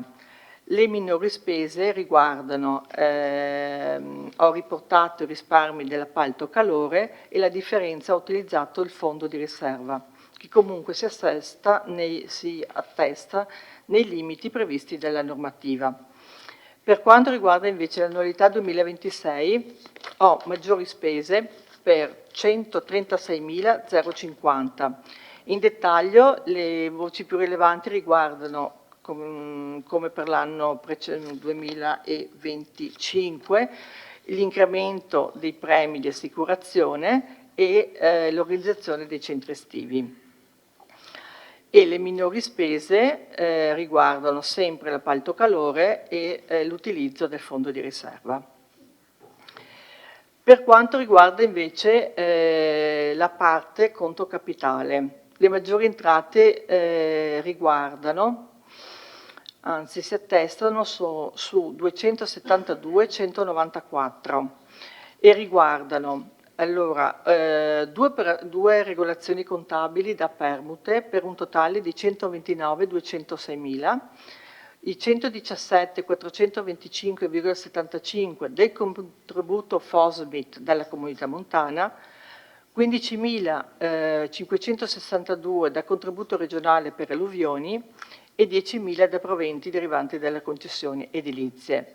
Abbiamo minori spese in conto capitale che riguardano 220.000, che è la riduzione da alienazione, perché poi vado ad applicare l'avanzo sull'opera che abbiamo visto prima della pista ciclabile, e 14.824 il contributo regionale. La spesa parte conto capitale. Le maggiori spese sono esattamente 1.539.393 e riguardano 125.000 per lavori di manutenzione straordinaria a Teatro da Ponte, 150.000 per interventi vari edifici scolastici, 52.000 interventi di manutenzione straordinarie immobili ad uso abitativo e non. E qui mi hanno chiesto un approfondimento in sede di Commissione Bilancio. Questi 52.000 riguardano la copertura dell'immobile d'uso residenziale in via del Pretorio e poi somme da destinare all'immobile di via Carducci e agli spazi dell'Innovation Lab.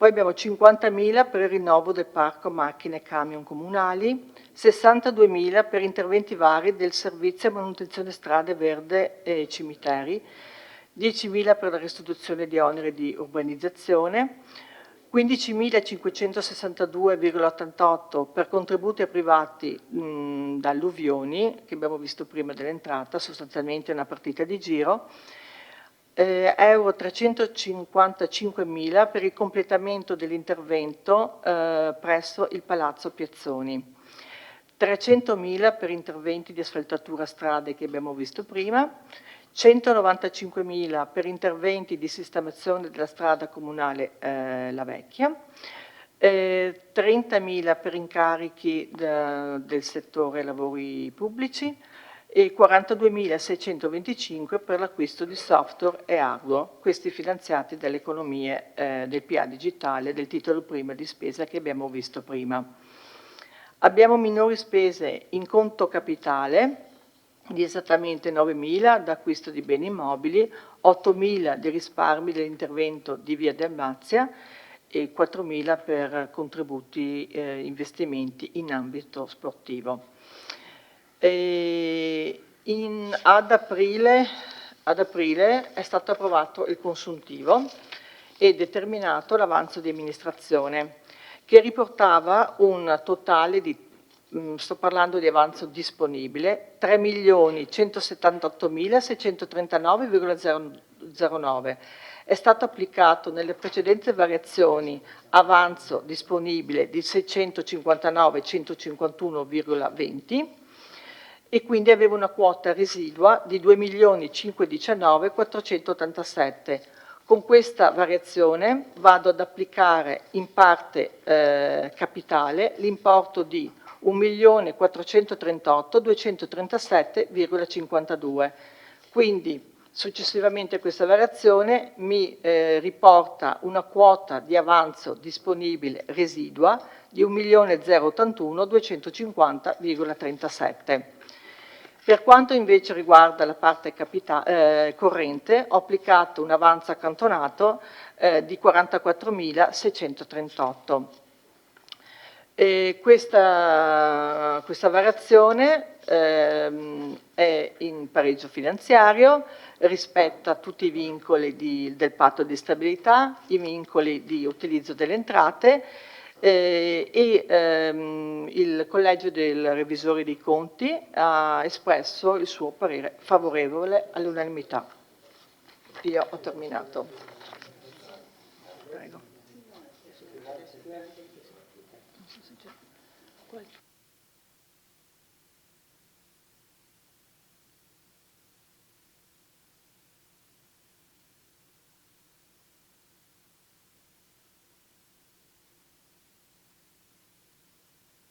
C'è un emendamento, non so se il consigliere vuole illustrarlo, non glielo...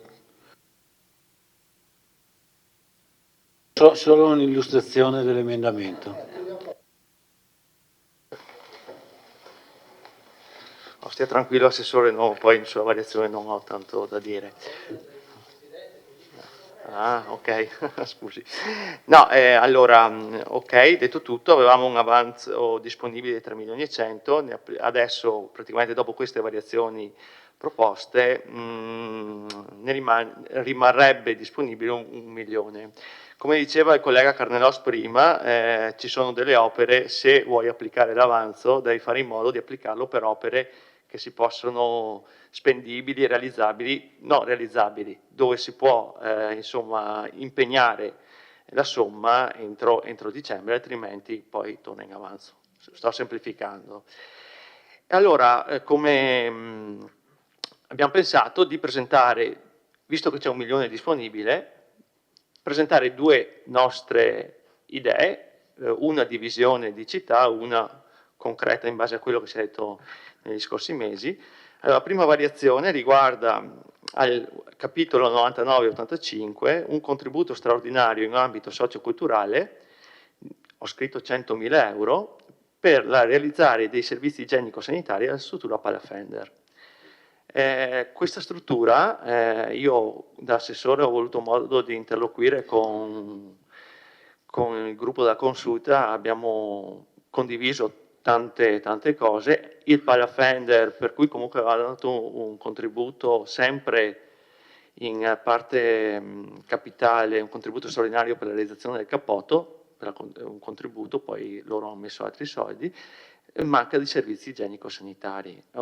Una struttura così, usiamo ancora i servizi sanitari del vecchio immobile per capirci, secondo me è una proposta per andare avanti nel progetto.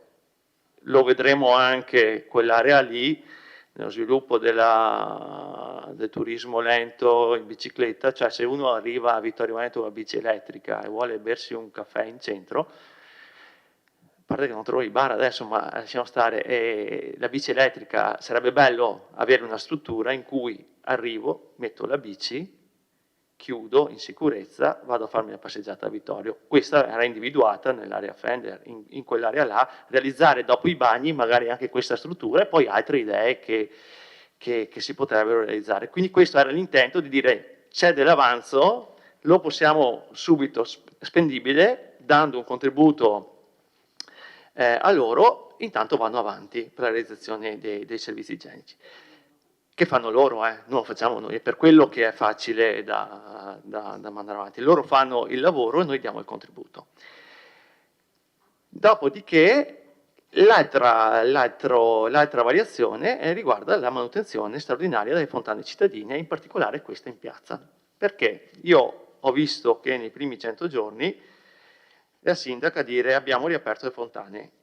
E sì, avete struccato il bottone, si scusi il termine, perché le fontane hanno dei grossi problemi, ok? Perché perdono tanto, non hanno le luci, tant'è che quando le avete riaperte c'erano i fiori lì, sono stati bruciati dal cloro dell'acqua perché la fontana addirittura, sì, quindi 300 piantine bruciate così dal cloro, c'è la fontana che perde. Allora abbiamo parlato di obiettivo sostenibile numero 6, le soluzioni sono due: o sistemiamo le fontane o le chiudiamo domani mattina perché comunque perdono.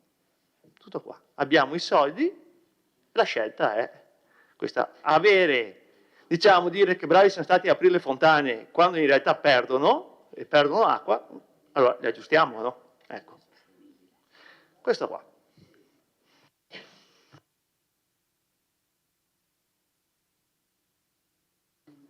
Grazie consigliere Posocco. Apriamo la discussione, è stato illustrato l'emendamento, poi alla fine faremo 3 votazioni. 4 con? L'immediata eseguibilità. No, 3 con l'immediata Due eseguibilità. emendamenti. No, è uno, l'emendamento è uno. Quindi, l'emendamento è uno. E quindi voteremo l'emendamento, poi voteremo la delibera e poi l'immediata esecutibilità.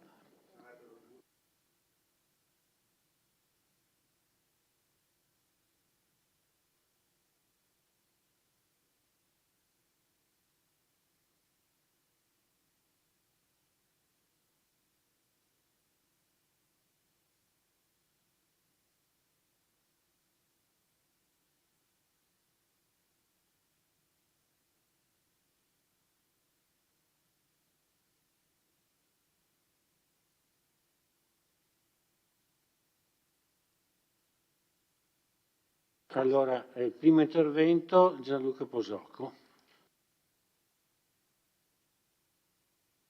Sì, venendo alla variazione proposta, ci sono tanti punti che trovo condivisibili. Si arriva sempre con l'ultima variazione mediamente a mettere le risorse, visti i risparmi, mettiamo specialmente in spesa corrente, che ricordo il 2024 è in teoria l'ultimo anno in cui andiamo in difficoltà con la spesa corrente, e ho visto un gran risparmio nella gestione del calore di 194.000 euro, se non mi sbaglio, e che va un attimo a rifinanziare altre spese correnti che avete deciso di finanziare. Ho visto bene i dati sulla gestione del calore degli ultimi anni, ringrazio il direttore di BIN Nuove Energie, Stefano Donadello, con cui abbiamo realizzato un programma volto al risparmio e i risultati si sono veramente avuti, complice anche la stagionalità, per l'amore di Dio, gli ultimi inverni non ha fatto freddissimo, però passare da 800.000 a 460 vuol dire che è stato fatto un gran lavoro. Considero, parliamo delle potature, sono 45.000 euro, fa piacere, ne avevamo già 60 impegnati nei capitoli. Assessore, per piacere, via Paravicini, le potature, sono anni che le chiedono, veramente la situazione è pesante, è come con le asfaltature, noi diciamo vai avanti con le asfaltature altrimenti i soldi vanno in avanzo, come ha visto i soldi delle potature delle due precedenti annualità sono andati in avanzo. Quindi la invito veramente a fare del suo meglio e considerare soprattutto via Paravicini, perché vada a vedere, c'è una grossa necessità. Lo sto dicendo da 3 anni, quindi sì, l'ho detto anche prima quando ero in giunta io. Ecco. Adesso compare. Ecco, sì.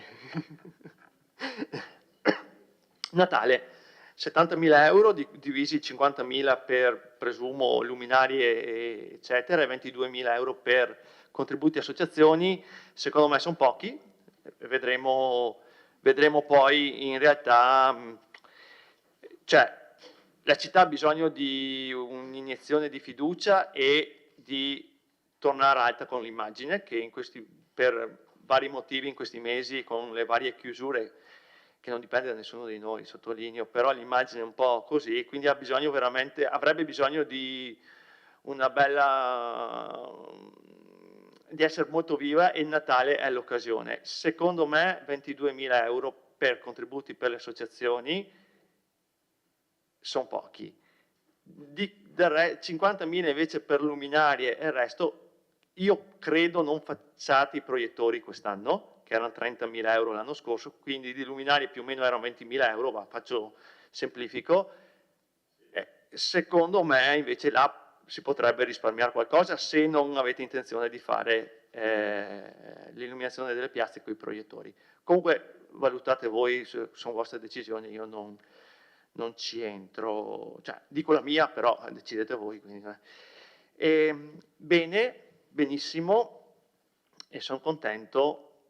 La strada vecchia. E qui mi permetto, è una cosa che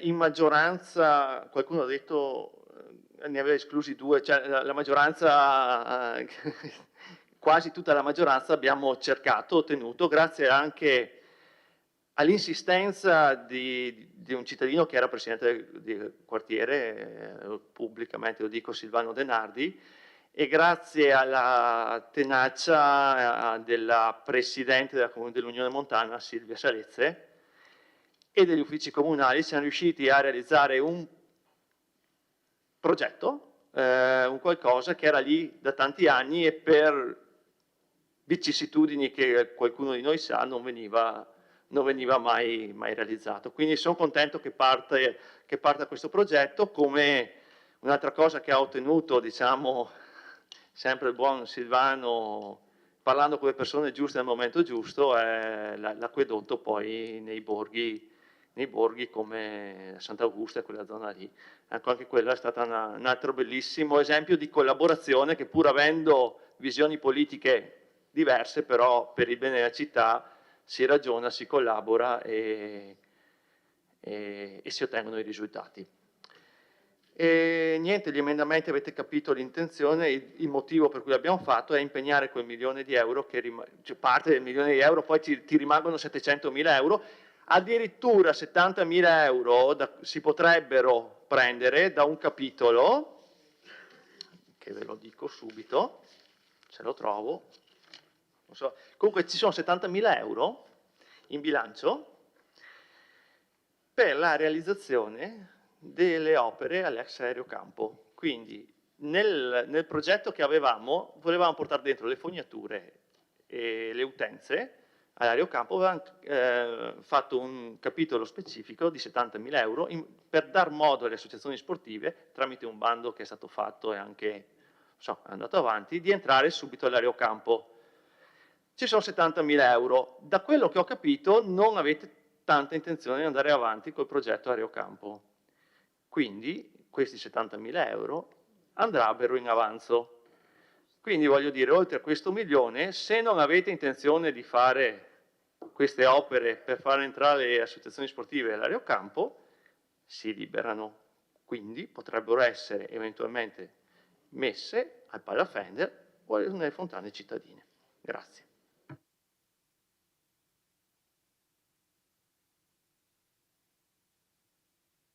Grazie consigliere Posocco. Vediamo se ci sono altri interventi o delle repliche.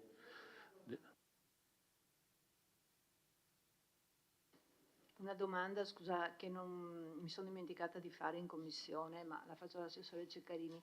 I 10.000 euro in meno al CAV, a cosa sono dovuti?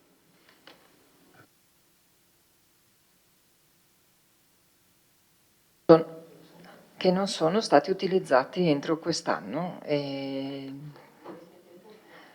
stato tempo fino a dicembre, però io mi affido a questo punto alla mia funzionario che mi informa e mi ha assicurato che non erano spendibili e che si decideva di lasciarli all'avanzo di bilancio per le necessità più urgenti. Questa è sicuramente una questione della quale dovremo discutere in maniera più approfondita. Colgo il suo appunto volentieri.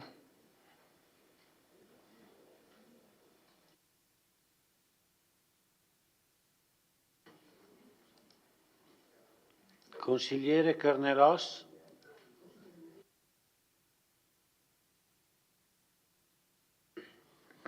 Sì, dunque, per quanto riguarda il merito degli emendamenti proposti, ovviamente le fontane hanno bisogno dell'intervento in astratto.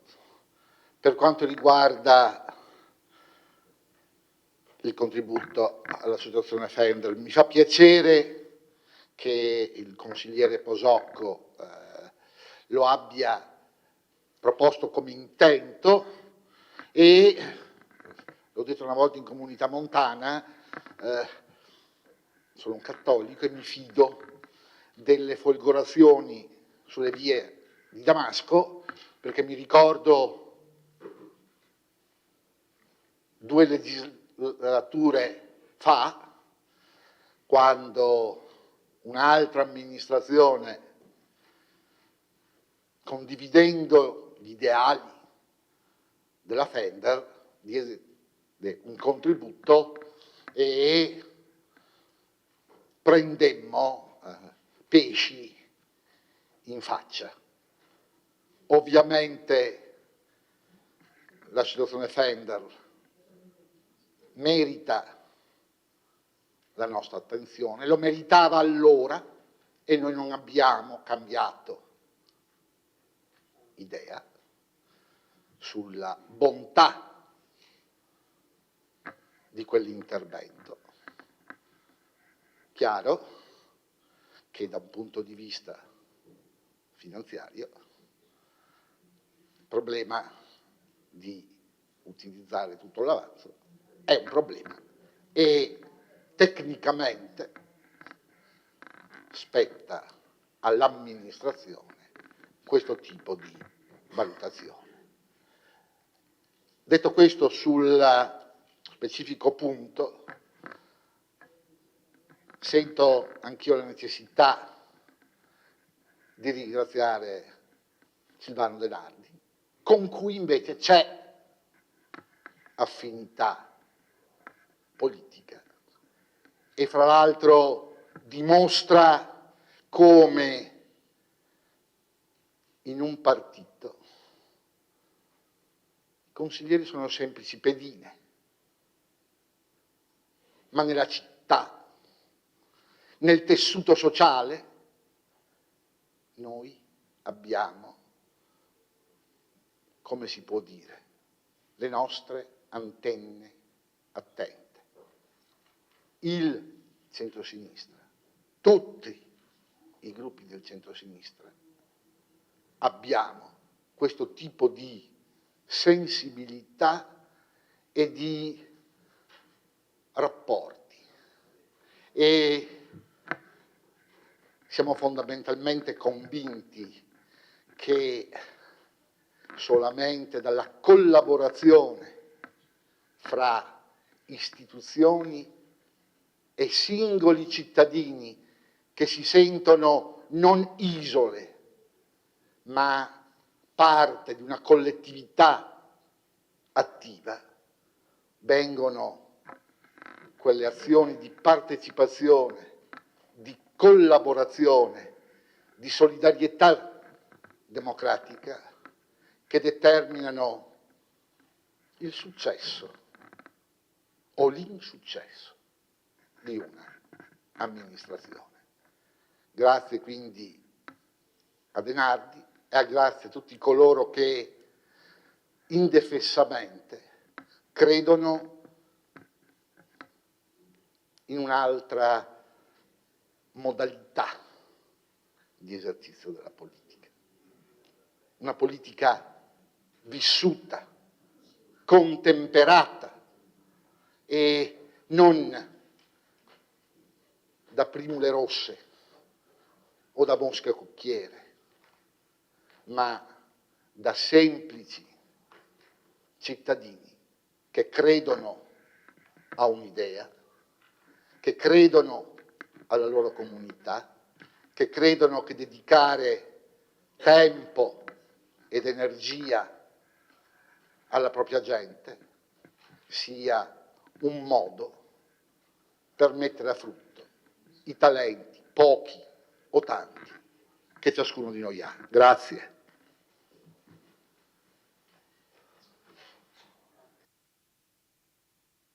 Grazie consigliere Carnelos.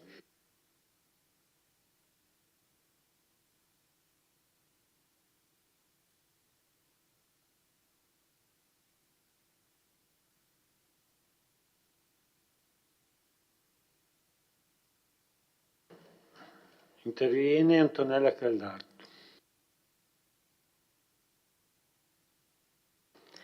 Grazie. Io non ho capito che cosa abbia detto adesso il consigliere Carnelos, scusatemi, però allora ho intuito, mi corregga se sbaglio, primo che c'è una parte del Partito Democratico della sinistra della città che è capace di interloquire con i cittadini, che tutto il centro-sinistra, l'ho detto, che quindi deduco che l'altra parte non sia capace di interloquire con i cittadini, che le nostre proposte sono delle primule rosse, cioè calate così qua e là per caso. Mi pare che la proposta che avevamo fatto anche come gruppo fosse una proposta comunque che ha un senso e che si inserisce in un percorso. Nel caso specifico stiamo parlando di dare un contributo alla Fenderl perché possa completare un'opera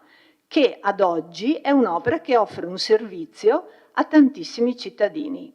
Allora, lei ha detto noi non cambiamo idea, invece io le dico che le persone intelligenti la cambiano l'idea e noi che abbiamo governato negli ultimi 5 anni confrontandoci concretamente con le persone che poi hanno governato tutta l'area Fender, diciamo in generale, abbiamo stabilito dei rapporti, abbiamo conosciuto e approfondito le conoscenze, per cui sinceramente il nostro rapporto con sia la consulta che le altre realtà di quell'area sono stati rapporti assolutamente di collaborazione, tant'è che come punto ulteriore della dimostrazione di questa collaborazione c'è stata stasera quella di proporre di attingere a questo milione avanzato, di darlo a loro, ribadiamo, qui non servono progetti,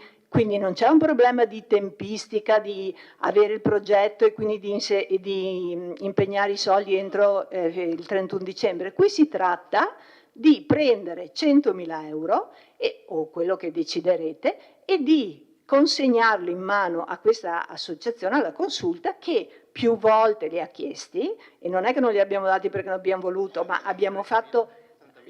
Sì, certo, 30.000 li abbiamo dati, ma voglio dire, c'è stato un lavoro in divenire, no? Cioè, tante cose sono state fatte nel tempo. Perché quella è stata un'opera che è nata proprio dalla volontà popolare, vi ricordate all'inizio la raccolta di fondi per i mattoncini. Quindi perché non soddisfare e non dare risposta a questa realtà che voi stessi sapete è animatissima, mette a disposizione un contenitore di una certa dimensione che è strategico per tante attività della città. Cioè, qual è l'ostacolo a questa scelta? Il fatto che ve lo proponiamo noi, votiamolo tutto insieme. Cioè, qui è un esempio di ciò che avete predicato per tutta la campagna elettorale: coinvolgimento delle minoranze, lavoreremo insieme. Questo è il primo esempio concreto che non costa nulla, perché non costa nulla, ok? Di collaborazione. Qui sì c'è una realizzazione, una concreta dimostrazione del fatto che voi crediate che le minoranze possano essere collaborative e non che siano dei nemici a prescindere, perché anche stasera ho avuto ogni tanto questa sensazione, cioè parlano quelli, aspetta che mi faccio 2 risatine, non si fa così. Cioè ci si rispetta, noi rispettiamo voi, voi rispettate noi. Eccola lì che sorride di nuovo. Cioè non è questo il tema, non è questo il tema. Il tema è che qui stiamo lavorando per il bene della città. Mi scusi, consigliera Cutifani, però purtroppo questa sera più volte siamo proprio dirimpettai e l'ho vista col sorrisino che, guardi, può fare finché vuole, però il punto è che siamo in un contesto pubblico dove ci si basa sul rispetto. E quello che lei prima ha capito male di ciò che volevo dire io, lo ribadisco, io non volevo dire che chi ha preso meno voti di me vale meno, ma lungi da me. Io mi riferivo a quello che aveva detto il consigliere Carnelos, come dire, voi che siccome siete minoranza non contate niente. Quindi se non mi sono spiegata mi scuso, e se lei ha capito male spero che adesso abbia capito quello che volevo dire. Detto tutto ciò, prendete in seria considerazione questa nostra proposta. Stessa cosa per le fontane, perché c'è un progetto di massima, per carità, non sarà il progetto che mette a posto tutto, però ci permette di accenderle, perché ha detto bene il consigliere Posocco, anche noi avremmo potuto fare click e le fontane sarebbero andate in periodo elettorale, ma siccome siamo delle persone che abbiamo a cuore la vera sostenibilità della città, abbiamo detto no, non vogliamo sprecare dell'acqua che è un bene prezioso, l'acqua che è un bene pubblico, e noi lo sprechiamo per cosa? Per far vedere che siamo bravi e abbiamo le belle fontane? Troppo facile, non è così che si fanno le cose.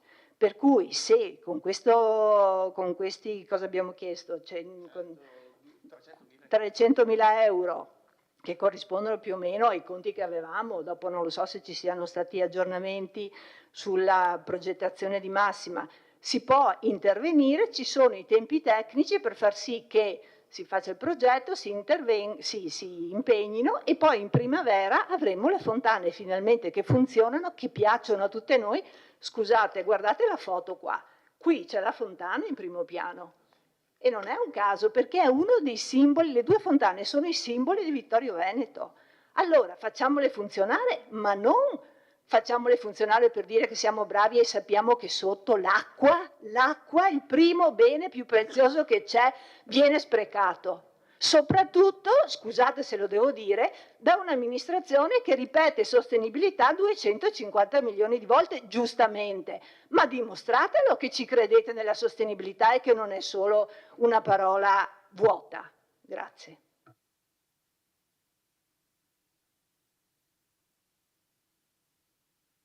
Grazie, consigliere Caldarto.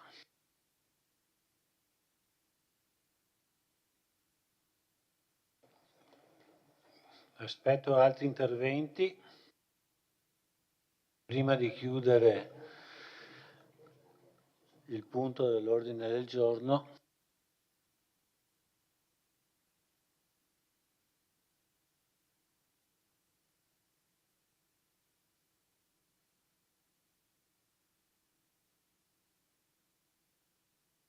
Sì, io se ho le prenotazioni do la parola. Adesso.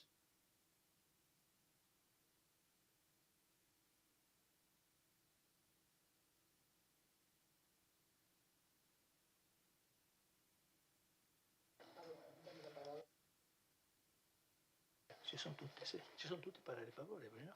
Sì. Sì, per quanto riguarda adesso, un emendamento, i due emendamenti, adesso valuterete se sono uno, se ce n'è uno, se ne sono due, però con i puntini si poteva intendere che sono due, però adesso non so, è uno, lei lo considera due, ok? Poi il segretario dirà se sono uno o due poi per le votazioni. Cioè, il consigliere sostiene, perché ha fatto i due punti e quindi in qualche modo individuava due emendamenti, però insomma rispetto il precedente. Vabbè, fermo. Allora, comunque sull'emendamento, sugli emendamenti presentati si sono espressi con il loro voto favorevole sia il Collegio dei Revisori, sia il responsabile del servizio finanziario, sia il responsabile del servizio tecnico? Sì. Ok, quindi ci sono tutti i pareri favorevoli degli uffici e c'è anche il parere favorevole del Collegio dei Revisori. A domanda ho risposto. Poi sulle osservazioni che faceva il consigliere Posocco volevo dire due cose, insomma. Noi stiamo amministrando i soldi della città come avete fatto anche voi e io cerco per quanto possibile di essere più prudente che posso. Diciamo, queste prime due variazioni di bilancio che quindi hanno impiegato circa 2.150.000 dell'avanzo di amministrazione disponibile, abbiamo fatto una serie di interventi tutti a coprire senza voler dare la causa a nessuno, tutti a coprire carenze di bilancio, no? Carenze di bilancio dovute a mille cose che vedendo le carte mi rendo conto che è stato fatto quanto possibile. Quindi siamo intervenuti a luglio, vi ricordate, con investimenti importanti sulle spese correnti e anche sulle spese in conto capitale. Siamo intervenuti nuovamente adesso perché man mano che prendiamo visione dei progetti, prendiamo visione delle problematiche che ci sono, e ce ne sono tante.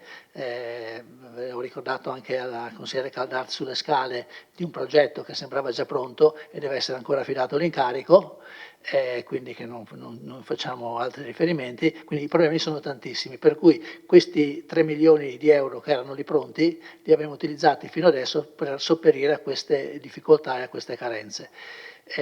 Ci sono problemi ancora da affrontare che potrebbero richiedere ulteriori investimenti. Ci sono per ogni pioggia delle nuove frane da tutte le parti, su cui per esempio stasera, come diceva prima il sindaco, siamo intervenuti in due situazioni in cui non avevamo neanche nessun progetto di intervenire, quindi è una situazione difficile. Un'altra cosa importante che è contenuta nel piano delle opere pubbliche 2024 e anche la realizzazione della sistemazione del sentiero di Sant'Augusta, dove come sapete l'importo complessivo di spesa è di 1.100.000, è stata attivata questa procedura particolare dell'Art Bonus, stiamo cercando di capire quanto potrebbe essere insomma quale potrebbe essere l'importo di queste donazioni che vengono fatte all'interno di questo ambito. Se per caso, se fortunatamente gli investimenti, le contribuzioni fossero importanti, ricordo che l'importo inserito oggi nell'Art Bonus è di 500.000 euro. Quindi se queste donazioni fossero importanti ci mancherebbero almeno altri 500.000 euro per andare avanti con le scalinate di Sant'Augusta, che sono un problema più grosso forse delle fontane, nel senso che rischiamo ogni giorno adesso che hanno tolto anche gli alberi, diciamo, se lo si vede ancora meglio, rischiamo ogni giorno che qualcuno si faccia male, visto che anche è una, come sapete bene. Allora la proposta che ho fatto all'amministrazione e che propongo anche a voi è di essere ancora un po' prudenti ancora per un po' di tempo e vedere se in questo mese che abbiamo ancora davanti emergono altri problemi o se riusciamo a risolvere il problema del finanziamento della scalinata di Sant'Augusto. È vero che a novembre i tempi sono stretti per fare per diciamo, appaltare i lavori della fontana. Prego? No, della fontana sto parlando adesso, i tempi sono stretti per appaltare i lavori della fontana, in quanto ad oggi c'è un preventivo solo per gli impianti di oltre 200.000 euro. E quindi partendo da quel preventivo che anche è datato, non so dove potremo arrivare. Sulla questione del contributo dico solo che vabbè, il contributo si può dare anche alla fine di novembre e dalle notizie che ho io, ma poi la sindaca sarà più precisa, c'è stato un incontro recente con la consulta dell'area Fender e dove le richieste che loro hanno fatto non prevedono, almeno nell'elenco che ha la sindaca qui, non prevedono questo intervento. I loro interventi erano, mi sembra, più rivolti a una copertura di un ambito per poter collegare le due strutture, fare una specie di reception. Ecco. E l'altro punto importante è anche il completamento della messa a norma della pala Fender, che non è ancora, per ogni intervento che fanno, come sapete, devono fare la scia. Ecco. Quindi da parte mia, qui parlo personalmente, c'è nessun problema con la consulta dell'area Fender, sono anch'io dell'avviso che è un'opera da completare e adesso diciamo che secondo me un mese più, un mese meno non dovrebbero spostare, però questo è un mio intervento personale che non ho neanche diciamo, concordato con i miei colleghi. Mi era sembrato che restasse, il discorso delle potature di via Paravicini, ci vado ogni giorno, che vado a portare i nipotini e quindi ho visto bene quello che c'è. D'altra parte, come ha detto il consigliere, sono stati tutti spesi i soldi che c'erano, mi sembra 60 o 65 mila, ne mettiamo adesso 40 40 mi sembra per le potature autunnali, diciamo, che come ho scritto da qualche parte vogliamo anche realizzare diciamo, con l'apporto e la consulenza tecnica di un esperto che possa anche dirci che non sono più potature selvagge come qualcuno di noi ha dichiarato, forse anch'io, e quindi vogliamo farle bene, insomma, ecco, perché ho imparato che gli alberi hanno bisogno di essere trattati bene e che ogni taglio di ramo che si fa per loro comunque è una ferita. Per quanto riguarda il contributo lo stanziamento di 70.000 euro per i sottoservizi dell'Aerocampo, nel bilancio c'era scritto 70.000, però diciamo finanziati erano solo 20.000. Sì. E quindi alienazioni? Sì, su questo non l'ho controllato, non ci sono, riesce a controllare? Cioè, ma non abbiamo oneri di urbanizzazione disponibili, ne abbiamo ancora, no? Dovrei controllare. Sì, ma però aveva impiegato la gran parte, sì. Cioè la gran parte degli oneri di urbanizzazione sono già stati impegnati? Non ci ricorda? No, comunque diciamo, disponibili sono 20, ecco. Sull'Aerocampo diciamo, la maggioranza non si è ancora espressa da quello che so, comunque al momento non è una priorità per quanto ci riguarda, insomma, ecco.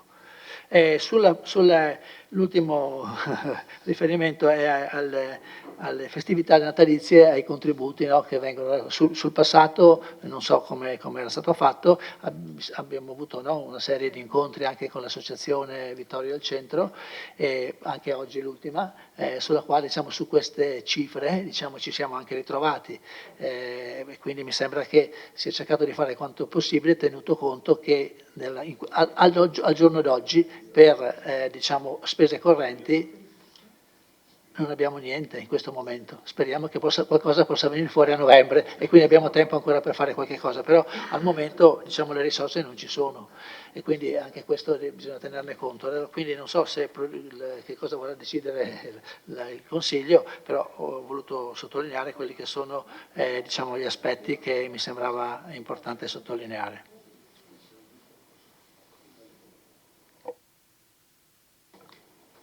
Bene. Posocco chiede la replica, perché la prima era una illustrazione. Prego. Sì, Assessore, io capisco benissimo la sua prudenza, per l'amor di Dio. Poi ero criticato dalla minoranza quando ero prudente di là, quindi ci siamo passati, sì. Ecco. No, qua dico, capisco le difficoltà, però mancano 2 mesi al 31 di dicembre. Per il 31 dicembre bisogna fare il nuovo bilancio, ok? Comunque nei capitoli ci sarà anche un avanzo, ho visto, che sarà applicato dal 30 aprile, quindi non è un bilancio che sta male. Stiamo parlando che qui abbiamo a disposizione 1.150.000 euro, più ci sono tanti soldi che potremmo tirare, cioè secondo me è tranquillo, nel senso qui applichiamo 300.000 euro eventualmente, a 2 mesi per applicarne altri 700 e far lavorare tutti gli uffici per poter applicare 600.000 euro è anche un'altra impresa titanica, già abbiamo i 300.000 di nuova progettualità per le asfaltature, quindi io mi sentirei molto tranquillo nel gestire 300.000 euro, altrimenti fate la scelta dei 2 che ho proposto. Uno l'ho proposto perché proprio anch'io ho parlato con loro, a dire io posso tirar via per la realizzazione dei servizi igienico-sanitari, ma per dare a loro che vadano avanti con la struttura, se non vogliono i servizi igienico-sanitari che secondo me servono perché là è sempre pieno di gente, sì, sappiamo che servizi ci sono, ma se servono per altro a me va bene, ma servono per far crescere una struttura. A dire io dice consigliere Canalossa hai cambiato opinione, sì, è cambiato anche tutto lassù nel frattempo, dopo con l'amministrazione Miatto è cambiato anche tutta la consulta e mi sono trovato molto bene a collaborare con loro perché hanno visione e sono bravi. Quindi voglio dire, per le fontane invece non ho apprezzato l'emendamento, l'ho proposto proprio perché non ho, come dirmi, hai visto che bravi siamo stati a accendere le fontane? Sì, con le fontane che perdono, si parla tanto di sostenibilità e c'è un grosso problema lì. Sì, potete votare contro, però sarebbe il caso anche che le fontane domani venissero spente, insomma, ecco, grazie.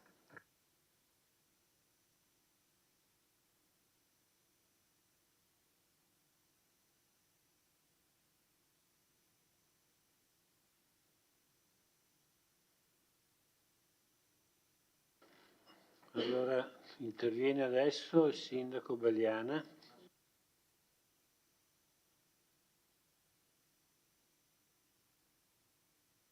Giusto per fare alcune considerazioni.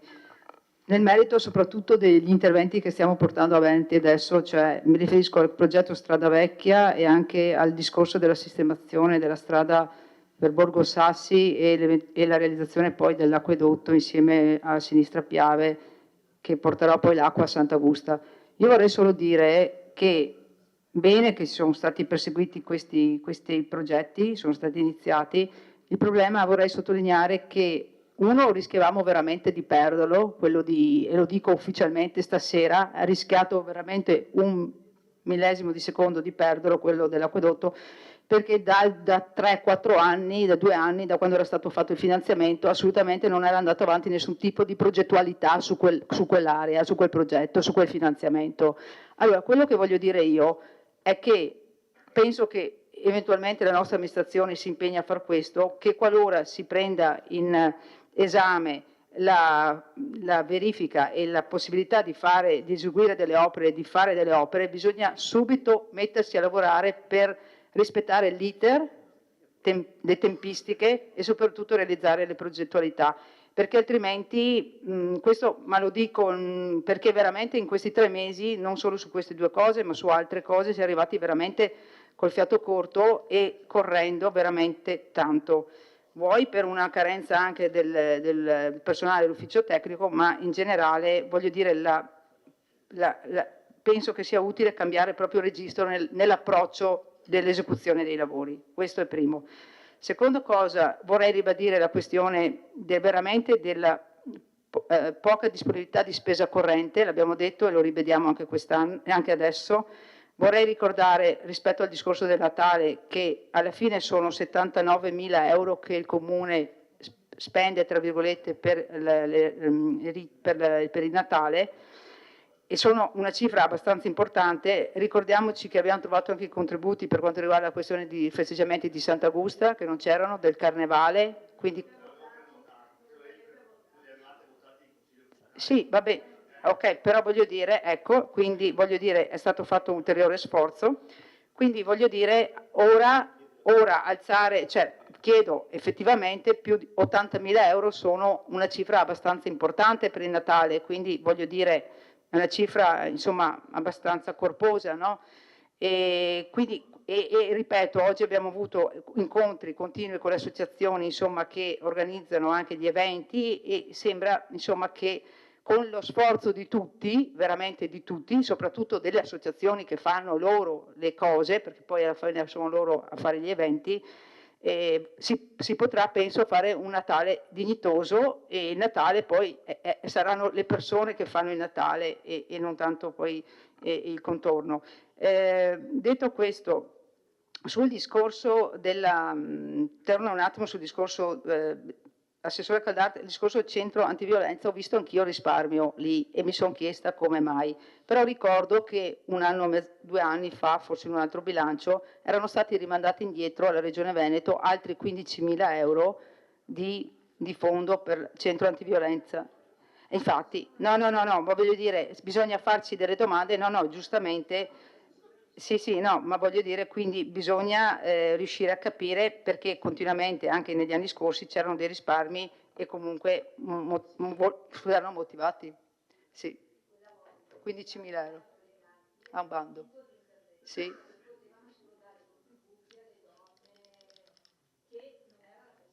Ok, molto probabilmente. Sì, certo, ho capito, va bene. No, esatto. No, detto questo, torno al discorso dei 2 emendamenti. Allora, sulla questione fontane io non sono l'ufficio tecnico, cioè io mi affido agli uffici tecnici e non sono un tecnico e noi non abbiamo chiesto niente a nessuno cioè voglio dire, consigliere, cioè voglio dire, se l'ufficio tecnico dà l'ok, io mi fido dell'ufficio tecnico. Se l'ufficio tecnico mi dice domani puoi entrare in quella scuola, io mi affido all'ufficio tecnico. Quindi, detto questo, sono d'accordo con lei, le fontane vanno manutentate e spero quanto prima di poter intervenire in questo senso. Altra cosa, invece sul finanziamento, contributo, ho avuto un incontro con l'associazione La Consulta. Loro mi hanno prospettato una serie di interventi con priorità diverse. Ripetevamo prima la questione di una hall che faccia da collegamento tra i 2 stabili, la sistemazione degli impianti per quanto riguarda l'antincendio e poi anche effettivamente hanno espresso volontà anche per quanto riguarda la realizzazione dei servizi igienici, anche per renderlo più funzionale alla mattina, no? Perché adesso la mattina tra l'altro non può essere neanche usato. Su questo noi abbiamo la volontà di intervenire, cioè nel senso da capire se loro fanno i lavori loro, perché io non sono sicura che siano disposti anche a realizzare i lavori, no, perché faccio per dire il contributo sul cappotto è stato finanziato per 25.000 euro e 25 li ha messi loro, ok? Sì, il lavoro l'ha fatto loro. Voglio dire, secondo me va bene purché ci si parli e loro si prendono a carico il lavoro da fare e quindi questi accordi bisognerà risentirli rispetto a questo. Quindi questo dico, cioè ben venga, però che ci sia una condivisione del lavoro e di chi fa il lavoro.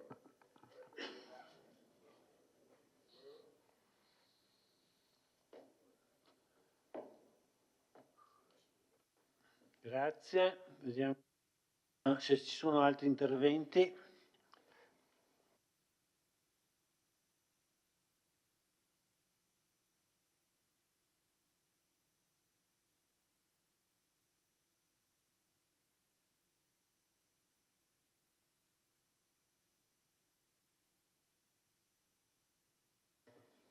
Presidente, le chiederei la cortesia di sospendere un istante il Consiglio Comunale per poter parlare con il gruppo. Va bene, cerchiamo di fare velocemente, 2 o 3 minuti.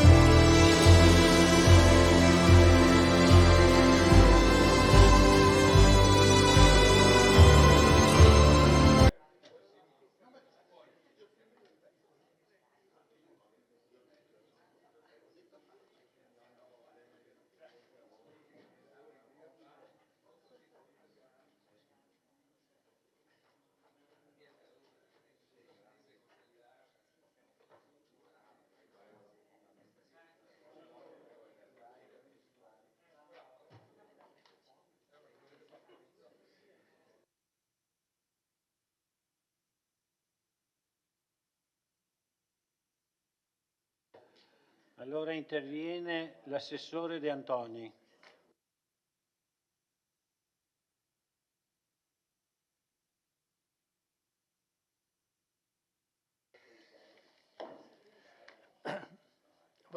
Vorrei cercare di spiegare un po' meglio i motivi della mia prudenza per quanto riguarda questo investimento. Dicevo che abbiamo circa 1 milione di euro a disposizione. Il progetto della fontana non c'è solo un elenco di possibili interventi limitati all'impianto, pompe e altre cose, ma non c'è nessuna previsione per quanto riguarda la impermeabilizzazione, come diceva il consigliere Posocco prima.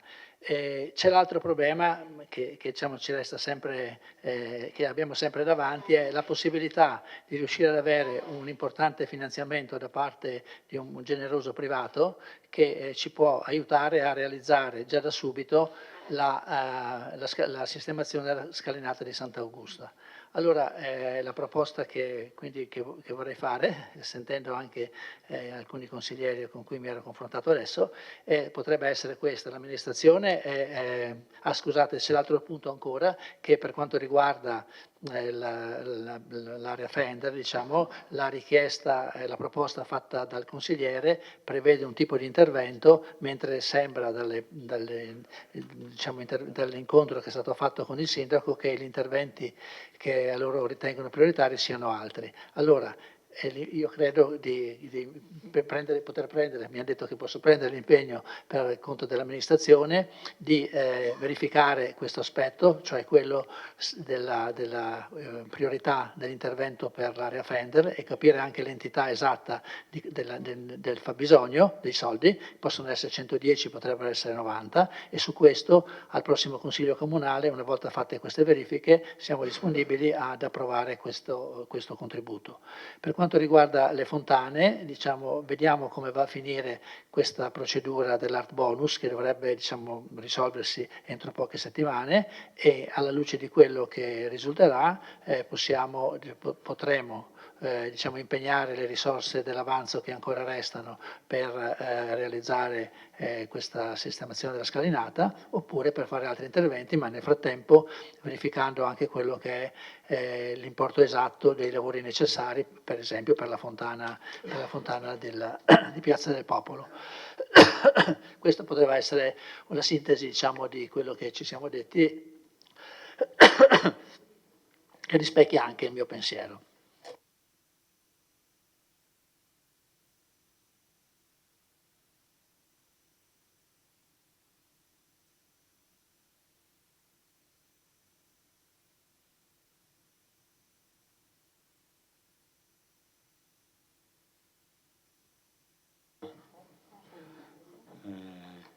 Posocco, lei ha già fatto...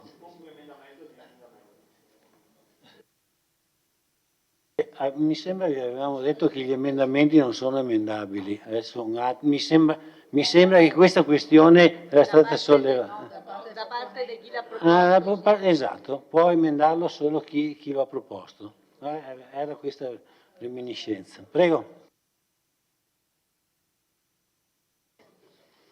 Illustro il mio emendamento al capitolo 9985, codice 203041, contributo straordinario ambito socioculturale, missione 5, programma 1, titolo secondo, per l'importo di 100.000 euro in aumento per la struttura Palafender. Contributo straordinario per la struttura Palafender. Quindi tiro via, cancello per la realizzazione dei servizi igienico-sanitari della struttura Palafender. Quindi solo un contributo straordinario in ambito socioculturale per l'importo di 100.000 euro.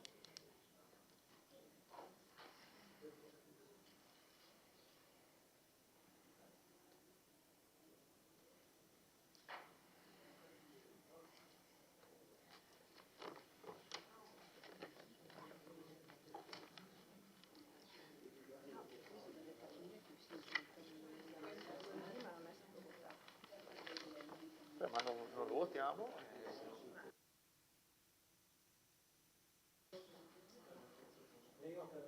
Ha chiesto la parola? Ma adesso è intervenuta una modifica e volevo...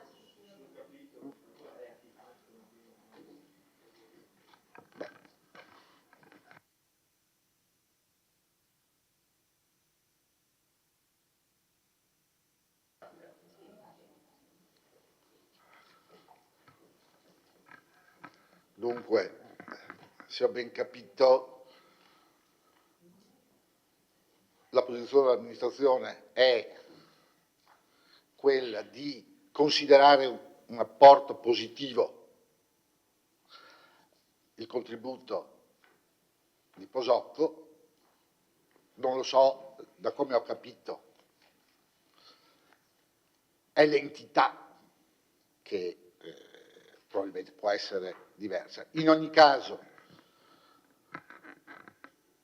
ho i capelli bianchi, mi ricordo del catechismo che la prudenza è una virtù cardinale, una giustizia e temperanza. Il consigliere Posocco ha detto, avendo avuto lo stesso ruolo dell'assessore De Antoni, che è sempre stato prudente, quindi credo che la posizione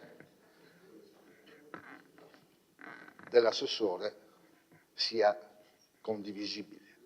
È indubbio che è positivo. L'assessore ha detto che si terrà conto. Vediamo il prosieguo.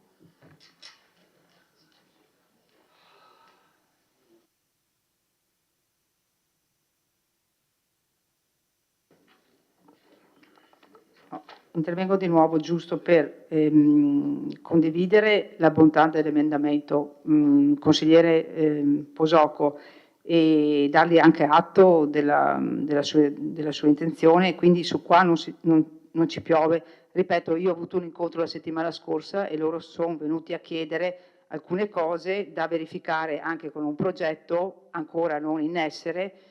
Poi sto dicendo anche che dobbiamo considerare che quello è un immobile comunale, ci sono anche delle convenzioni, cioè voglio dire, è giusto che un'amministrazione instauri un tipologia di rapporto anche per verificare cosa viene realizzato, come viene realizzato e in che termini.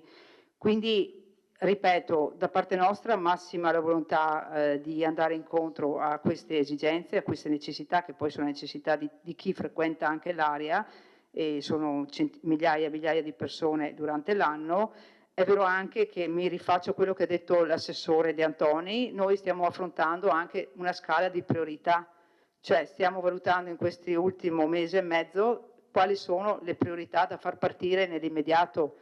Ha fatto riferimento alla scalinata di Sant'Augusta e noi siamo fortemente condizionati da come andrà da qua in poi gli ultimi 2 mesi su quell'aspetto là. Quindi noi ci impegniamo a recepire sicuramente la sua proposta, ne diamo atto che viene da parte vostra, però in questo momento, ripeto, non possiamo accettarla questa sera perché diventa una questione anche tecnica di gestione. Ecco, dico solo questo. Grazie.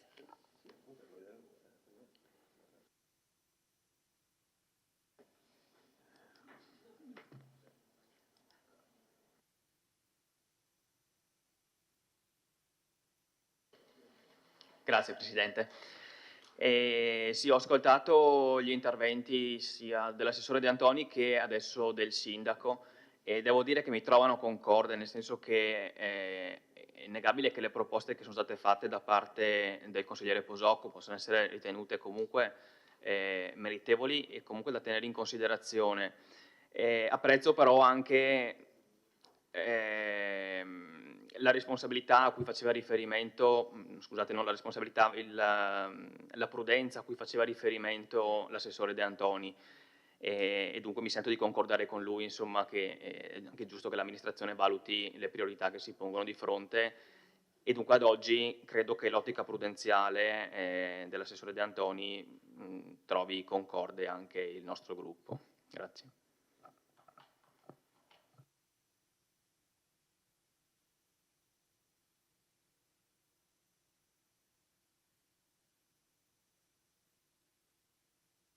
Bene, adesso vediamo come procediamo, se non ci sono altri interventi. Allora, no, però non posso mettere in votazione l'emendamento, se no succede quello di prima, che dopo non si può più fare. Prego? No, io adesso farei le dichiarazioni di voto.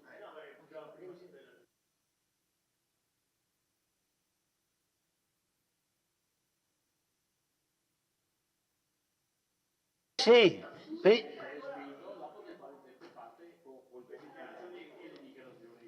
però ci troviamo come prima e dovete venire qua a fare le dichiarazioni di voto perché il computer non mi dà quel... non è colpa mia.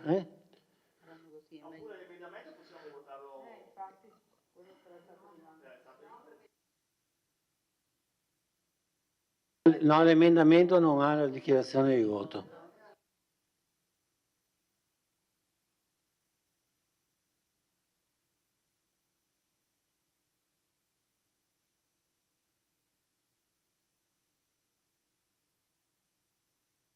Allora metto in votazione l'emendamento per alzata di mano.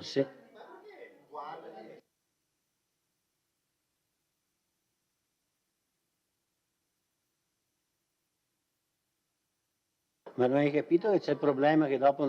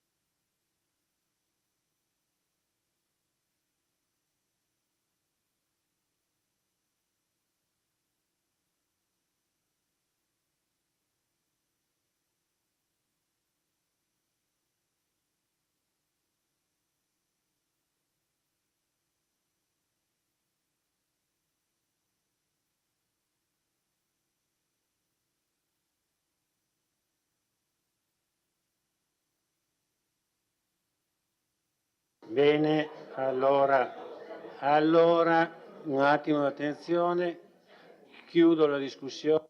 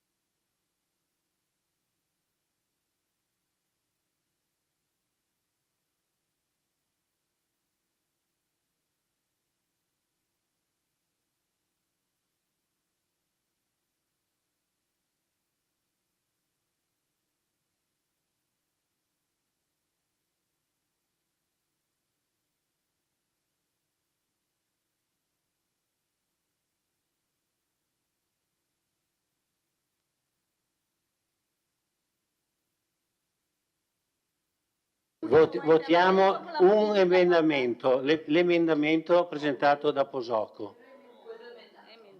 emendato a sua volta.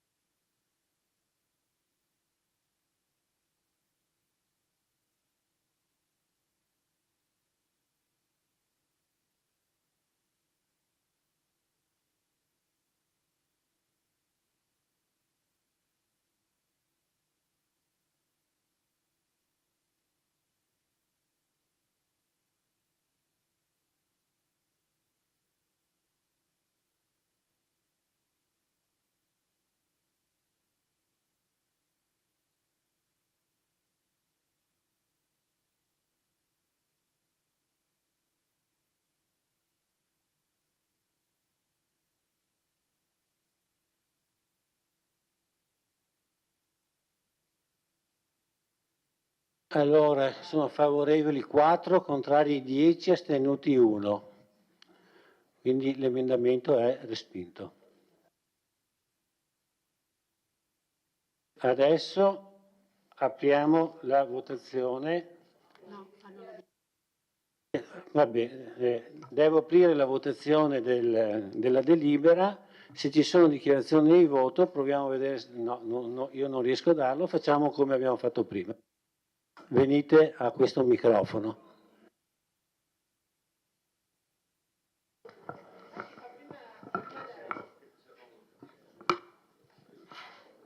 Allora, dichiarazione di voto di Darè. Allora, ci dispiace perché l'emendamento di Posocco è stato respinto. Comunque tanti passaggi, tanti punti fanno parte della nostra amministrazione, della vecchia amministrazione, quindi il mio voto sarà favorevole.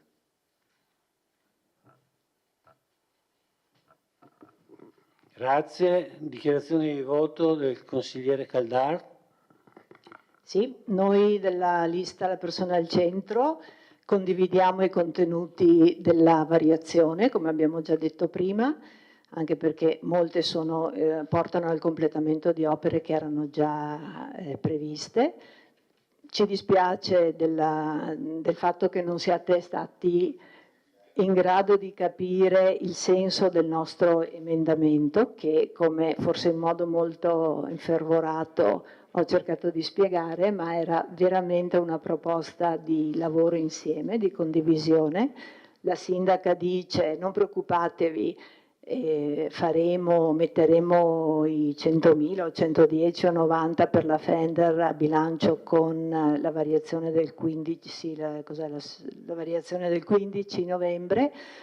Siccome, come vi ricordate, ho già sottolineato nei vostri intenti, nel vostro DUP, nel documento programmatico c'è questa parola lentezza su cui l'assessore Padoan mi ha anche fatto un appunto che condivido, perché essere lenti vuol dire aver tempo per pensare. Il problema è che oggi siamo al 18 di ottobre e andare lenti quando hai dei soldi lì disponibili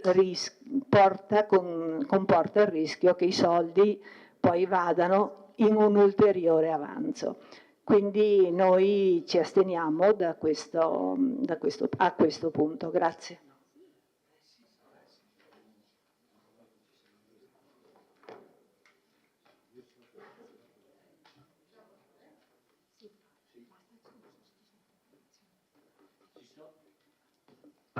Ci sono altre dichiarazioni di voto? Allora passiamo al voto. Qua, sono sempre qua, apro la votazione, mantieni presenza. Adesso si può votare. Si può votare a favore.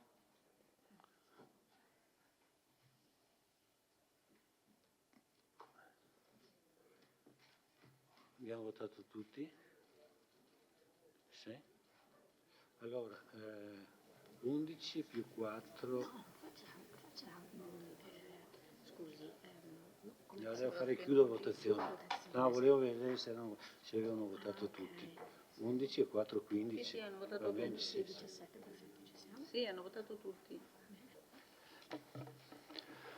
Favorevoli 11, contrari nessuno, astenuti 4. La delibera è approvata.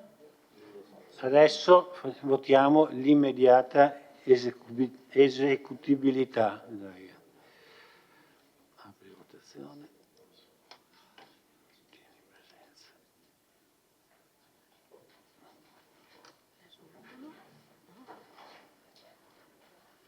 Favorevole.